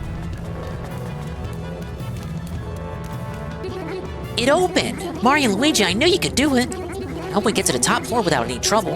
Okay, let's keep going. This icon kind of lets me know what I'm gonna face up coming up, I think. Well, let's heal first and then save. How do I get that over there?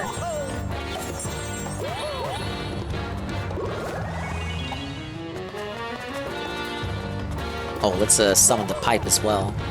In case we gotta backtrack.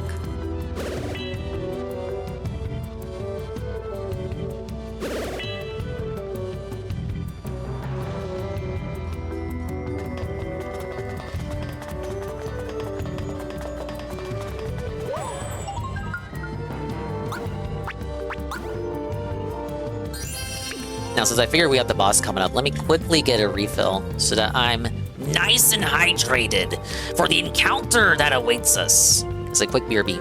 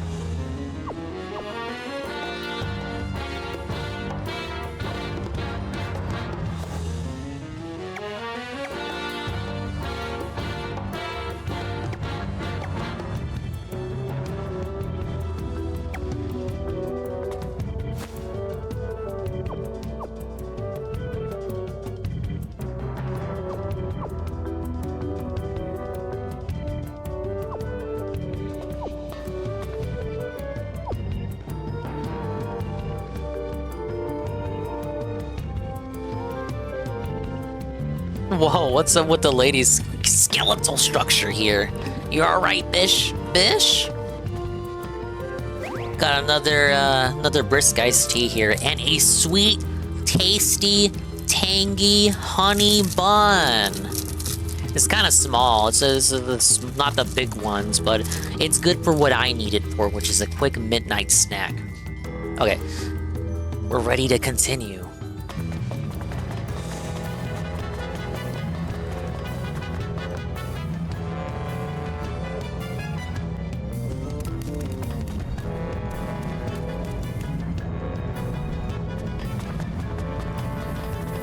Look at the guys down there. Look, there they are.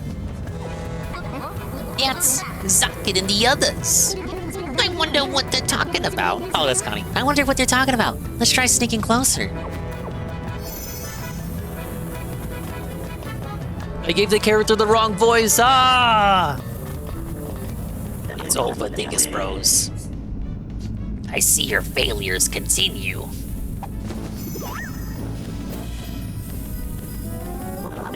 You are especially disappointing, Flex. Your operational efficiency is exceedingly low. I might have said this a few times, but the name is X. And that's for my operational efficiency. I'm working pretty hard here. Besides, Lord Zocket, if you sweat the small stuff, won't that show you really care? This is all part of the plan.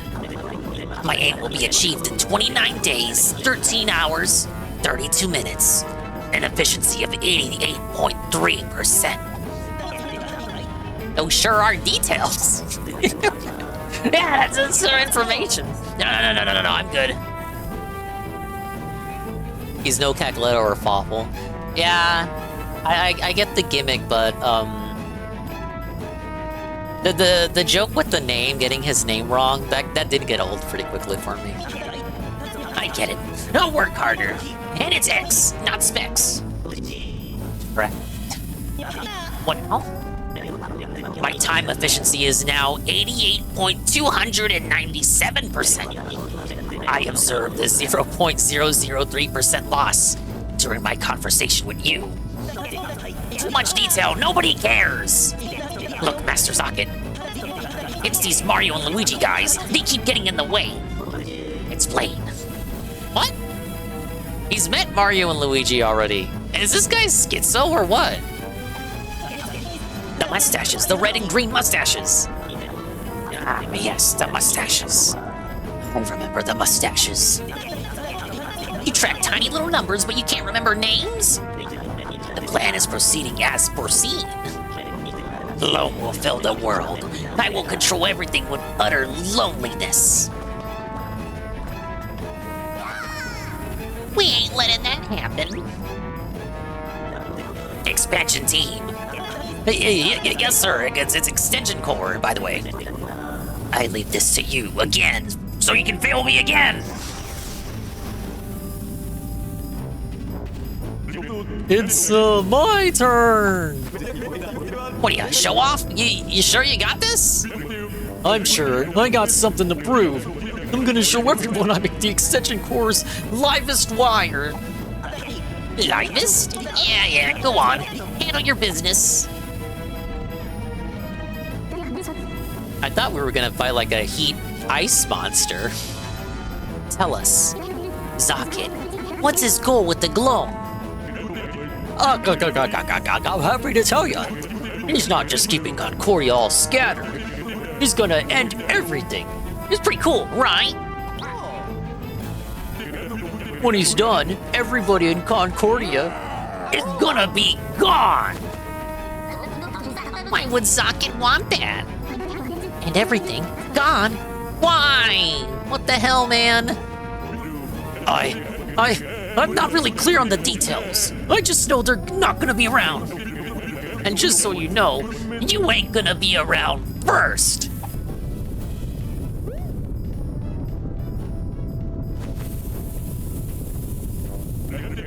You're gonna learn about power from this thing. It's taken in plenty of spy balls. Oh, so we're not gonna fight him directly after all.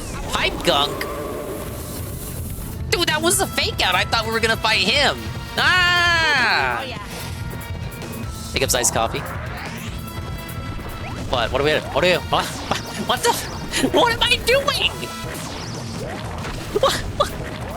What is he Okay, I get it. What is he doing? What the fuck was that? I didn't even have time to prepare. He just went right into it. Okay, I'm gonna yeah, you're right. You're right. You're right. I'm gonna have fun with this guy. Clearly, we're gonna have a ball, me and this guy. Yeah, with Big Up's iced coffee. You're just in time for the spooky, scary boss. Ooh. Okay, we need the good shit for this one. The Juggernaut. Oh, dude, I don't have surprise ball.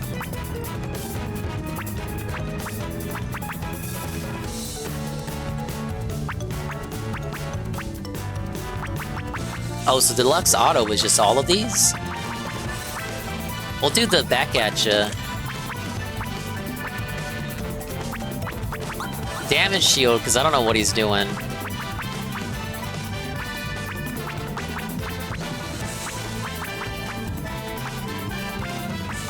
And I want to combine Fiery and Ice and Dizzy and Kaboom and shit, so... Like, he's not gonna get dizzy, but I could probably burn him.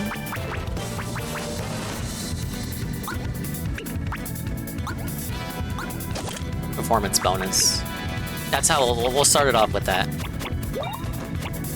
Alright, you said understand the gimmick. What is the gimmick? Don't spoil, let me find out. We'll start small. Start with the simple shell attack.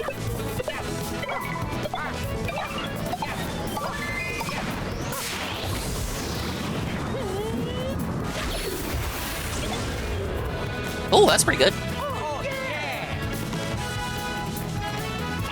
Oh, that did a good chunk.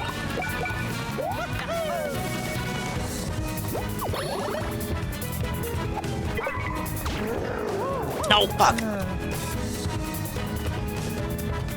That was my act, not my fault. What are we doing? What am I doing? Okay. What's he doing? Oh my god, that's so stupid!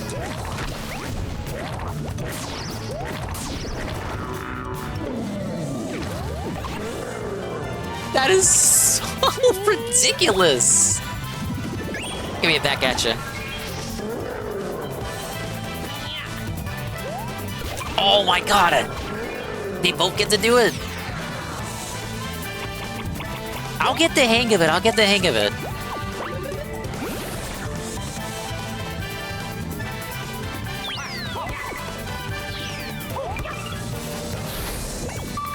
When he squashes for the first time, you don't have to jump for that one. But I do.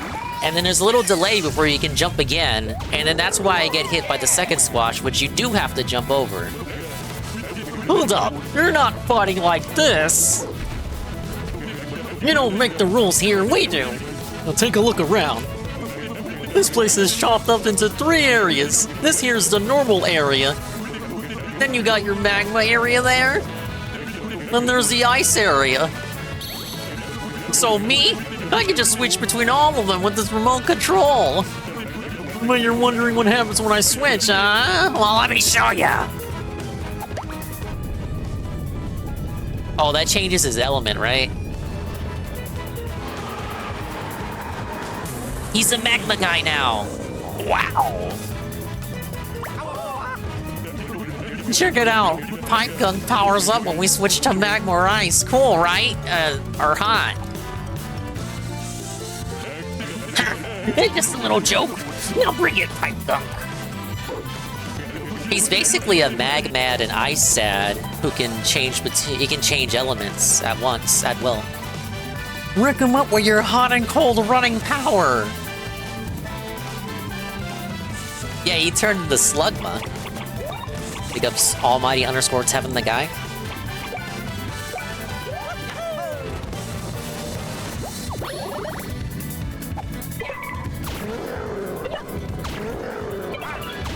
I like his groaning.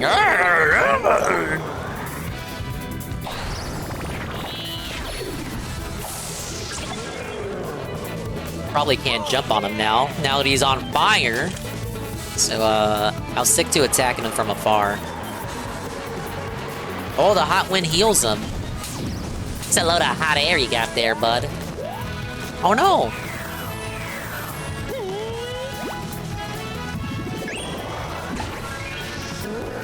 Don't jump, Luigi. Don't jump, Luigi. Don't jump. Okay. The plug counter knows not to jump. Oh, whoa, whoa, whoa! Hold up! I'm not ready!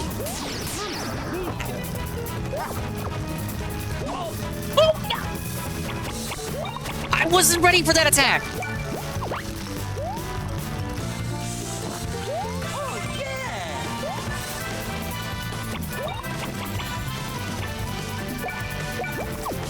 That was fucking bullshit, man.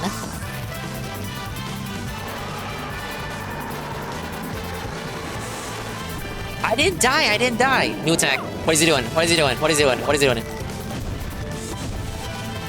What's the timing?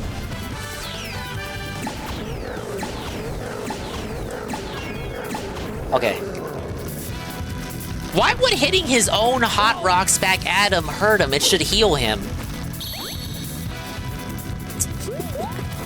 overthinking it. Oh, he's gonna steal the remote. Oh my god, Luigi, you're so cool. Defeat Shun and steal the remote. How? Tell me how. Move Shun to the edge of the stage. Tilt right to spin right. Tilt left to spin left. Press V repeatedly to pull back. Okay, I need some tea first.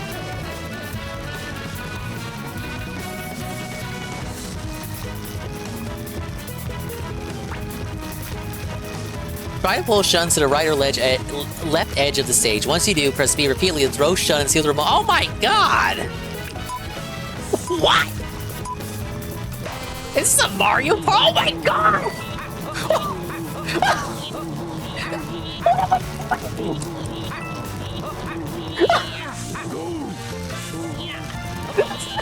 This is so stupid! That's awesome!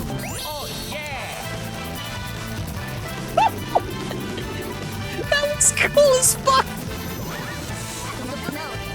Nice one, Luigi. You said that thing switches the 3 areas, right? Let's try it out.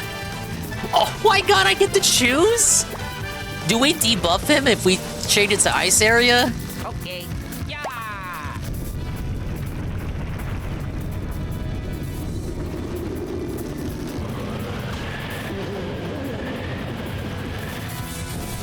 Oh, yes! That's so cool!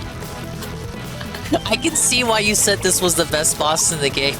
Is it really downhill from here? This is great! This is literally Kino. Oh, it's critical!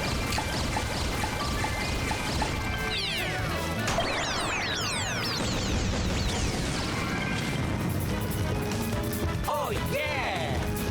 Luigi did all of that while on fire. I love how look at Shun. Look at Shun in the background. He's just. It's like when they fall down in Family Guy.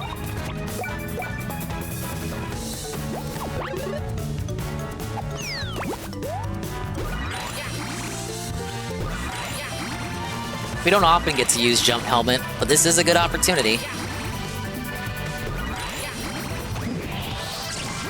609? That's the most damage I've dealt at once throughout the whole game, I think. Okay, he jumped away.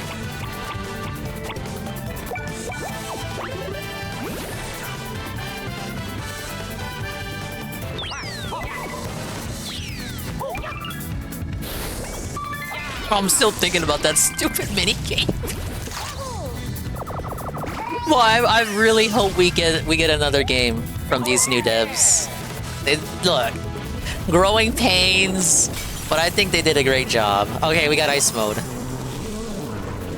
What are you doing? What's he doing? Bogging it up?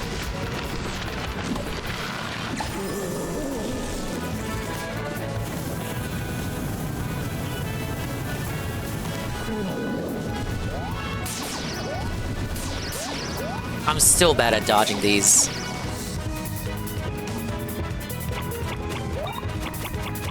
Let's do... Okay, well first, battle plugs.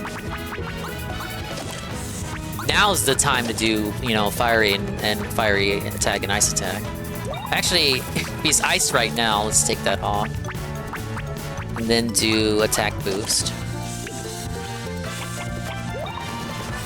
Actually, if he's spiked, I'm sorry, I keep changing plugs. If he's spiked, does that count as spiked attack? It should, right?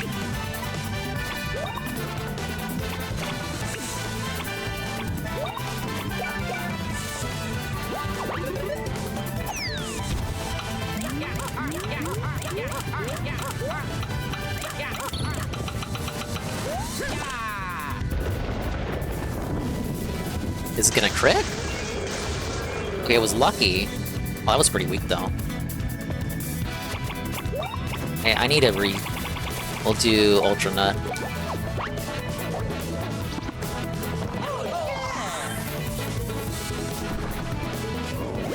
Okay, ice version. Mushroom.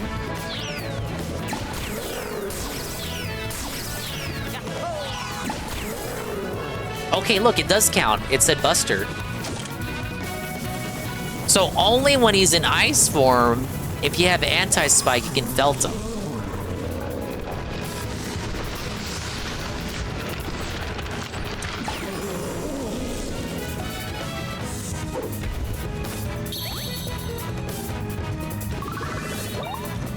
Okay, let's see if we can do this again.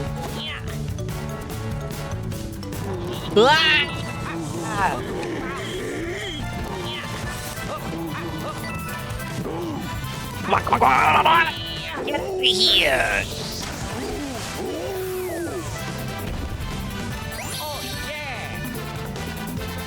Okay, back to magma. Why did the IGN reviewers who gave this game a 5 out of 10, why did they not play up to this point? Because you know they didn't. Big ups. Okay, he's almost down.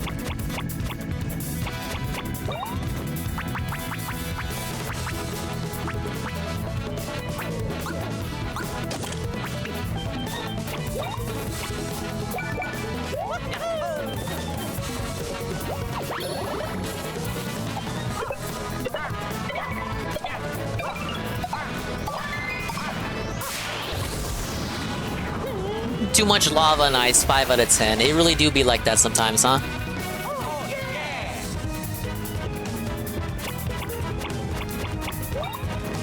We can take off anti-spike because he's no longer in ice mode.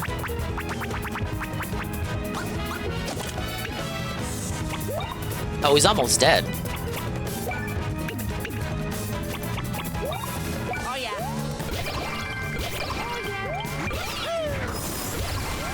Melted. That was legit the best boss in the game so far. Holy shit. They did a great job. And we have the pipe gunk boots.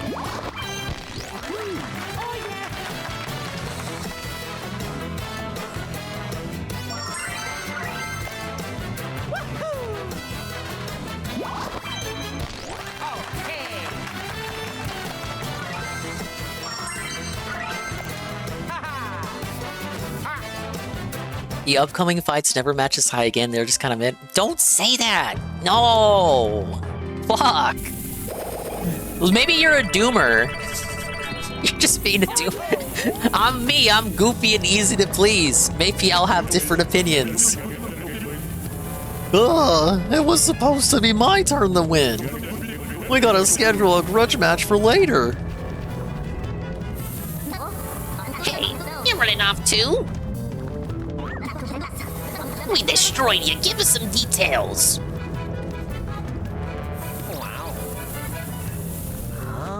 What do we got here? Whoa, it's another plug extender. It's a power tap. Alright, got 4 outlets.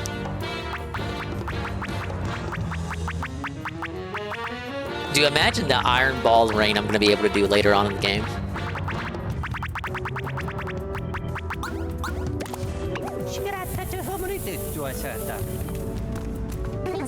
The end of Concordia? Everyone gone? What in the world is going to happen? Yeah, I don't want to think about it, but... I can't not think about it. Indeed. Well then, all the more reason to activate the Great Lighthouse.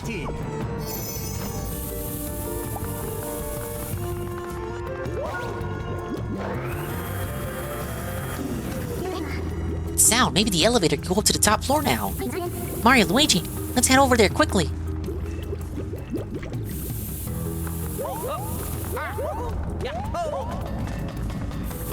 Whoa, wait, no, there was another way over here, right? Yeah, this is how we get that block I saw earlier.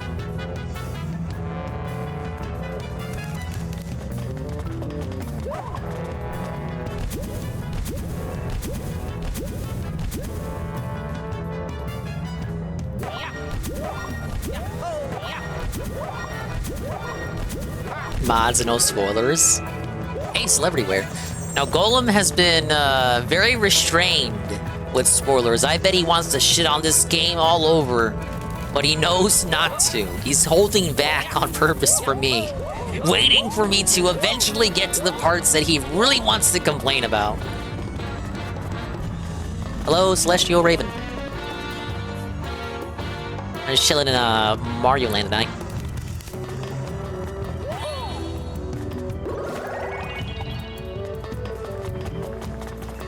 Oh, we're about to enter the 4th sea, and I think on average it's like 40 to 50 hours to complete it.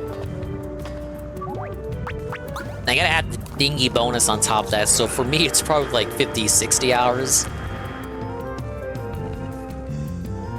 Well, there's stuff before the final boss of the worst parts of the game. Okay.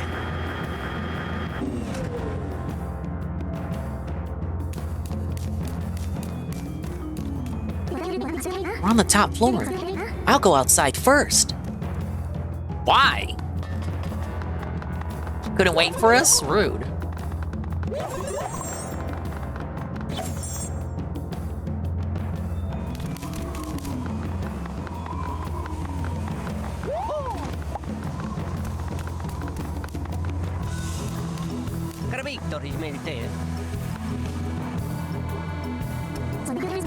Come now, light. Find your shine. Show us the path we must take to restore all of Concordia.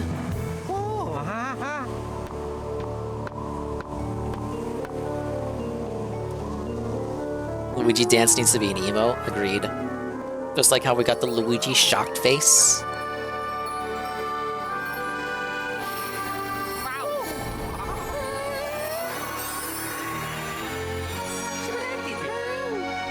And just like that, ladies and gentlemen, another sea restored to its former glory.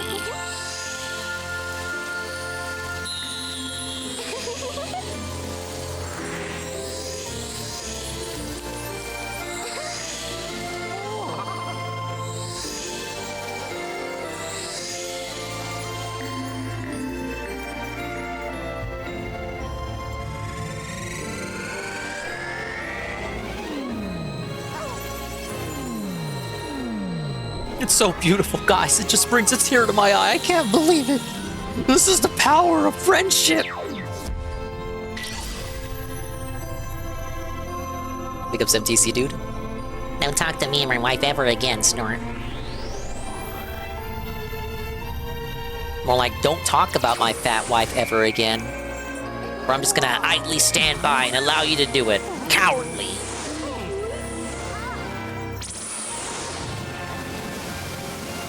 Look at that, look at that. It's like Moses parting the sea there.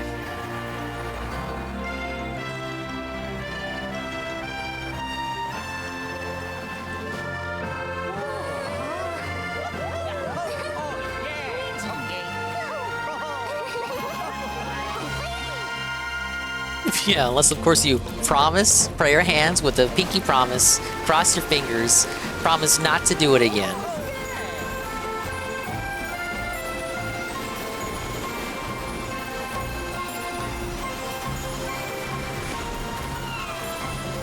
Damn, look at this legion of islands we're tugging.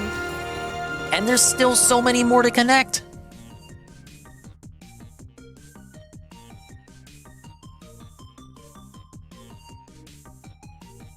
Only 2 more lighthouses to go.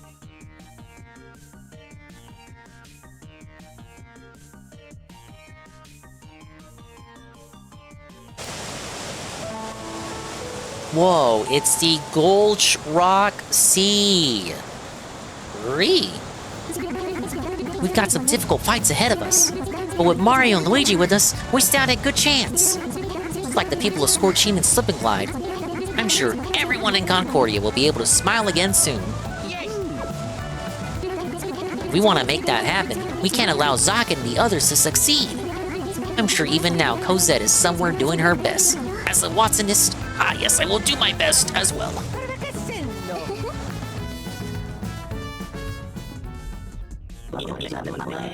Marigold and Linguini, the Scario brothers.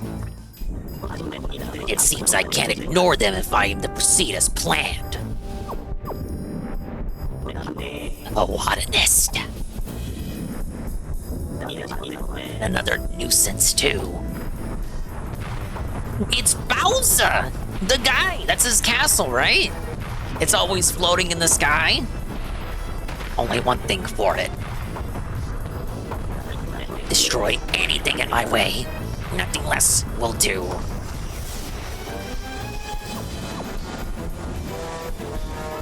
Why does he do more teleporting and talking than actually, you know, executing his master plan? Wow, the Gold Rock Sea. I wonder what it's like. Huh? What the?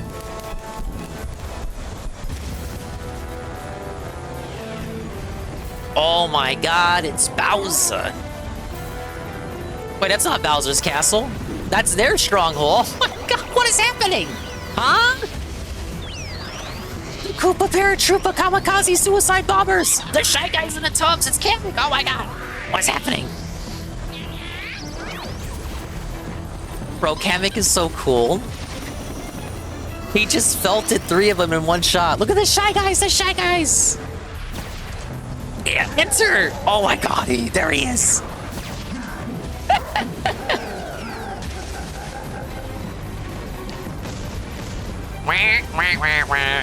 Look at those stupid little Shy Guys, some little flying ships. This is the real D-Day Derek. This is what D-Day actually looks like.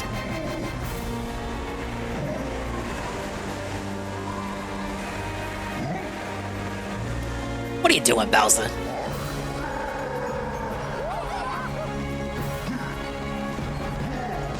No! Bowser, what are you doing? What? Oh, fuck. No. No! My island money!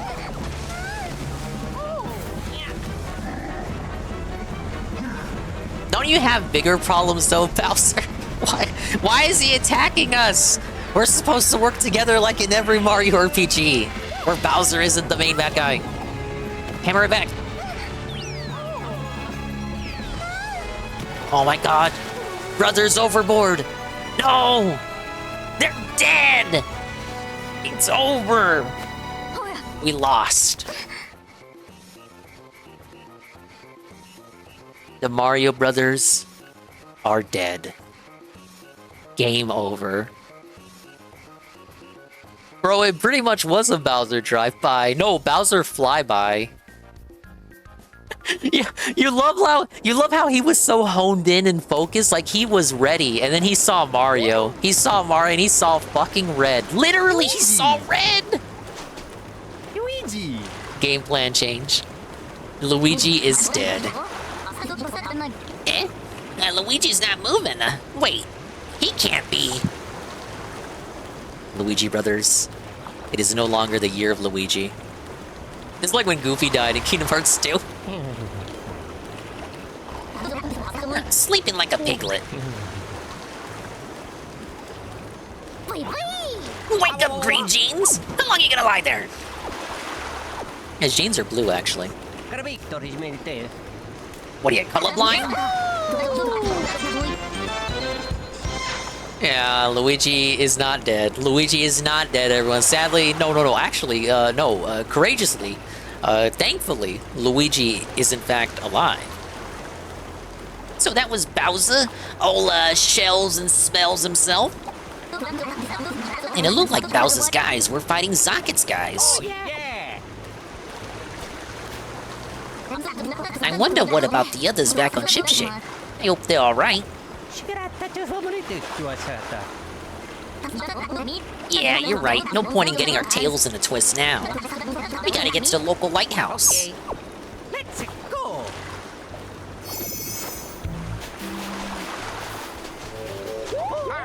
Are we? Look like a desert-style island? Or a rocky, cliffy, craggy kind of island?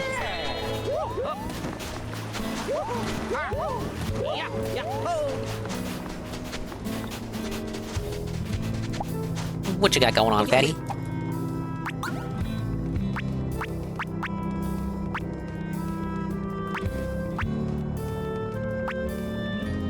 got celebrity gear, but not the boots or the hammer. I don't have enough money.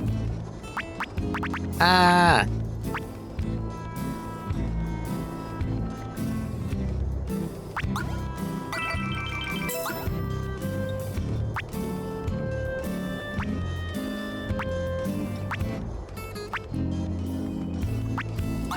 Give it to Mario.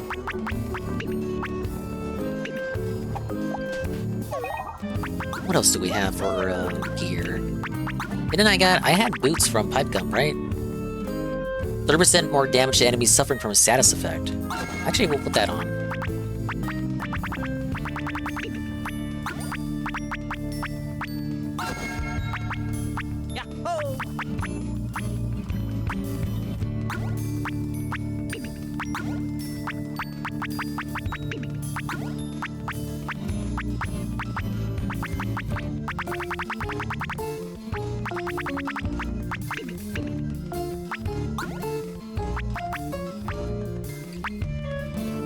Thing is, did we hit it, or the results are next week? So the results should be Saturday.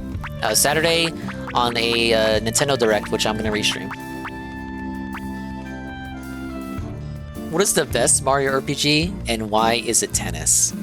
Oh, you said danger. You obviously meant Dinga. Mario Tennis on GBA. For the handheld sports ones, I only played Mario Golf. But it was pretty good. It was like similar graphics to Pokemon for the overworld stuff. And, yeah, there were stats and everything, quests and whatnot.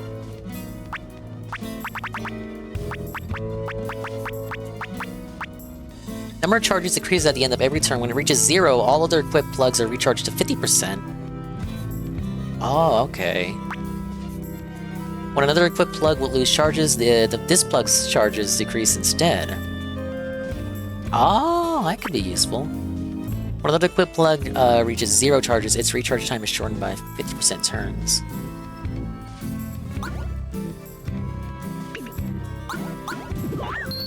Use speedy recharge.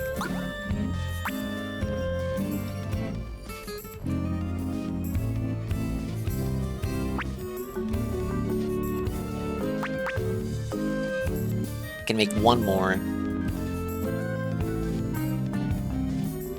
This is for all plugs, but you gotta whittle down the charges of this plug. This is for every charge, every time another one loses a charge, this one decreases instead. And then this is for recharging. Recharging a single plug. Do this one.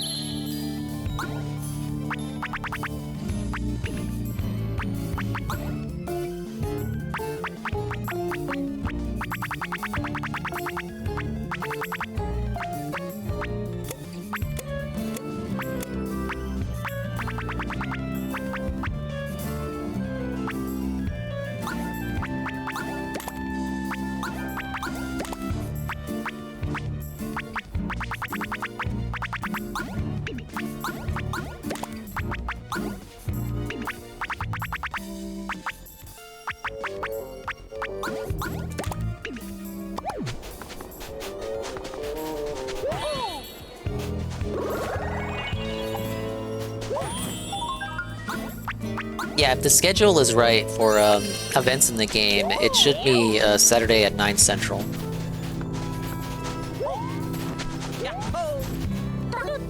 Help! Somebody help! Somebody there? Please, I need help. I was playing in a rock fell and now I can't get out and it's scary. Rock fell on you?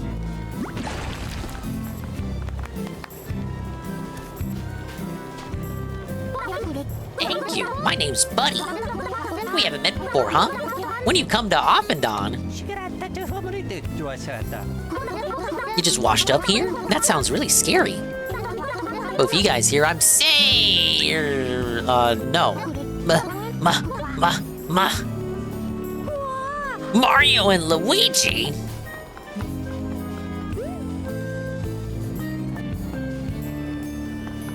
Why was he afraid of us?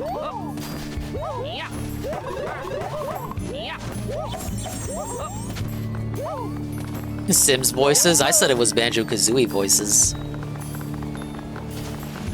Oh my god, no! The big reveal. It's an island taken over by Bowser. And he's spread fake news to all the residents about how Mario's a super bad guy and we hate him. What the? It's basically Bowser's fortress. Let's go. Oh yeah.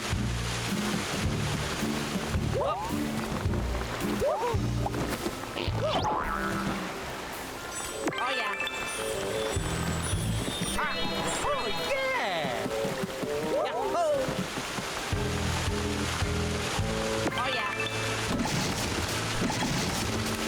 Now, some people were complaining about the color of this bridge. I can see why.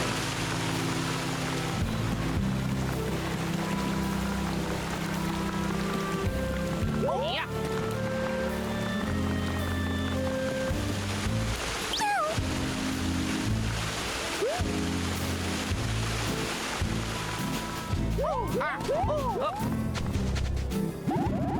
Catch these jerks and I'll give you 98 gazillion whatever coins. What's that stock cheering effect? Hey, that guy must be loaded, and also really hate those guys. Lord Bowser is so generous and seriously holds a grudge. 98 quazillion coins? That's a pork load of money. Who are these guys? Let me take a look.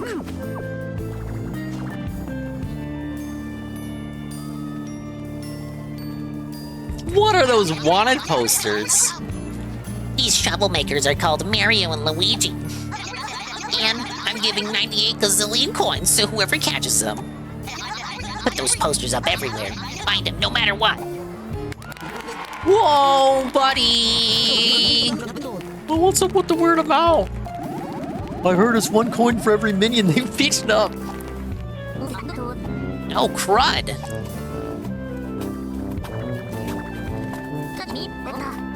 Guys, now guys. We gotta get out of here. Go, hurry. Well, I guess it must be a shame when you can't go outside. Thank you for the GPM shuffle.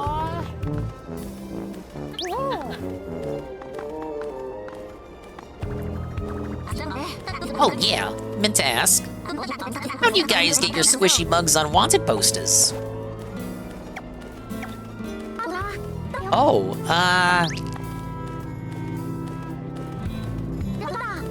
hello. I'm the guy. I'm your buddy guy. Sorry for running away before. I was scared because you're the wanted poster guys. Bowser's people all says you two are, bad. You're right. I believe you. That was easy. You're linking islands? You're gonna bring the continent back together? You can do that? Wow. Over here.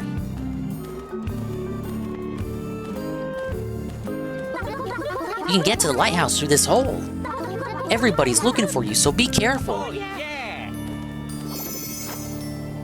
We got more stealth segments coming up. Alright, we got traps and whatnot. Alright, daily wrap up. Alright. Anything here? I'm assuming I'm not allowed to go this way.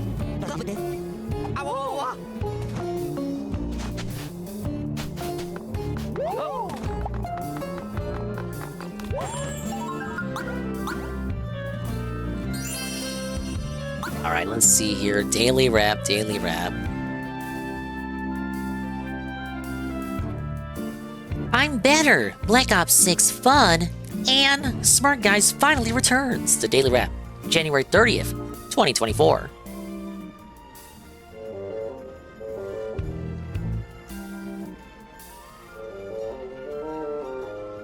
You're not gonna like how this one opens up.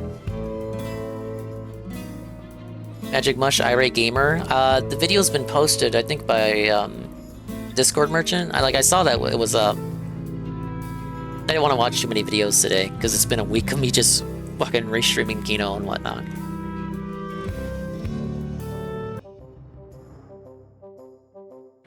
Good evening, everyone, and welcome to the Daily Wrap. Don't worry, I'm not going to film it like this. I was just messing with you. For Nice artifacts. what was Thursday, the 30th of January, 2025. A great streaming day. Let's talk all about it. So, what went down today? Well, first of all, as you can hear, I was back to full capacity, and I felt good. I wasn't sick, so I got over it, which is a good thing. I don't know what had happened. I talked about it several times today that I actually think that it was allergies or something yesterday, but I got over it and I felt great today. A great podcast this morning where I had a positive announcement about me playing the Night Rain beta. I've made a clip of that as a highlight that I'm going to upload overnight, so check that out if you want the skinny. That's not really an Elden announcement. Ring Night Rain beta and what I'm going to be doing with it. In addition, just there you was some stating the gaming news obvious. and other You're gonna things to play a talk beta. about, so it actually was a pretty good podcast with interesting segments, not just a hangout or tech bitching session. So if you want to see that, be sure to check it out on DSP Gaming. Self-aware about his Then, bitching. We played some Call of Duty Black Ops 6, and admittedly, the first hour, once again, was kind of rough for two reasons.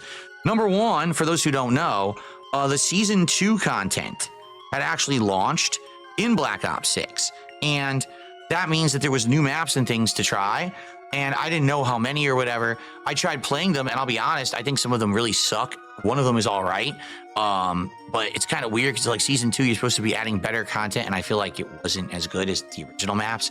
And the challenges today were had to do with getting headshots with the assault rifle, so it took me a little over an hour to do the challenges. Then, I think it's a new weapon that they had added for Season 2 was the hatchet. So I switched to the it's always hatchet, gonna and I put started negative doing spin on melee everything, kills with right? the melee build because I had all the perks and stuff unlocked for it.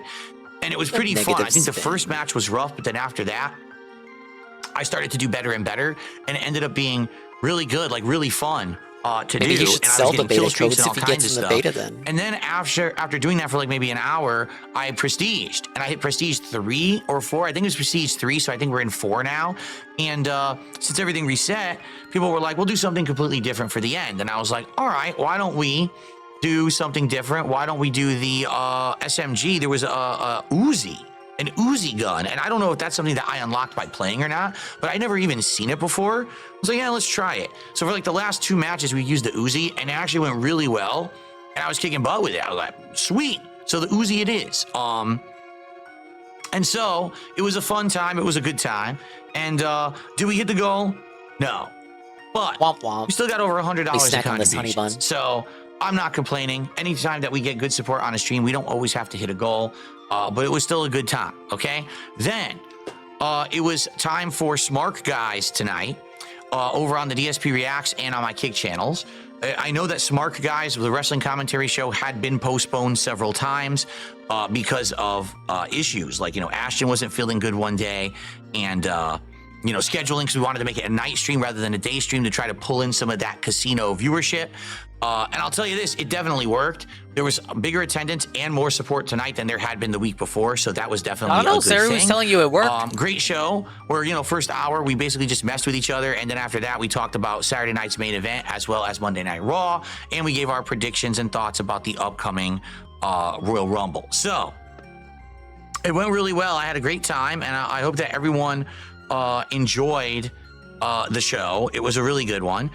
Incidentally, we did hit our goal for that show, which is great. We have a goal where we try to hit a certain amount of support, which is around $500 because we split the show, and we hit it tonight. So that's great. That means we do silly goals like, oh, can we see Phil's? That's interesting. It may not be it's the first time I've heard Phil said that the money split. Up till now, it was just PvP saying it was split. So if Phil said it before, I didn't hear it. First time for me hearing that Phil says that it's 50-50. But PvP says he still hasn't gotten paid. Freezer and refrigerator next week and stuff. Who cares? Yeah, I'll take some pictures of the inside of my fridge like anyone gives a crap, right? So anyway, a good show archived over on DSP Reacts, which is at DSP Reacts. If you didn't see it, give it a look. I think presumably he's going to be forced to show pictures of the inside of the freezer because he made the claim that there's no room for the cake in the freezer. So now we got to get pictures of the freezer to back up Phil's suggestion that there's just no room for the cake at all to be frozen so that it can be preserved for longer than the 5-day time limit that Phil is giving the viewers to hit the goal for him to eat the rum cake. Really enjoy it. Great camaraderie between myself and PPP, and good wrestling commentary as well. Next show of that, by the way, will be Tuesday of next week because the Royal Rumble is Saturday night, Monday Night Raw is Monday night, so we're going to do it on the Tuesday night late stream, also once again on the DSP Reacts channel and on my Kick channel, okay? So that's that for today. Tomorrow is my final consecutive streaming day of the week, and incidentally, my final streaming day of the month because it's the end of January. So here's the deal. We're at 86 goals hit, all right? Oh, boy. I was really hoping that tomorrow we were going to hit 90 goals so that we could do this Sakura box, all right? What I wanted to do, the whole idea, was that I was going to try maybe like 10 treats out of this box for the DSP Tries It, and Guys, it's the last day of the month, so, you know, by the way, your memberships and Kick subs, this is like the soonest I can get them. If you do it today, it's going to be in the middle of February, like so base, guys. I'm just bringing it up. You don't have to do it. If you do it tomorrow on February 1st, then I got to wait till mid-March to get them. Oh, it's like forever away. It's basically a fourth of the way into the year. Like, oh, you guys don't want that, right? Like, you want to do it today, baby. and the other 20 that are in there, every time that we hit a goal, I was going to do like a mini taste test of one of these items. Just grab it, see what it is in the booklet, and then go ahead and do a taste test. It seems to me like people don't really like this idea. And that's a shame because originally I was either going to do Taco Bell or Arby's, both of which have new food items right now. But people were convincing me, do something different. We don't want fast food. So I did. Fell for the lark. To be honest, I don't think it really is getting too many people enticed. So maybe what we should do is change the goal that if we hit it, we hit 90 goals, we do another taste testing of either Arby's or Taco Bell, some of these items that they have out right now. All right. And if we do that, then maybe what this will be is moving forward, every single time that we hit a goal, I will do one of the taste tests live on stream, like a mini taste test of a Japanese treat, just as something fun, like a mini video. We could do that. I'm okay with that. All right, but I need to know what you guys want. He's at the bargaining I noticed phase, this week we've going significantly into the slowed down hitting acceptance goals. phase. It seems like 50% of the time we do and half the time we don't. But this has slowed down our progress. You know, we're trying to hit 100 goals to do this big marathon next week of the Viewers' It's Choice almost like event, they only and want to it's not see me happening. eat fast So, food.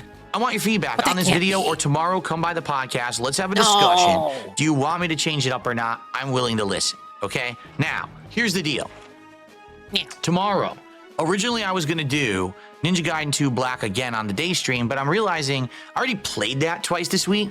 And I really want to play more Dark Souls because we're heading into the end game right now. Right now we are heading through Lost Izalith towards the Bed of Chaos boss.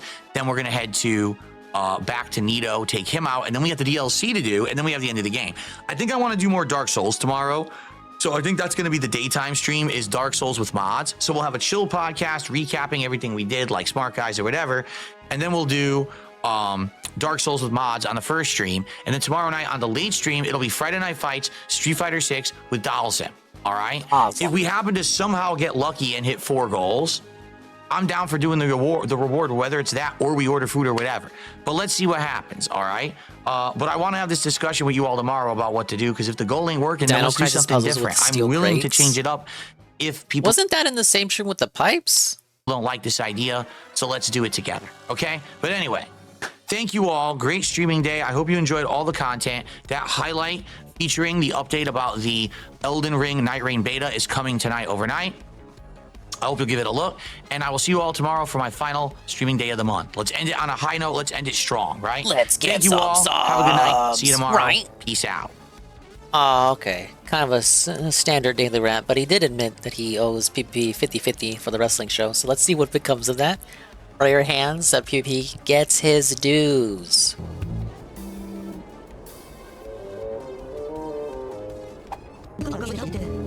It's them, Mario and Luigi. Yes, 98 quazillion coins. Hey, they're this way.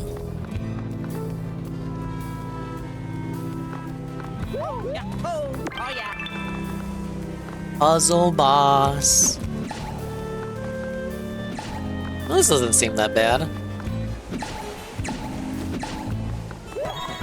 Oh, wait, no. Ow! I didn't mash good enough.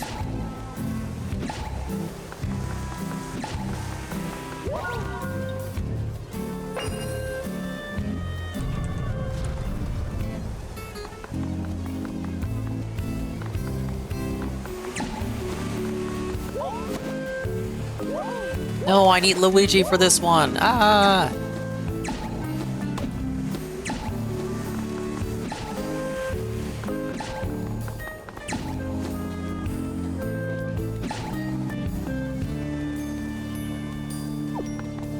There's gotta be a way for Luigi to be able to come here. Maybe from the opposite direction.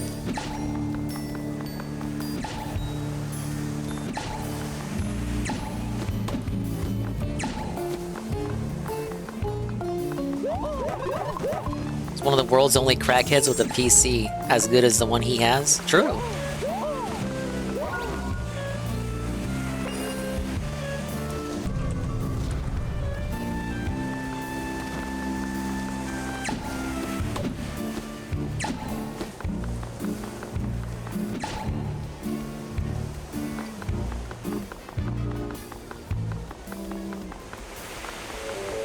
Luigi!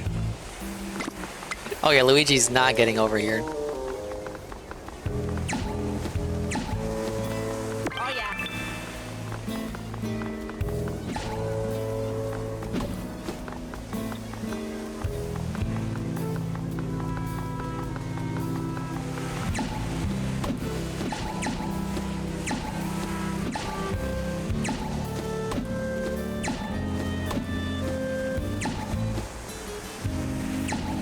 Luigi!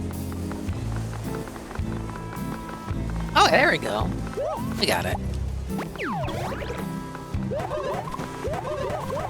Whoa, Rudder's Wear Deluxe. What is that? 2 BP whenever you take damage. I think we put that on Luigi. Oh, that really boosts up his defenses. Yeah. Put it on him.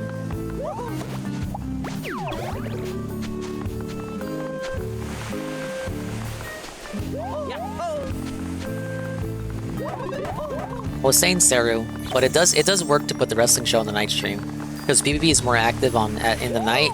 I think it's better for it to be on nights when a Kino Casino isn't live, so that PvP is at that 100% energy. Because they have it on the day stream after a big Kino Casino night. It's like, imagine the show goes 10 hours, Kino Casino. PvP goes to bed, and he has to wake up bright and early to be on the show with Dave. So yeah, I don't think it works for his schedule, so it's better to do it on the nights when Kino isn't live. And it works out for Dave, because the night streams don't make shit for gameplay anyway. Like, no one cares about the night stream gameplay. It never makes money. So it's like a risk versus reward. Would he have... It's like risking it all for the Kino whales to potentially maybe show up because PvP is there, versus not making money anyway on a night stream, gameplay stream. Maybe like a 60% chance he'd make more money on a wrestling night stream versus just doing ordinary gameplay. Look, it's a Goomba. There's only so much these guys can do.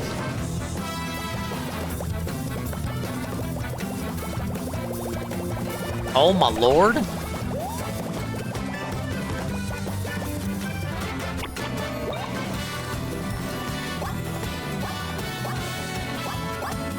Goombas should not be allowed to be level 27. It just feels like it should not be a thing.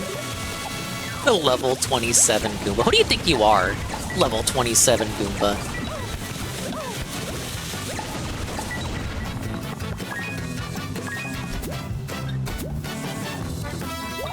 Oh yeah. Oh yeah.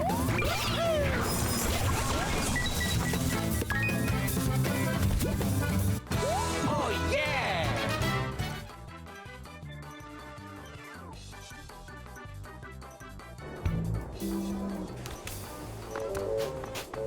Yeah. Oh yeah. Ah.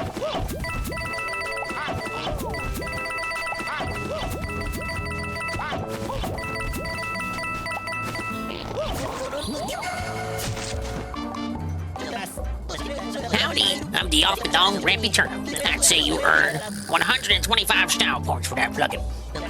You know, there's a really good boy who lives around here.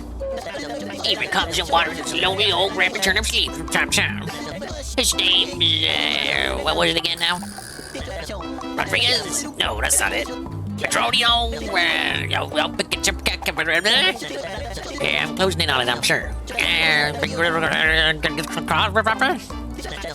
Wait, was it money? No, doesn't matter anymore.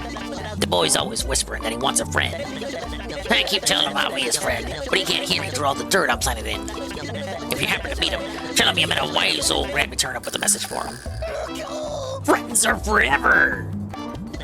Much more, it is my contention that you don't need to see true friends all the time. But when you do see him after a spell, you can laugh together like it was yesterday. That's the difference between true friends and acquaintances. You never drift apart. One more thing. True friends are like the secret stash of money you hide in your couch. Which is to say, you're really thankful for both of them when you need them. Ack. Heard that already? I'm sorry. That one kind of worked. His jokes usually don't land, and I think that's by design. But that was. I had a punchline to it.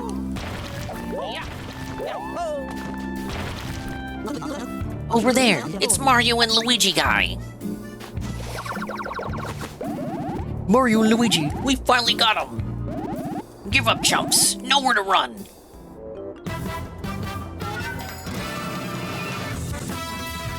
Thing is, you are floating a theory. What is the theory you are floating? Look at these dumb little Goombas. Look, I had the 4th C in the game. That's some attack pattern you got there, bud. They really thought they had something.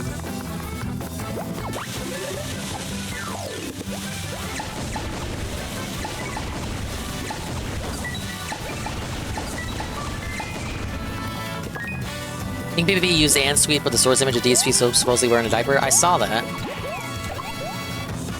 I mean, we know he looks at the tracker stuff. That's not a surprise. I don't think he singled Dan out or anything, if that's what you mean. I think that was just the one he just happened to see. Unless you know something I don't. But I saw you had linked that.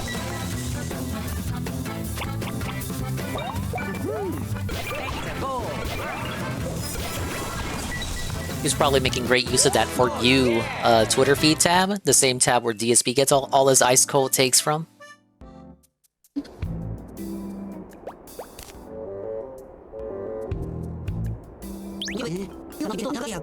Here, over here, this way. Don't let them escape.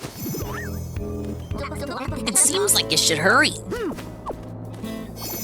Not before I get that hidden block, bro. Were many people aside from us making fun of him for a diaper, maybe? I don't check the Tractor Twitter anymore, so I wouldn't know. I feel like I've seen diaper in some video titles.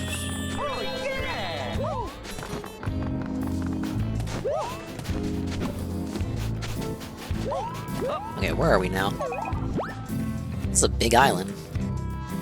Oh, this backtrack's back over here. Let's save first. It's obviously going to culminate in an epic Bowser Jr. confrontation, maybe even a boss. Okay, we still can't go that way.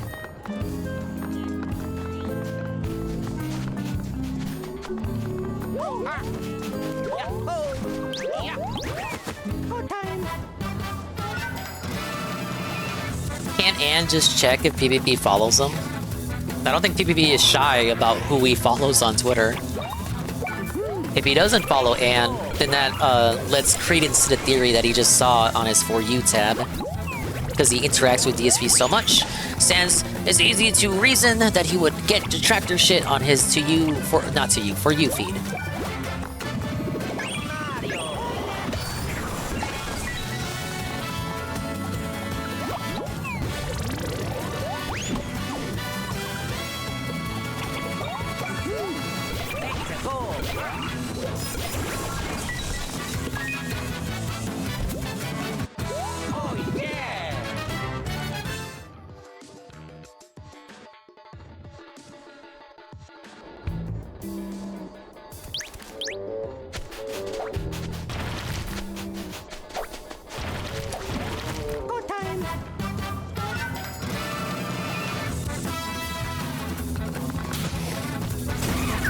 Sanger's raid. What the? Out of nowhere, it's a raid from Sangers. Hello.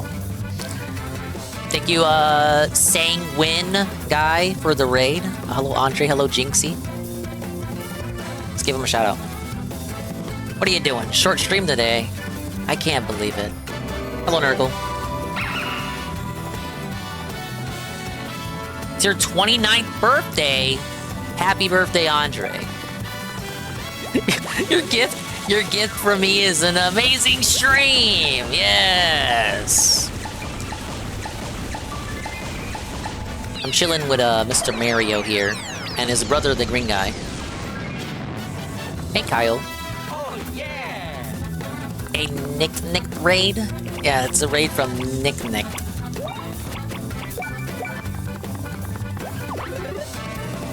Now, welcome in, everyone. I'm playing the latest and greatest installment in the Mario franchise of games. I'm just hanging out. I hope you had a great stream over there. If we gave you a bad stream, I'm sorry. You have my condolences. What am I doing? The attacks in this game are very crazy. Okay. That's how you're supposed to do it.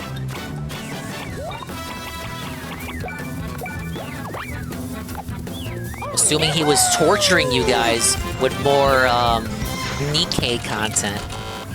Thank you for the Luigi. Oh my god! Thank you, Rose, for the follow. I know that name. Dude, let me attack. Let me attack. Okay. Thank you, Rose, for the extremely cool follow. You guys killed Luigi, though. How dare you?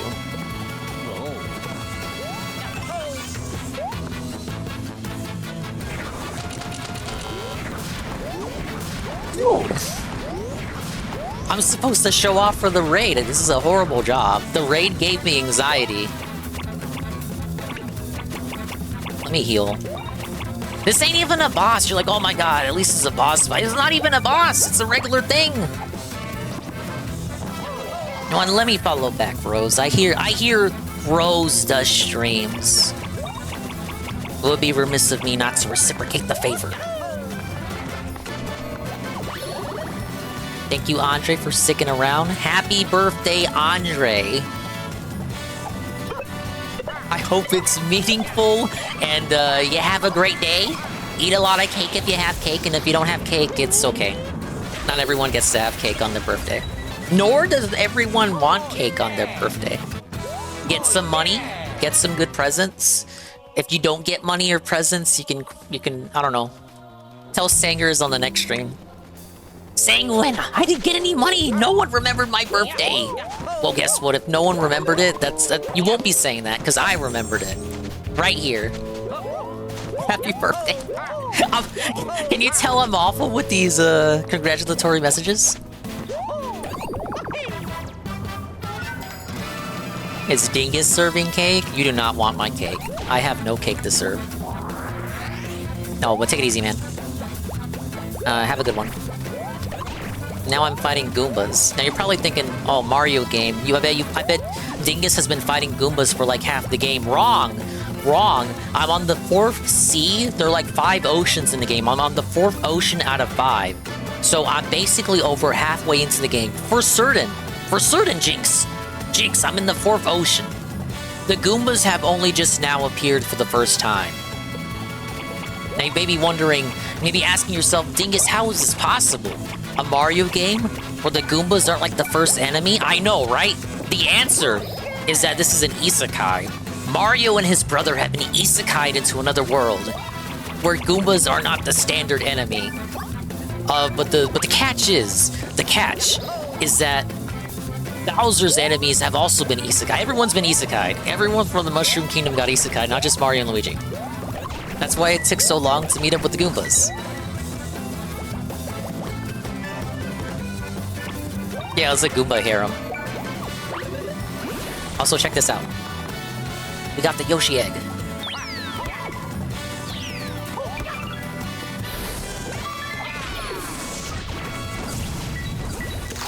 wanted more attacks like this one, where you summon a character. This is so far the only one I got. But like, look, it's Yoshi. Yoshi's right there. You don't get to play as him, but it's like a Final Fantasy summon. You summon him and he does a thing.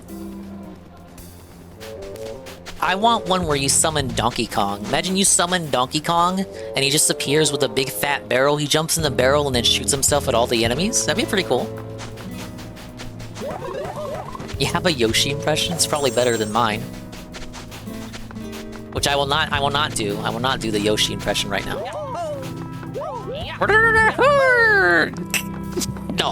No. I feel bad for even doing it right now. Oh, hey. Yay! Now you can get back home. Wow, thanks for the help, little guy.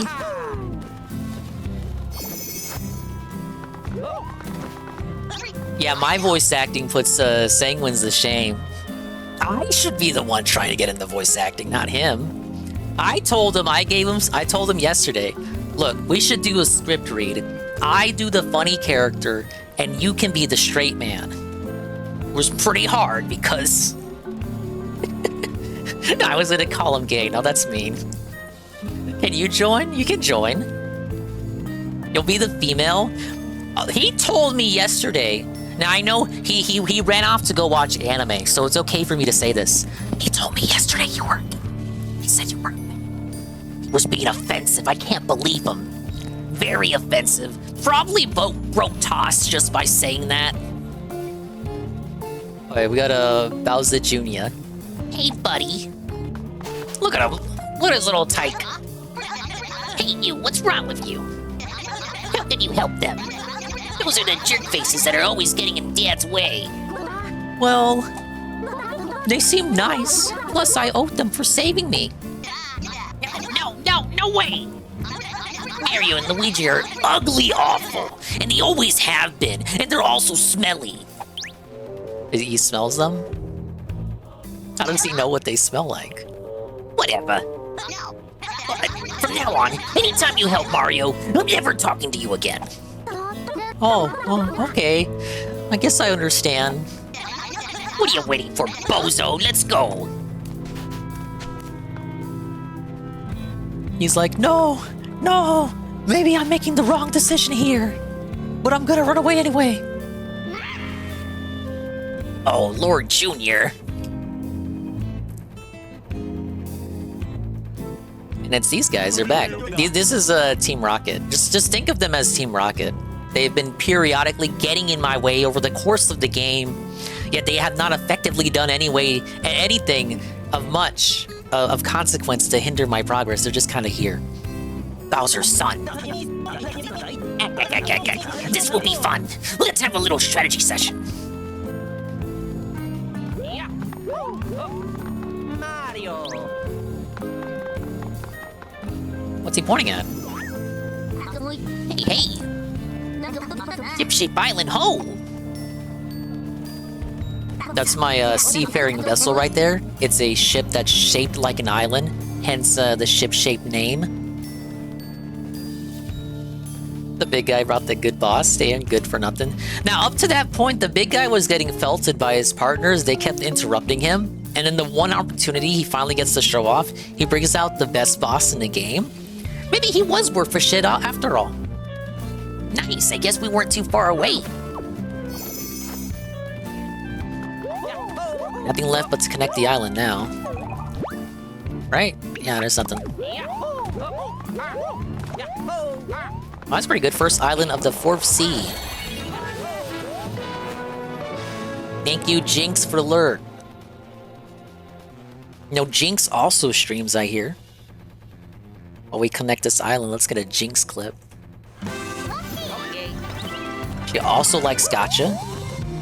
Thank you for the alert, Kyle. Yeah, we're gonna give a Jinx clip. What are we gonna get? Come on, guys. Gotta pick up all the baddies. Oh shit. The gas bomb. What are you playing? What is this? I don't know these strange PC games you guys play. All I know is Nintendo and Mario and Jump. Sorry. That was gross. Oh, FF14. It's apparently the only game that women play on the PC, FF14. Makes sense. Now, well, everyone follow Jinx right now. She plays all the same gachas that Sanguine does, but she plays them much better, but don't tell him I said that. When am I gonna play a game with you, Dingus? We've played games before, right, Nurgle? Right? Have we? Yeah, we did. We did Call of Duty. Dingus, that was like 2 years ago. But you're phrasing the sentence as though we never played anything together. Honkai is the turn-based Genshin Impact. True, but there's two games when you say Honkai. Honkai Star Rail, which is the one everybody cares about, and Honkai... God, it was on the tip of my tongue. It's not just Honkai Impact. There's like another word in there. No, not hot guy, Honkai. It can be argued there are hot guys in Honkai, but I'm not going to make that argument because I'm straight. Honkai Impact 3rd, there, yeah. That's the one. I knew there was a 3rd in there, but I didn't remember if the 3rd was before the Impact or after the Impact. 3rd Impact? Oh, it's just like that show. You play Gunnar games now? Ah, yes, Gunnar games.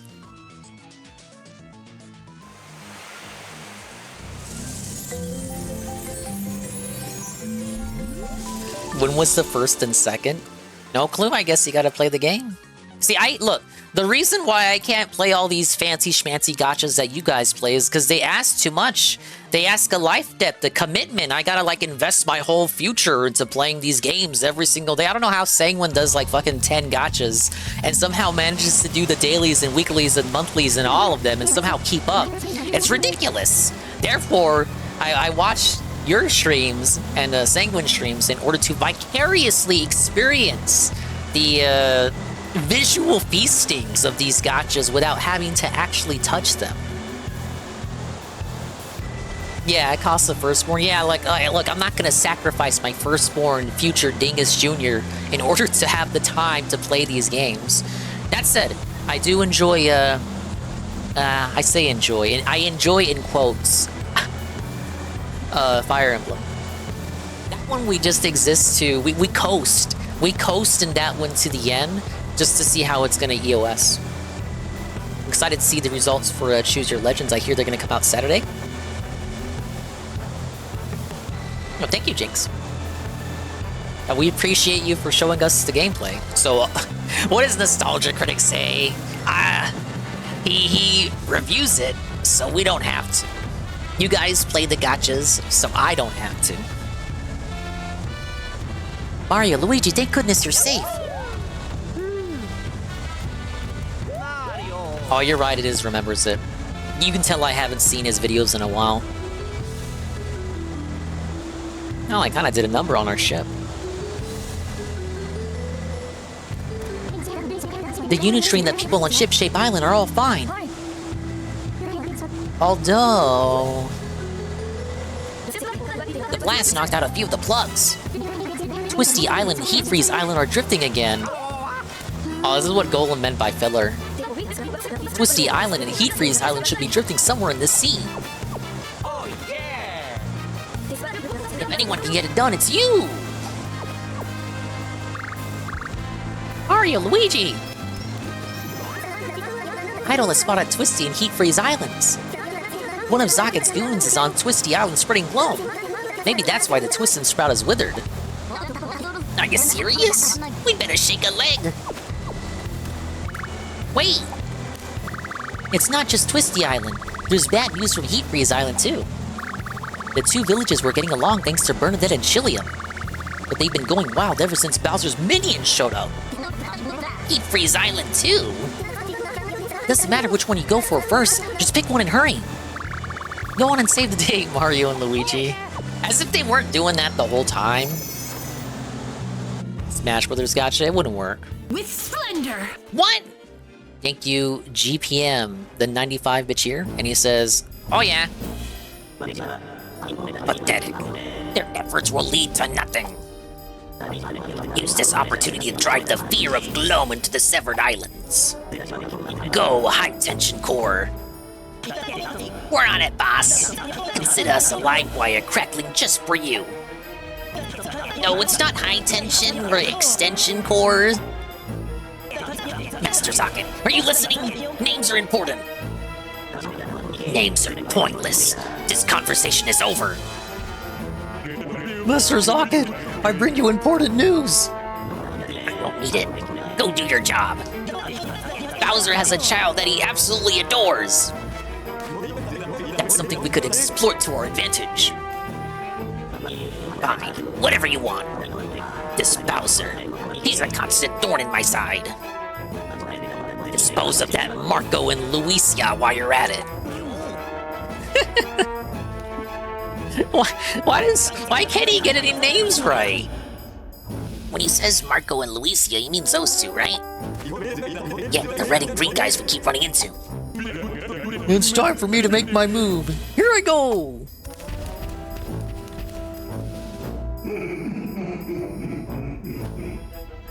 I still think this guy talks... He talks more and just idles around more than actually doing anything. Oh, a flashback. A little bit earlier. Yeah, Mario Kart Tour is still in service, but it's not getting new content. It's recycling content. Are you kidding? All the islands Mario's been dragging along got separated? 2 is less than all, but other than that, yes.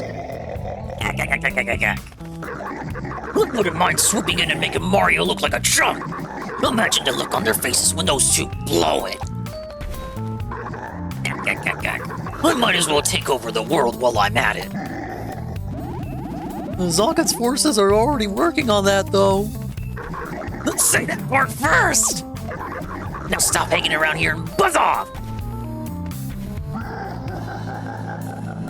Oh, I really like Bowser's model and animations in this game. He's looking fly, as they say.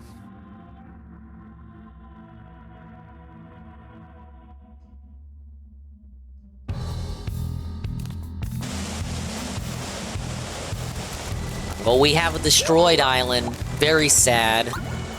So... Okay, this is the 4th sea. Oh, wow. Yeah, it's pretty big, isn't it? Well, you know me. I gotta color everything first.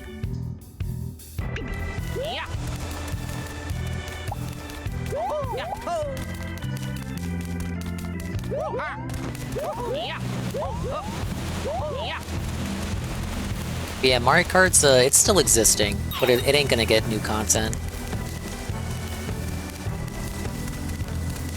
I think people still play it. What's that? It's a Wiggler! It's the Catter-Pillar Reef. Ain't that the Wiggler emotes? We do.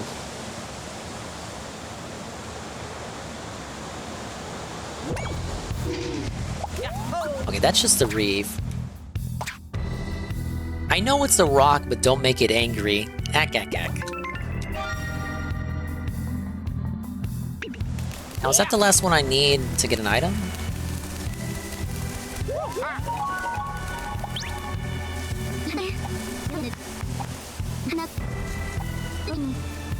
Okay, I need one more. Is that a reef right there? It looks like there's 2 right there. Let's stay on this current and see what those are.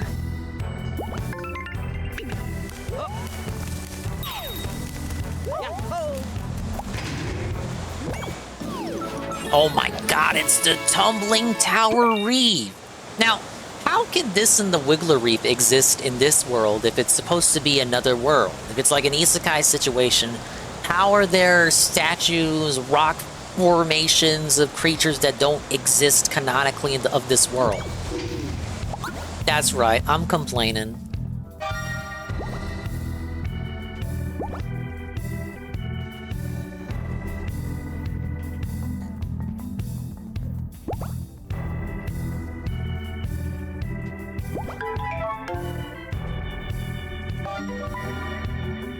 This looks like Sigilif from Pokemon. Gen 5? What's here? Okay, that's a itty-bitty island. It's Nano Islet.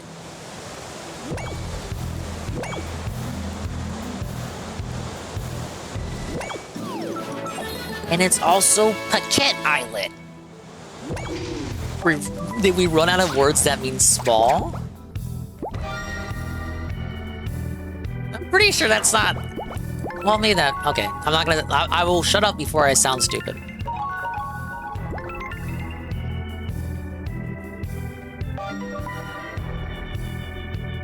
Mario Brothers find the One Piece.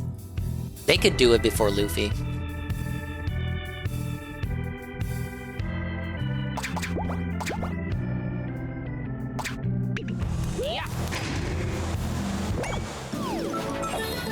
It's Minor Islet, not to be confused with Major Islet. What is with this little formation of currents here?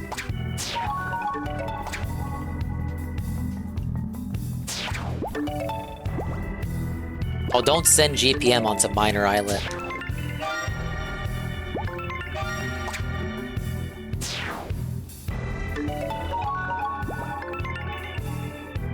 This way. This will get us to the reef that I need to get to.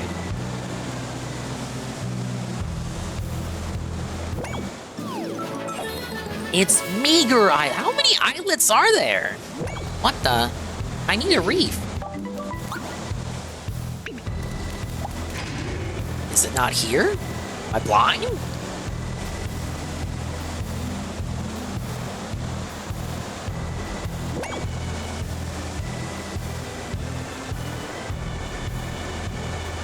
That's odd. Doesn't it seem like there should be something here? Okay, oh, now it wants to show up. Oh, look, it's the Zkeeper from Dream Team. That's a deep cut right there. Nobody cares about that guy.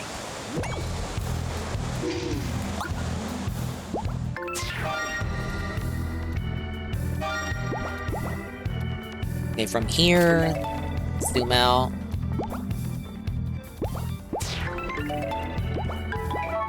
See what's over here on this side. A lot of islands to jump to over here. Then this probably opens up, like the lighthouse is likely over here.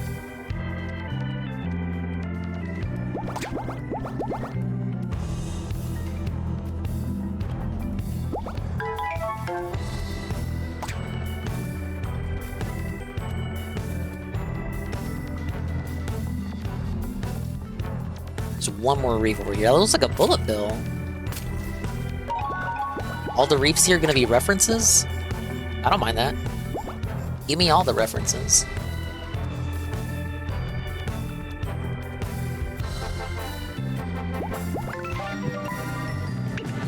Okay, Drifting Island. Whoa! It's Twisty Island! Again! We'll hold off on it though. And there's the reef. Well, it's not a bullet bill, it's just a rocket. It's the off-course reef.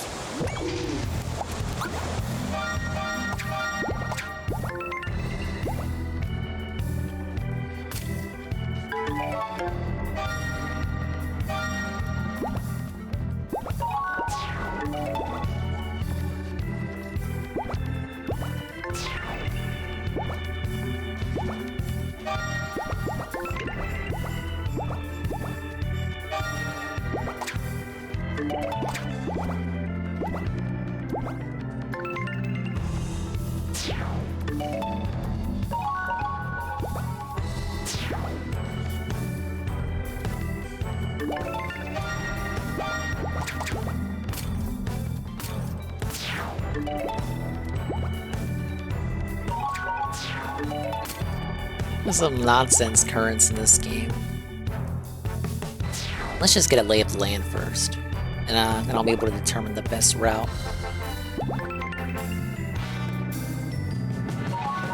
Graz, it's a current with a big stretch of nothing. And then there's a heat freeze right there.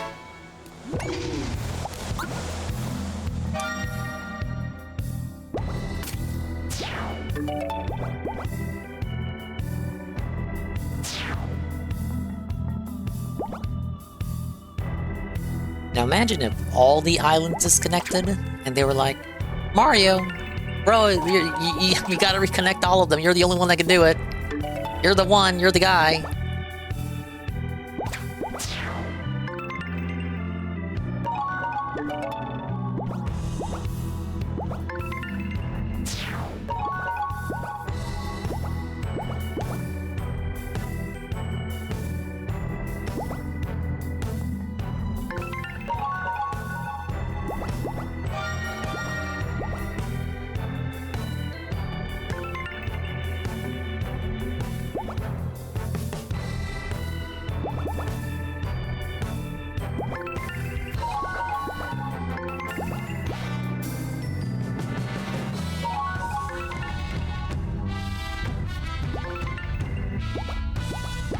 I gotta go the way that they tell me to go.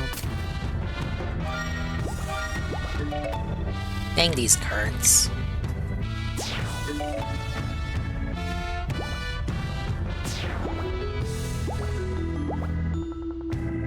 Got one more island right here.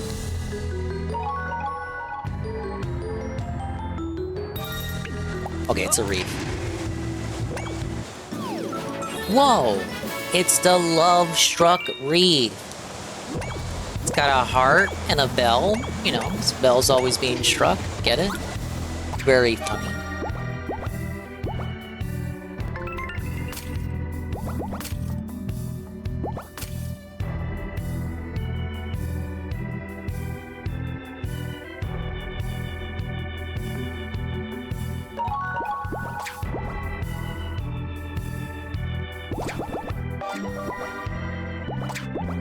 Okay, we got an island. What's this? It's Cozy Islet. A lot of frickin' islands, man. We might start off with the islets.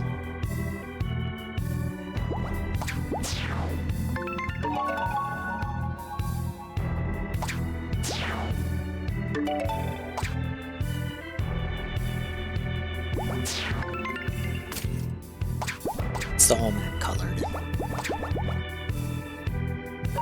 Autism demands that it has to be sated. So damn right I'm coloring everything.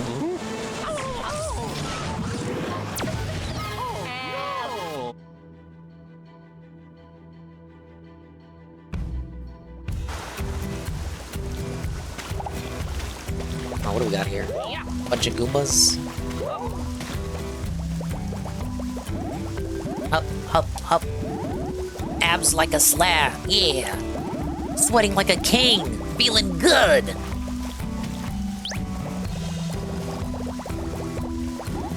Hey, who's barged in here? Oh, it's Mario. Yeah, perfect timing. Time to put my daily training to the test. There's a treasure on this island's interior. Think you can get it? Let's go! I mean, it's regular Goombas. What are they gonna do? What are they gonna do, jump on me? Not likely. Let's see what we can do. Okay, you got me once. You got me one time.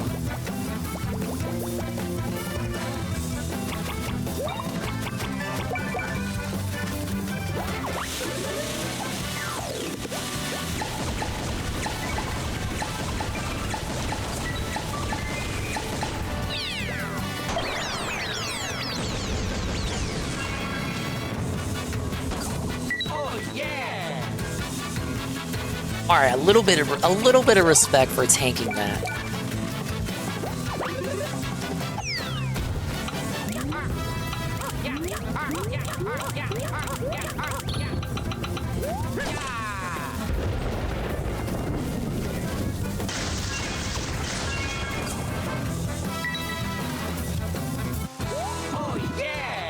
Oh wow, they gave a lot of EXP. What the fuck? Bro, they're Goombas. How's it? Well, they were training a lot. The training gave them experience, which I then stole.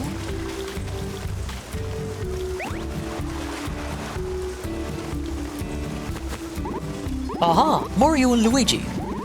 We've been training hard. Get a taste of our powerful charge attack.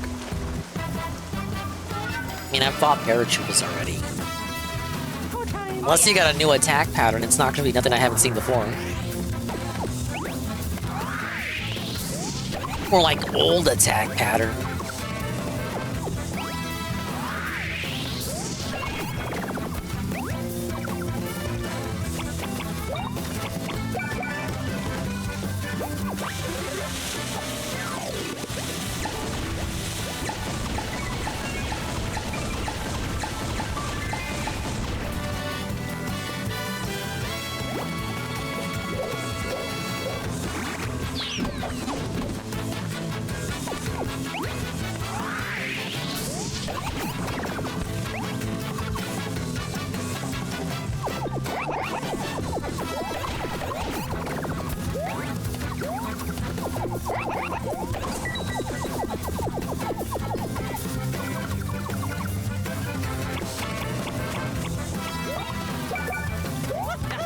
Try green shell.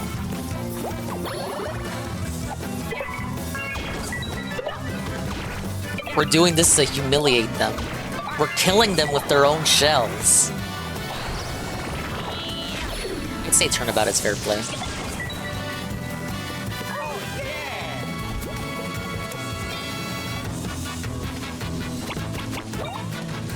Can I do, okay, coin pilot for sure. Charge bank.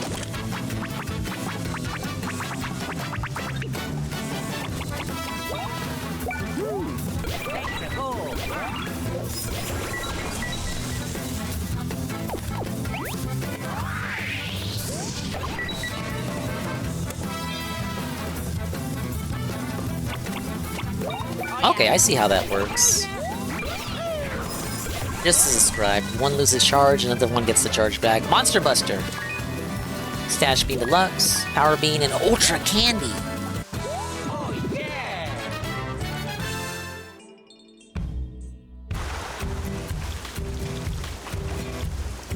Whoa, look at all that cool stuff. Been a while since anyone made it this far. Here, take this treasure. If you can defeat us, that is. So far, we've only fought one group of Fire, Ice, and Hammer Brothers. Could they only ever be fought together, not individually? Wait, if I equip Fire Attack, does that do more? If I attack them with each other's respective element, does that do more damage?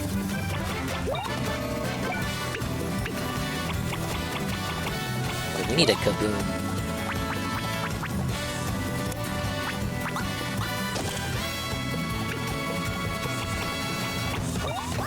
Jump on a hammer brother.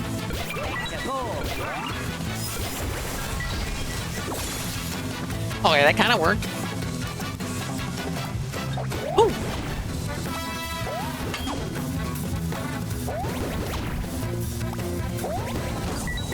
Why did he hurt his friend? What was to be gained from that? Oh, that doesn't heal? That should heal the Fire Brothers. I disagree with this change.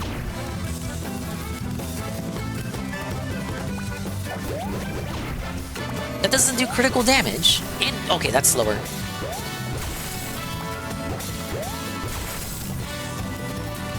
Slightly different jumping pattern for that one. Boone says, seeing thoughts on JP, I'm marrying a church girl in my time at Porsche, but only 3 people showed up at the wedding because he made no friends.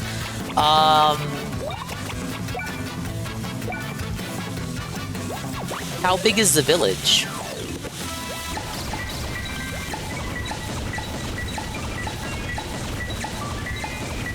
If there's not that many people in there, then it stands to reason, like if it's a small village, then you'd think word would spread around that someone was getting married, and then you still don't attend the wedding.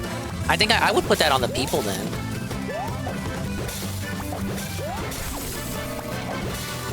Like, what the fuck else are they gonna do?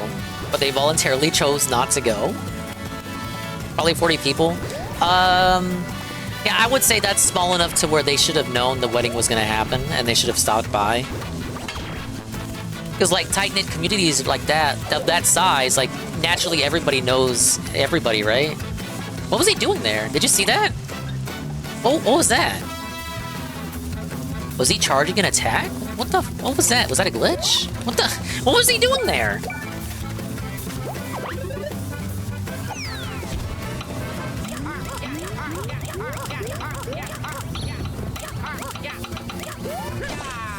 That was the bride's friend. GPM had none. Well, I like that the bride gets to bring her friends if she has any. I would still say that's on the people for choosing not to go, even though the village is small enough where they should have known that like an event like that would be happening. Like only 40. Oh! Okay, that is a delayed attack.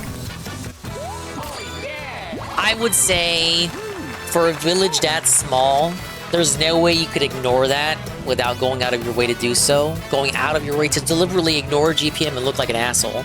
You should have attended just to attend. Is there food? Is there food at the wedding? Is there an after party? Imagine not even going for the prospect of food. Like, what are you, like an antisocial loser?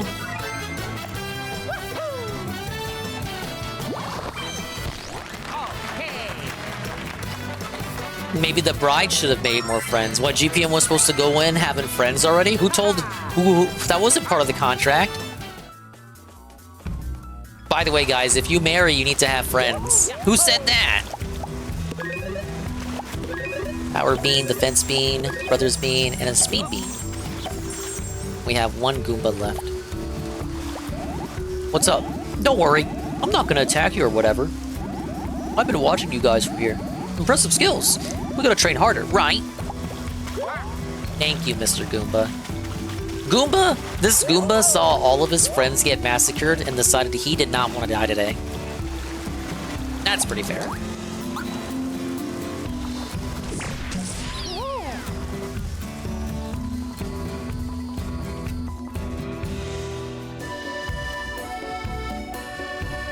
But yeah, GPM is not in the wrong. The village is in the wrong for deliberately ignoring GPM. Look at me sweep. A sweep for GPM not having friends in the game.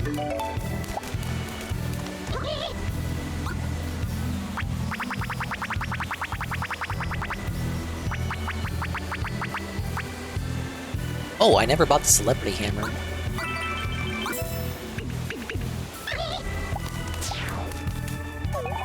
Knowingly sweeping. Shameful.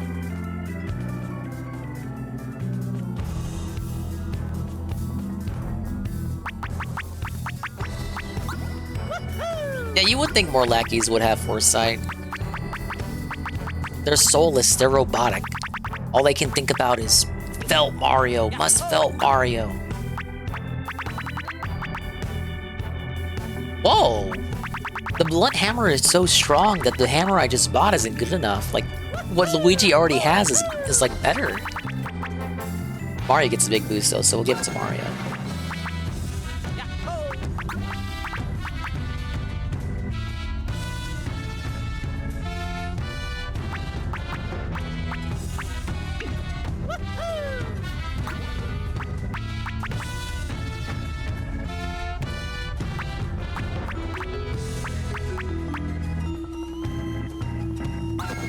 I'm actually gonna do this. I'm gonna slightly downgrade Mario's boots.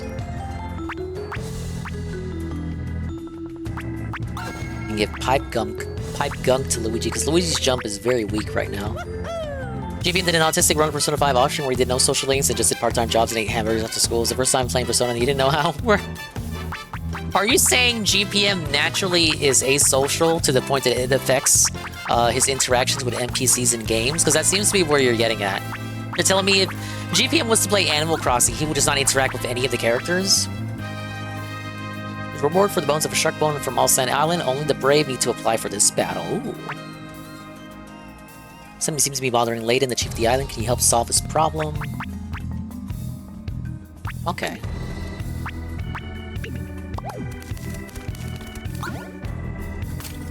This island complete. Twisty's down here. 8 freeze. Let's go to the quadrant of mini islands over here.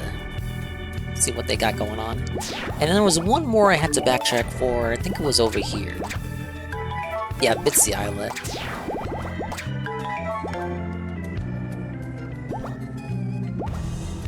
Would be too busy hiding from Tom Nook and dodge his mortgage payments. Tom Nook would have to send the Pinkertons after him.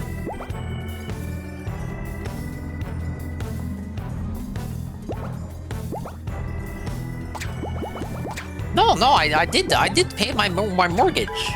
I don't know what you're talking about. I did pay it, I did. They're trying to fleece me. Then he would make some offensive joke about Tom Nook.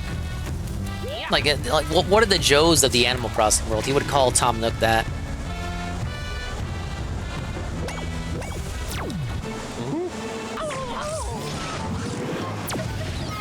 Pick up spam people. What time zone are we in? We're in the 7 time zone. It's only 1 AM right now. Hello, Bambi Whip. This is Paquette Island. Puzzle boss room. Who are you all? Are you all hoping to get past the fence? I heard there's a pipe on another island that goes somewhere in there. What am I doing in a place like this? Well, I'm gazing at the sea and thinking back on my life. Not that I'm on the outs with my wife and I will shoot off. Oh, is that Phil? It looks as old as Phil does. Okay, so I gotta get here from another island? What the?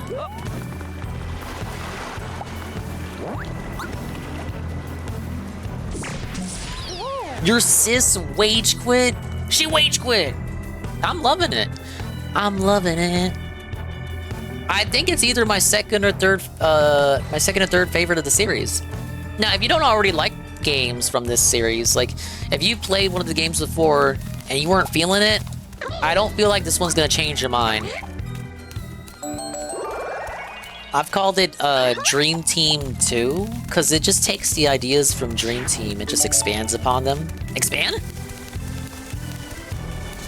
So if you didn't like that one, you're probably not gonna like this one, but I did. In fact, I like that game, Dream Team, more than most people. Let's go to Nano Islet. Bowser's minions prowl the seas. I guess they got like... all these islands are under their control.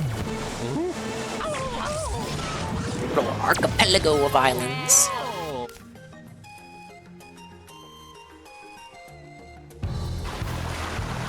This one's also gated up. What's even the point of putting fences here? Why couldn't, when shooting out from the canyon... When I said canyon. When shooting out from the cannon, why can't Mario and Luigi just go past the gate? Just like aim further into the island. That's right, we're calling out the game design.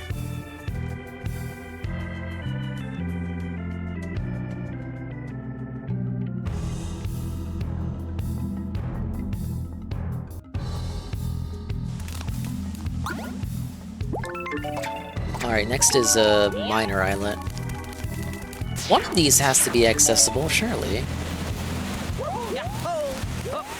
Oh, let's get the reward from the lady.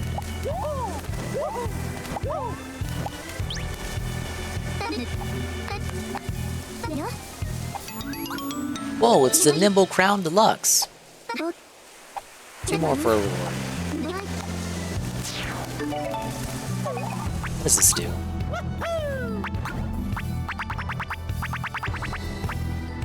Gives you the first turn in a given combat. I think I'm fine without that. But thank you.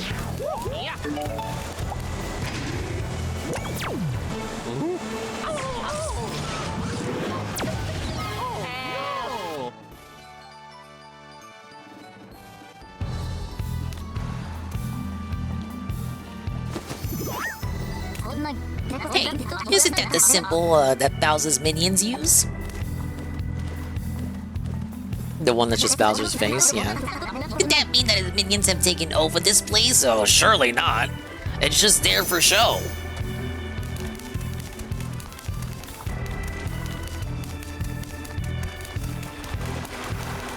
We got a pipe. Does this lead to the other islands that I was just on?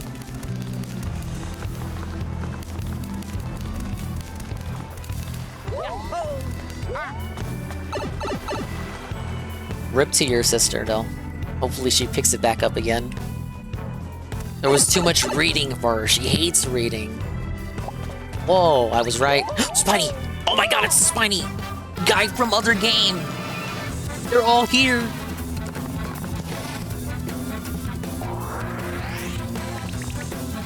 Wait, how do I dodge that? Okay. How does he jump over 3 of them? What? Whoa, oh my god. Oh my god, it's a Mario Party minigame.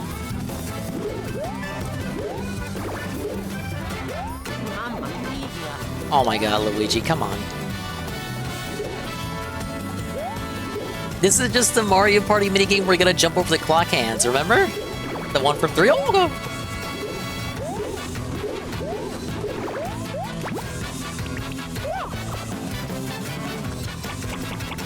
God damn it, Luigi.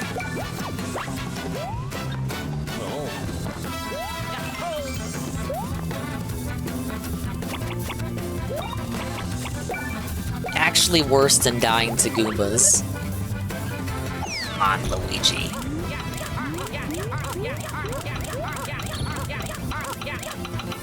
Dying to these classic foes, how dare you?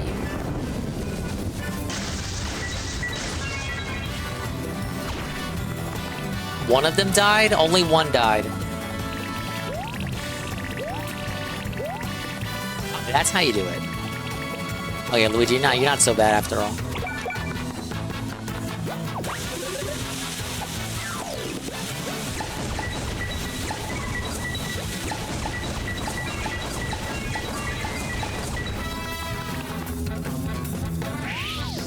It's Lucky 2! Oh my god! It's the guy! Why can't we fight you?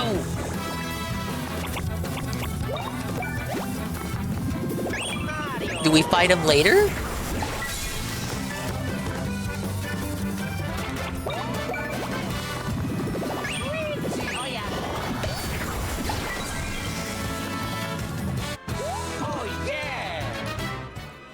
Yeah, you know what? Lucky 2 was pretty helpful there. Thank you, sir.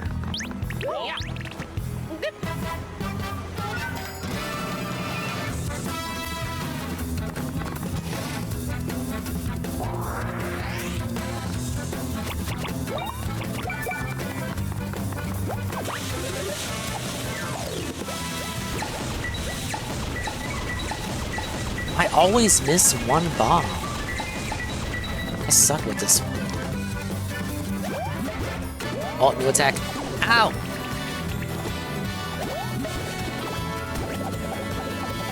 Oh, I thought it was gonna go over me.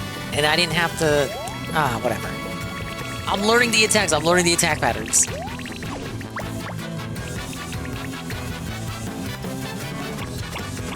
You hated fighting these things? The Lucky 2 attack is the easiest one to dodge.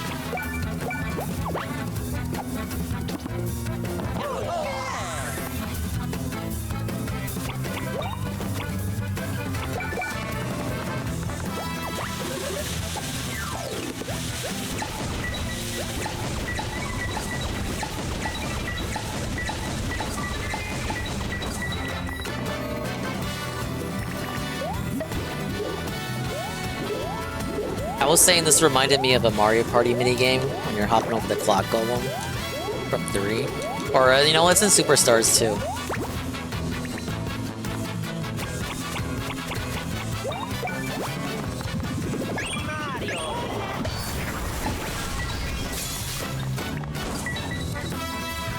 We're too far away for the kaboom to reach.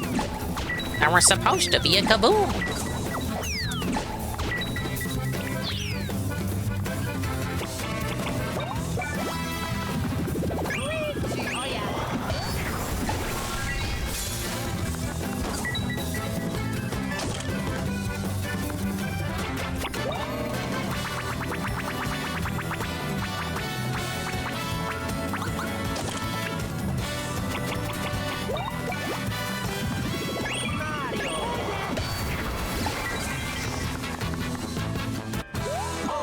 They got some good attacks though, some tricky patterns. It feels like you would underestimate them because they're a classic Mario foe, and then they whip out the fucking Lucky 2 attack. Jesse, look at this nonsense. What are they doing? What are we? Look at how slow they move. What? No. Why did he move like that? Why?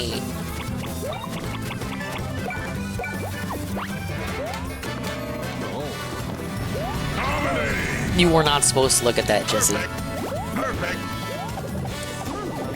I can't even counter back the hammer. No, no, no, no, no, no, no.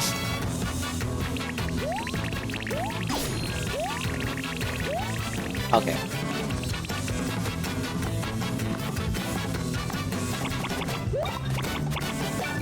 Nah, I see what you mean, Golem.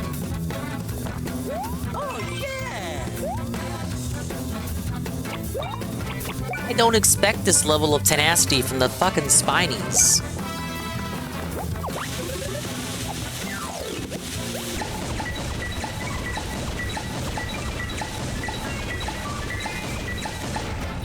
Rare, excellent.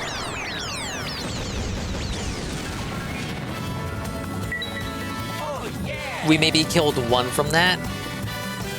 Maybe, if anything.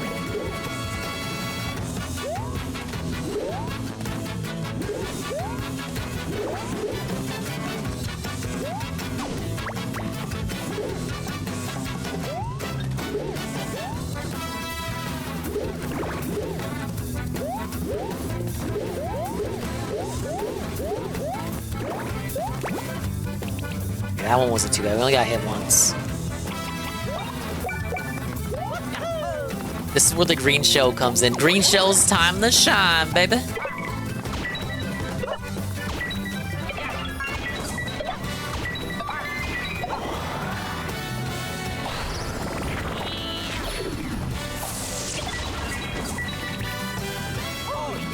Man, these guys are tanky.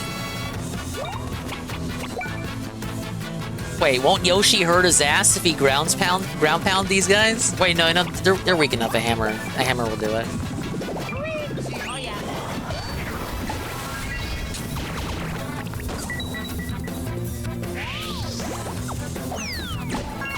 Come on, Lucky 2. Come on, Lucky 2. Damn, that Lucky 2 nice. He's still attacked. They're dead. Leave. Leave.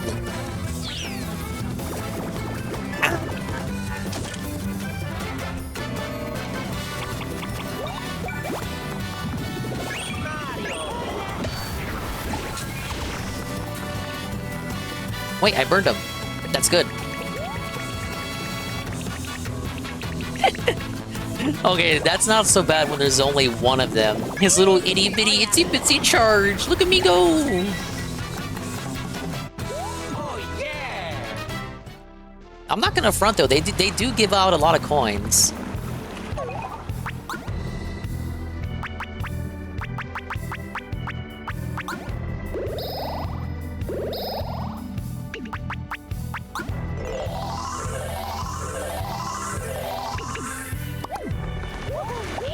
That's a question mark. I came from the one on over there, far side.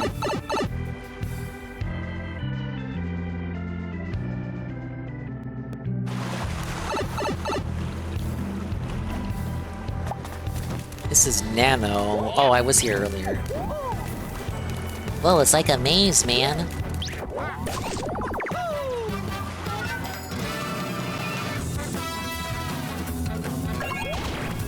Oh, it's a Koopa.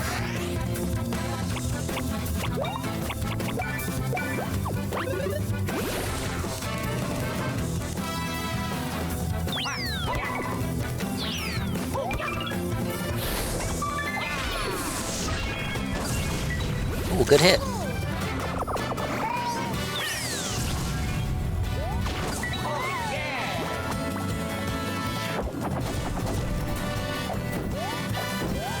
Now, I don't know how, like, canonical this is. I don't think basic piranha plants have the ability to shoot fireballs. I think you gotta be, like, the... You have to be the fire variety that has the black, They're colored black but have orange spots. One is playable in Mario Tennis Aces. Whatever. Look at me complain. Arlo moment.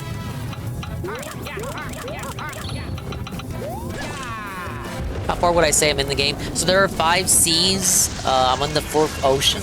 So the 4th sea of 5. And this is the 8th stream. I've been playing it since launch, but due to Expandong December, as well as Banjuary, as well as all of the other amazing games that I was playing, and also completing and dominating, I've not been playing this one as much as you think I might have. We're going at a leisurely pace. But it came out November, mid-November.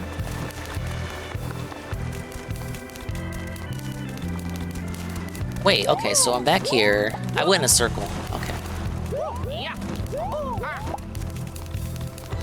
The end game, yeah. Symbolized here by the purple sky, kind of like the purplish filter.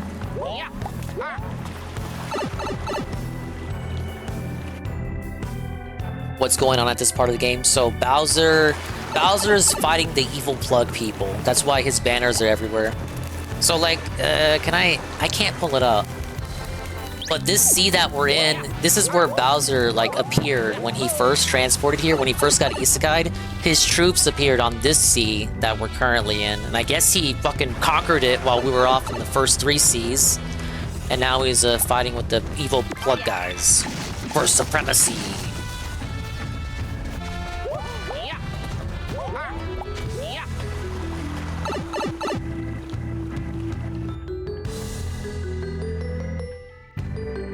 Then Bowser spurred out in a cutscene when he saw us existing. So, he shot our ship.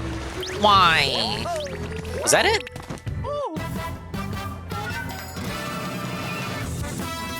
Not again.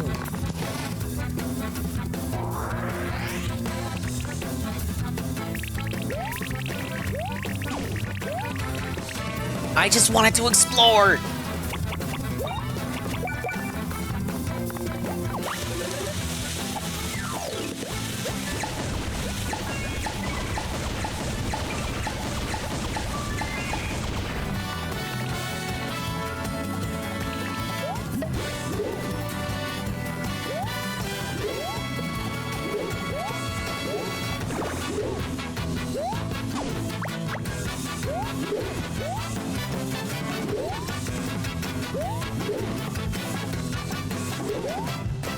It'd be easier if I had the plug that enables the ground pound, because then it gives your jump a few more frames.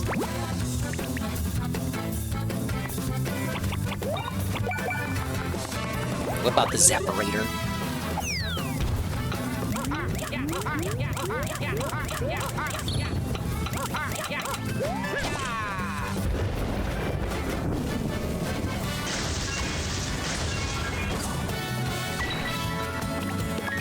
They're so tanky. I would never think of Spinies. Like, in a gazillion years, no one has ever... Oh my god, Spinies, those guys, they have so much fucking health. They're so strong and powerful. That would be more fitting of Buzzy Beetle.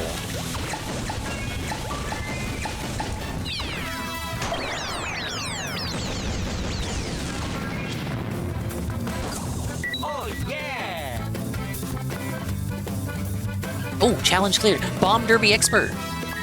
Big ups. We got a speed and power beam. Not that beam. No! Why? Ah!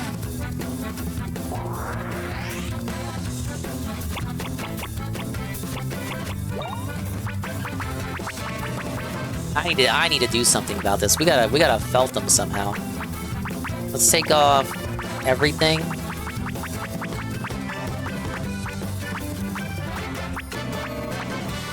Alright guys, I got a plan. See this? Anti-spike. We mix this with Kaboom and Surprise Iron Ball. I wonder what's gonna happen now.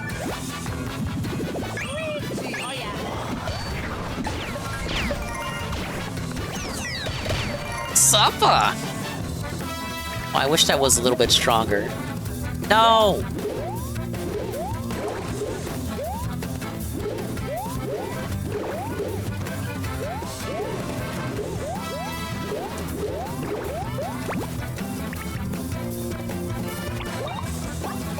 The plugs are great for combat. I hope they bring it back for the next one. Or a similar system if they don't bring back the plug aesthetic. For once in a Mario and Luigi game, you're incentivized to do regular attacks every now and then versus just spamming the brothers' attacks. In any other game, I feel like it's just more worthwhile to spam brothers' attacks constantly. What? Okay, that turned into another spiny. I was like, that didn't hit him? What am I doing? Ah!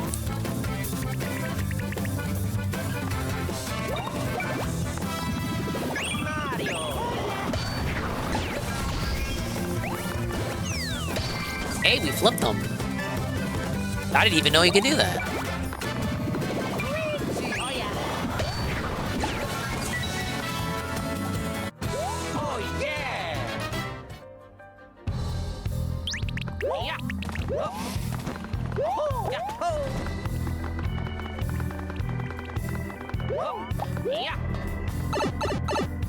I guess I did everything I could do? Yeah, this takes me back here.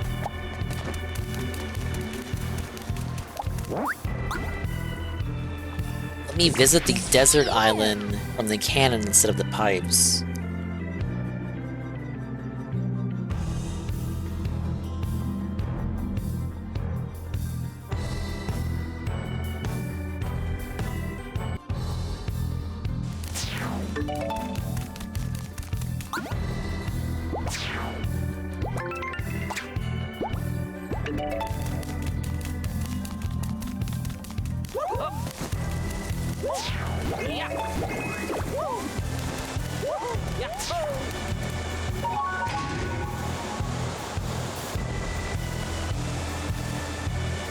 Right there.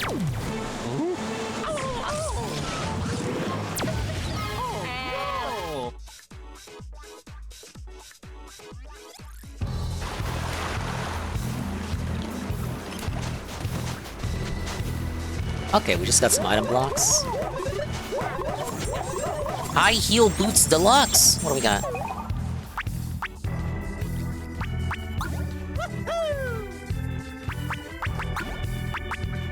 Heals 10% of your max HP each time you defeat an enemy.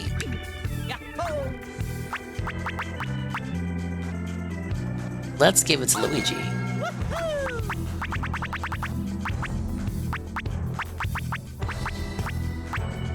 And we can give the pipe gun boots back to Mario.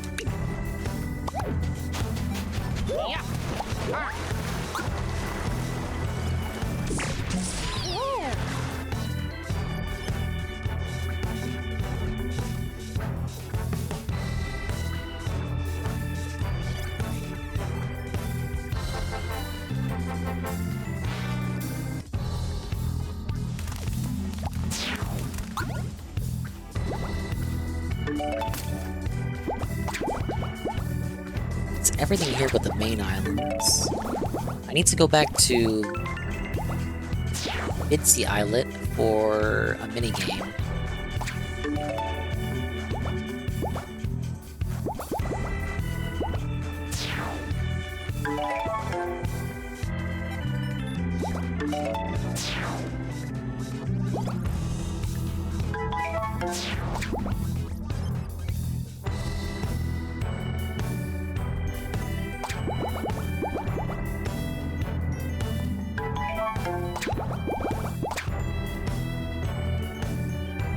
They should have just put a shortcut right here. Look at how, look at it, look at it, I gotta go all this way over here.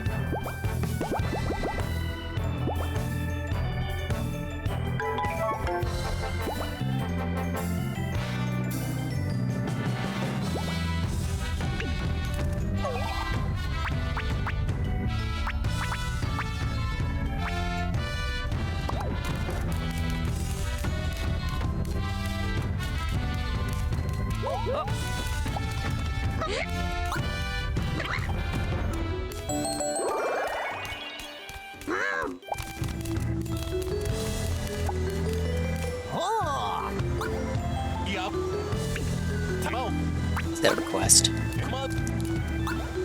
Validation gloves? Bill could use those. He needs validation.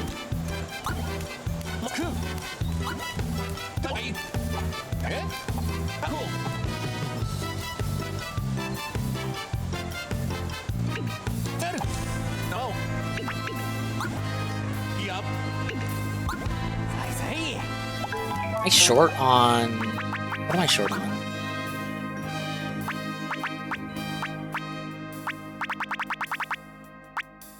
No, I have enough off and on bricks. What am I short on? Goldfish lantern.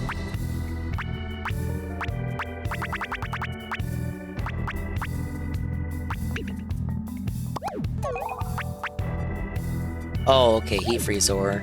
God damn it.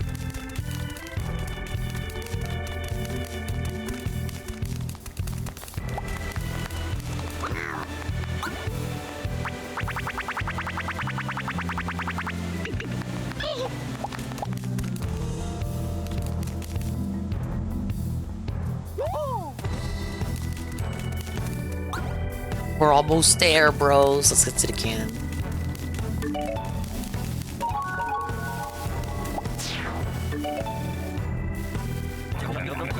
Oh, it's you two again. I'll be done with this patient soon. Just have patience. He's gonna give him a berry. Here you are. Be sure to swallow every last bite. Eat it! Eat it!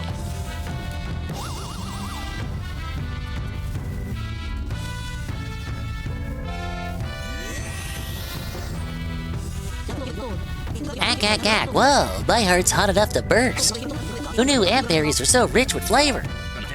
Delicious, aren't they? Sweet, sour, and somehow bitter, too. I'll let you have whatever's left over. Do I have to be the one to go manually cure everyone? Oh man, don't tell me that's the filler content later.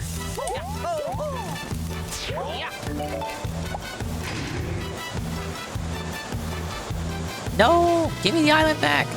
Ah!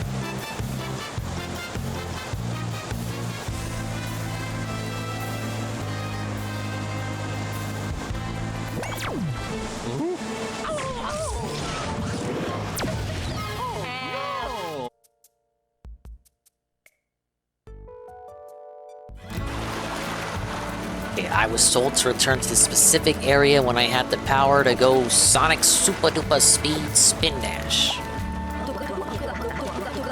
Looks like you've learned a way to move faster.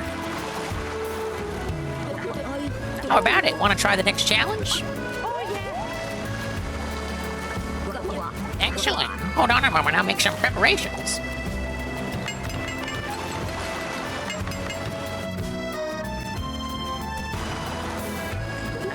I'm ready. Now think you can clear this one? Oh, we'll see. Damn it. What am I doing?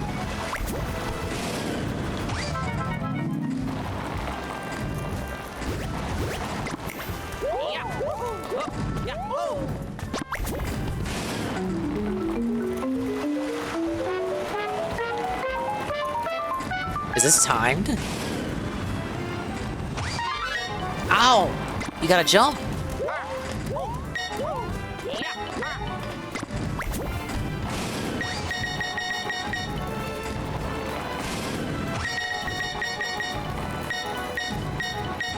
Can't exactly say I'm doing these rhythmically.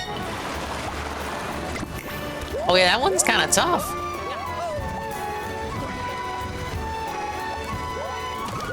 Restart that.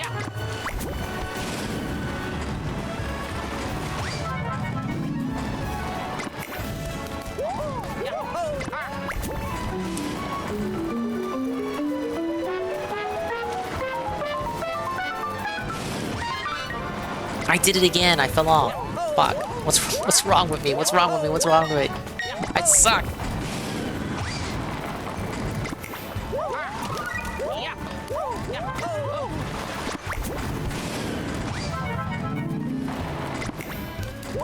I gotta stop falling off.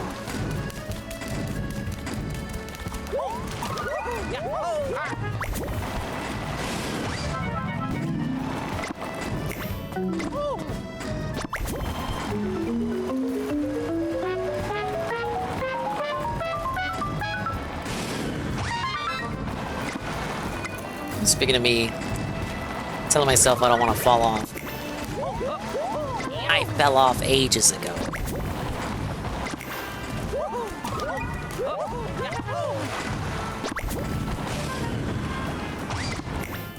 Oh, I'm never gonna get this.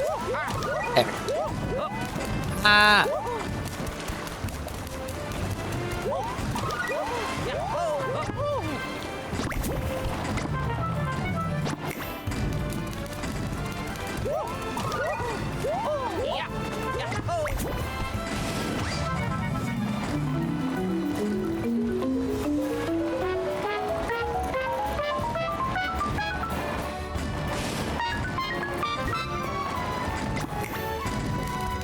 I want to dash there, but I don't want to do the full dash or I'm going to fall off.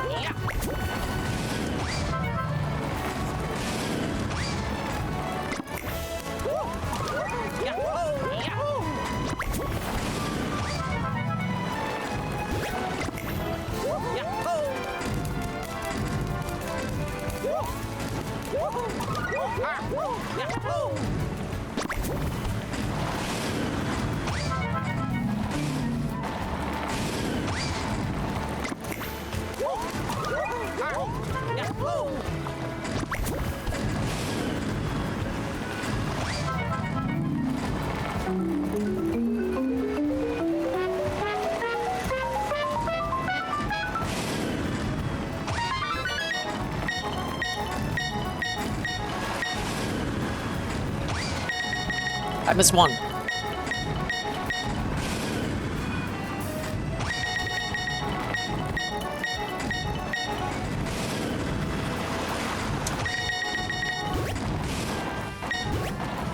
Ooh, okay.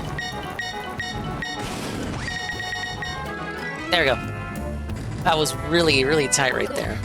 Excellent, just as I expected. Right this way.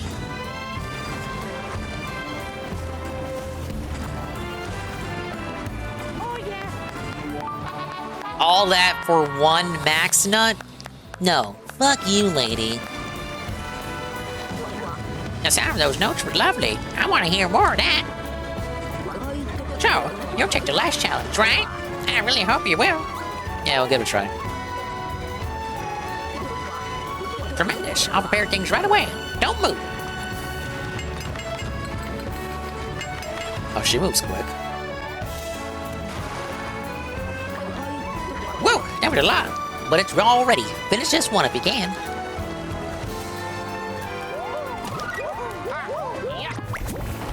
Oh, layout changed slightly. I missed one. Restart.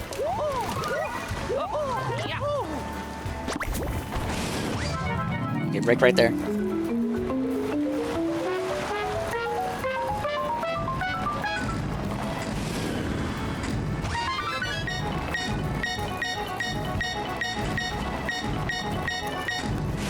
Don't you think this is a bit much, lady?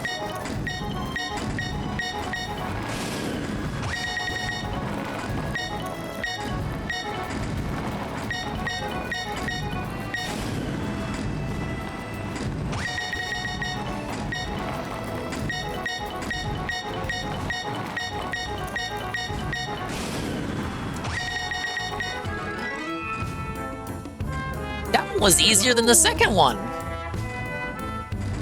First try. Well, technically second try.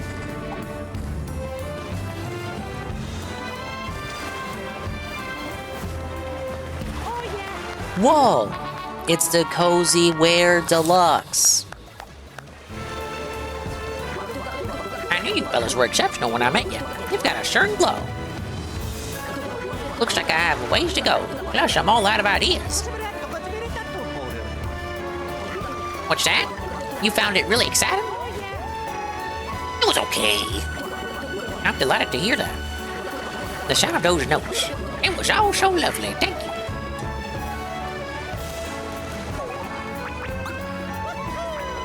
So, Cozy Wear Deluxe, right here. Boost def by 20% each time you take damage. I don't think that's worth the defense drop, though.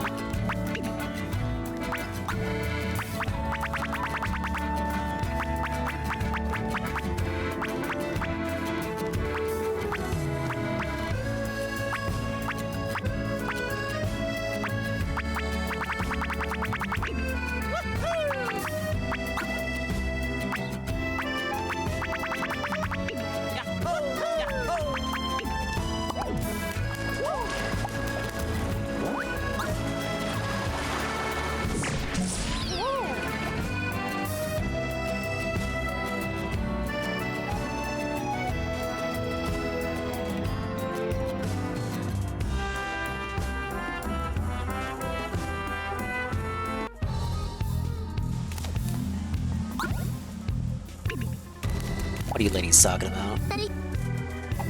They want me to do the Grumbler quest. So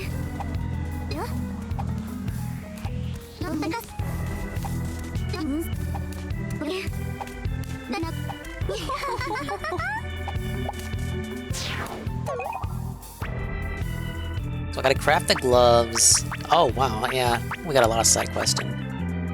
Thinking maybe next time we boot up, we'll do the side quests and then move on to the next stuff. I feel like this Gloam Goblet and also be a boss rematch, obviously.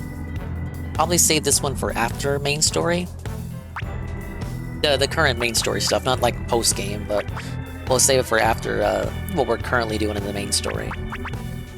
So next time boot up, probably these 4, and then either Heat Freeze or Twisty, but it seems like they want me to do both. Go ahead and save.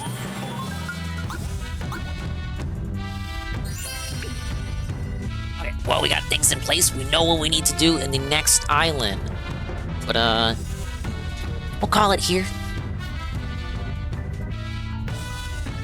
Get to end the stream at 2 a.m. instead of 3 a.m. Big fucking ups. And then, next time we play, probably Sunday or Monday, because I owe Roller Coaster Tycoon for Saturday, and then I want to finish DK tomorrow, so tomorrow will be the DK Super Forever, this time for real finale with the Kino restream for Friday. And then Saturday, Roller Coaster, Sunday, either this or we're gonna bring back Grand Theft Auto 1. The GTA streams are coming back, baby. I only did the first level in that one before I put it on a incredibly long hiatus. Yeah, top-down madness. That'll be either Sunday or Monday. Whatever does... If Mario wasn't played on Sunday for GTA, it'll get played Monday. And then it'll be... Because DK will be done. I'll probably try to finish GTA before the anniversary. That way, everything left will be Mario. And then finally, we'll play Astrobot and Tomba. The first Tomba. But yeah, anniversary's coming up, so we're getting that set together. I need to test it. I mean, was it Jay Frosty that said, yeah, I should test it. I'll never be able to make fun of Phil for not getting things tested before a marathon if I don't do it myself for my own big thing. So GameCube Net Play Chill with the fellas, February 7th, which is not this Friday as in today, but next Friday as in next week Friday. So if you want to stop by for the 24-hour chill, it'll be great. I promise there won't be a sleeping segment, you guys. I gotta show up goon. I gotta prove them wrong. I gotta prove them I can do a 24-hour stream without a sleep segment. For real. And if I don't, well, I don't. That's how we scam the 24-hour stream as well. I'm not the only one suffering. These other guys are gonna suffer too. They're all gonna suffer. Everyone's gonna be staying up 24 hours because it's gonna be a net play stream. Yes. That's how we Grinch it. Okay, but yeah, we're good. We're done. We're out of here. Thank you everyone for stopping by with a chill. And okay, everything's silent now. Pablo, where you at? It's very awkward, Pablo. Come on. It's nice to rest your Thanks for stopping by. Yeah, make sure to bring snacks. Bring your own snacks to the anniversary party. It's like a potluck. You gotta bring shit. I'm not gonna like serve you. I'll bring the drinks. You guys gotta bring like the nachos and the wings and the pizza. You gotta like, treat yourself. Big ups to everybody that stopped by for the super cool stream. It was very meaningful, and I hope it was meaningful to you, Rue. Big ups to the dingas, dongas, and swollen _ ones who somehow made it to the end of the stream. Like iced coffee, rent check, pizza dip. You're just gonna bring a little. You're gonna bring a little cup of ranch. That's what you're gonna bring. Hey guys, here's the pizza dip. At least bring blue cheese, like all the Chads.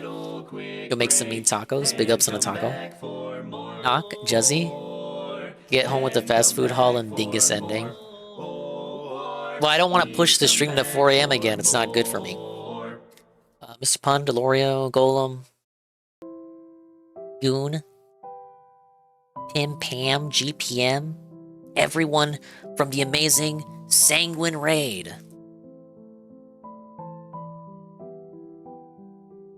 Nurgle, Jinx, Andre, and happy birthday, Andre. Had to sashay out of here early. He's got to go celebrate his birthday. Kyle, UNF. Yeah, we had to end the stream to protect my family. Idiot. Yeah, everyone from the various raids, big ups. And let's pull up Streamlabs and then find someone to raid ourselves.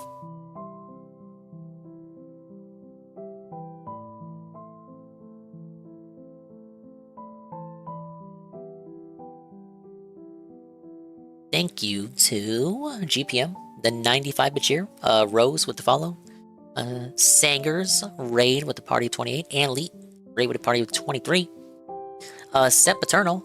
I keep pronouncing their name as Serpentol, but it's a Sep Eternal. Tier 1, 19 months in a row, 20 months total, just says big ups. Thank you for stopping by. GPM, Raid with a party of 8. Okay, yeah, that's it. Okay, we're caught up. I've done my dues, my due diligence. Thank you, Lint. Big ups to you too. You have a good night. What are we doing? Who's live? Alright, Juzzy. You have the power, Juzzy, to direct the raid.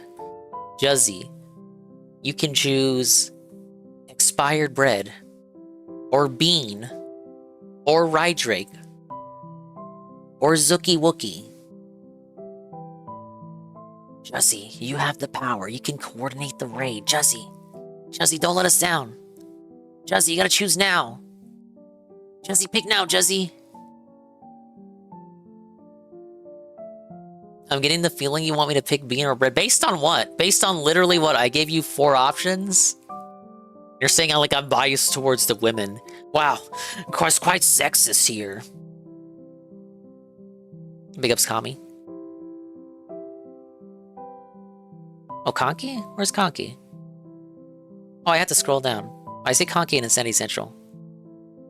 Alright, we can do Conky. He's right next to that Mexican lady who we found playing Splatoon. Tevin is also live on BRB, playing classic DSP videos, of course.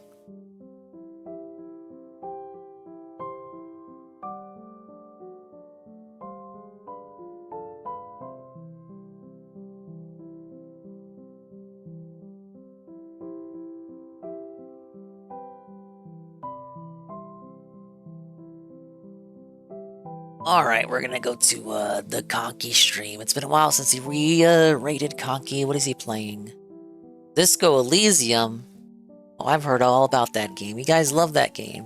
It's the perfect stream to end your day. But it's a buyer's market stream, so you can fall asleep too. You can go anywhere you want.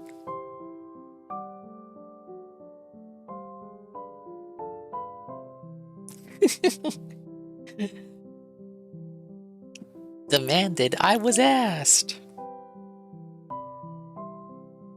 Technically, you presented an answer outside of the known quantities presented to you. You presented an unknown that was not one of the knowns presented. That's fair. So when I loaded up, he wasn't on the screen. I had to scroll down a bit. There he was. I guess it's on me for not scrolling down to see everyone that was live. In the future, I will scroll down before presenting the answers for people on who to raid. Bye-bye, audio. It's maybe time. We'll see it when we see it. And if we didn't see it, then we didn't see it. But if we did see it, then we saw it. And if we didn't see it, hopefully we will see it next time. If I can see myself in a mirror each and every single day, hopefully I can inspire viewers like you, too, to see themselves in their mirrors each and every single day. Bye-bye.